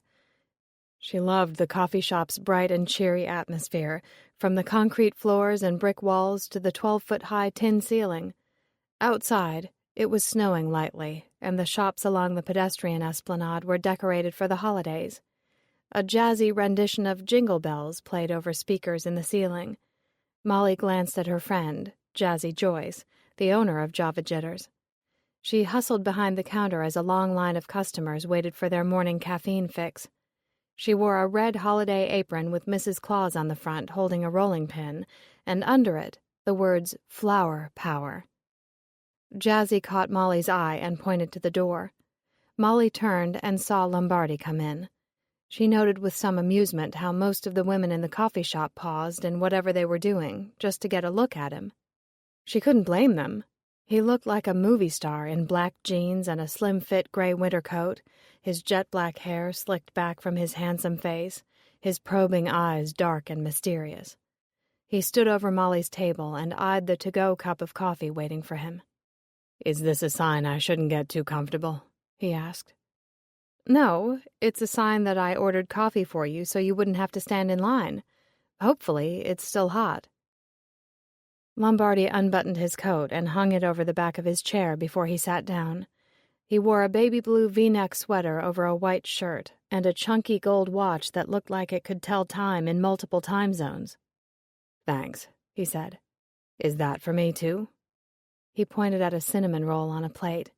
Molly had already polished off a pistachio muffin and had saved the roll for him. She passed the plate over. It's all yours, she said. How much do I owe you? Are you kidding? Nothing. Actually, I owe you. Oh, yeah? He took the lid off his coffee and took a sip. How's that? I want to apologize for not taking your advice. I should have called Inspector Boyle before I confronted Dora that day. Okay, but that was over a month ago, and you already apologized to me on the phone from England, remember? I know, but I wanted to say it to you in person. I acted without thinking about the consequences.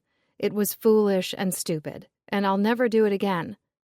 You shouldn't make promises you can't keep. You don't think I can do it? No, actually, I don't, he said. I hope Matt has a hefty life insurance policy on you. Molly stared at him. What a thing to say! He grinned. Hey, I'm a realist. Sue me. Matt was really upset with me when I told him I went to Channing Hall by myself, she said. I had to apologize to him about that, too. You're apologizing all over the place, aren't you? He leaned back in his chair and grinned wider. Maybe you should give sleuthing a rest for a while. Yeah, right. Maybe I should. But with my luck, I'll probably find a dead body on my way home. Feel free to call me if you do, Lombardi said and laughed. By the way, Inspector Boyle had only good things to say about you. I called him the other day to congratulate him on his retirement. He told me, thanks to you, he was able to retire with the most cases solved of anyone in his department. He's a good man, and I'm happy for him, Molly said. He says it will be a while before there's a trial for any one of those clowns. There's a lot to sort through, deals to make, the legal process goes on and on. I told him I'd fly back if they need me as a witness, Molly said. At least Brenda, Giles, and Dora are all in prison and not going anywhere. I'm sick of all three of them. And Tiffany, are you still mad at her, even though she paid a heavy price with her life? I'm sorry she's dead, but when she realized what Giles and Dora had done, she could have turned them in. Instead, she chose to blackmail them. Although I admit I am impressed she figured out the switch. After she got the name of Penelope's hairstylist in London from Cecil's notebook, she called to ask her about their natural hair color. Dora went to her too? Yes, they always made an effort to look alike, Molly said.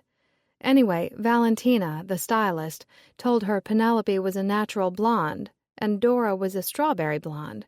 She always used a bright golden blonde color to brighten Penelope's hair, and Dora used it to match her hair color. That's why Dora was adamant that Cecil used the same color.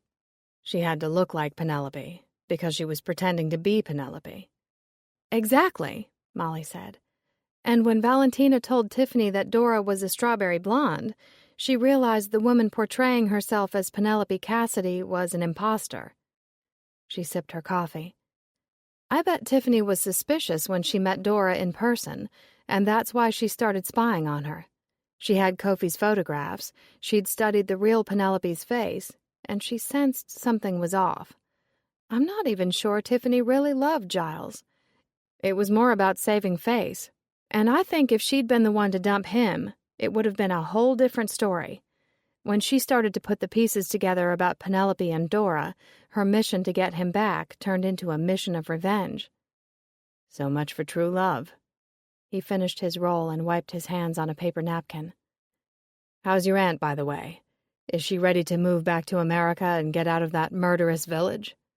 She loves Marlow Crossing. It's been her home a long time, and she'll stay there until the day she dies. When is Clara coming back? She's staying on with Tessa through New Year's, even though she's getting around fine on her own now. Sean's flying over in a few days, and then they'll come back together. Whatever happened to the eye miniature? I thought I told you. No, you did not, he said. Did you bring it home with you? Are you wearing it? I'd love to see it. I wouldn't bring it back, even if it belonged to me, Molly said. It's made of ivory. There would be all kinds of hurdles to get over. Why? It isn't new ivory. It's old.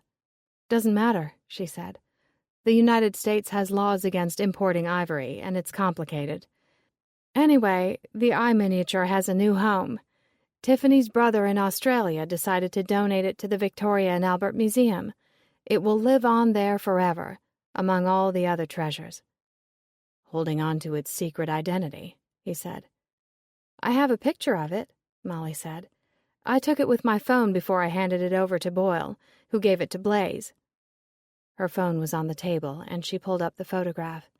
Here it is. Lombardi was silent as he looked at the photo of the eye miniature. Molly drank her coffee and thought about buying a box of assorted muffins to take home for tomorrow's breakfast.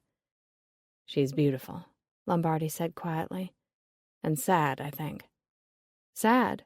What makes you say that? You don't see it in her eye? The pain? Molly took her phone back and studied the photo. I see a blue eye, she said. Guess I've been a cop too long, he said. I see pain everywhere, even in a piece of jewelry.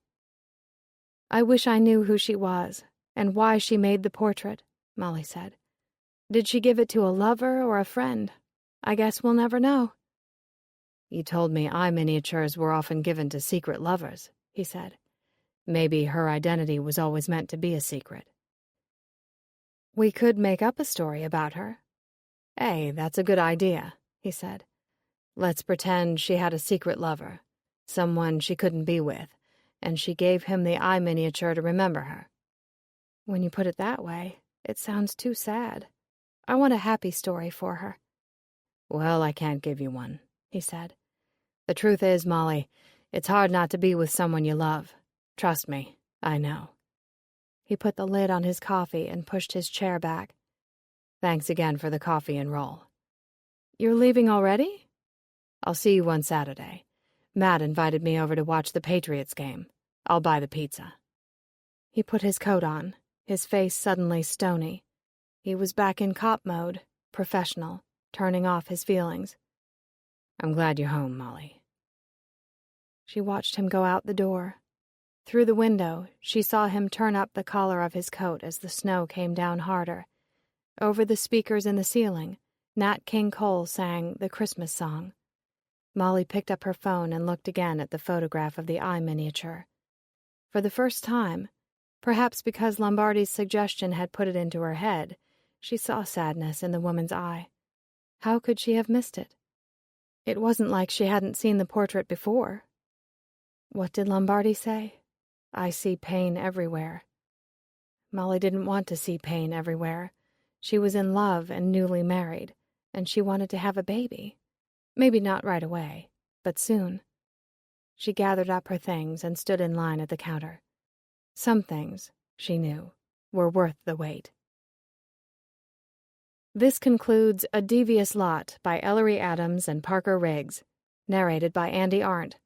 Copyright 2016 by Jennifer Stanley and Parker Riggs. This unabridged audiobook is published by arrangement with Beyond the Page Publishing and was produced in the year 2016 by Tantor Media, Incorporated, a division of Recorded Books, which holds the copyright thereto. Please visit Tantor.com for more information on our growing library of unabridged audiobooks and to take advantage of special offers.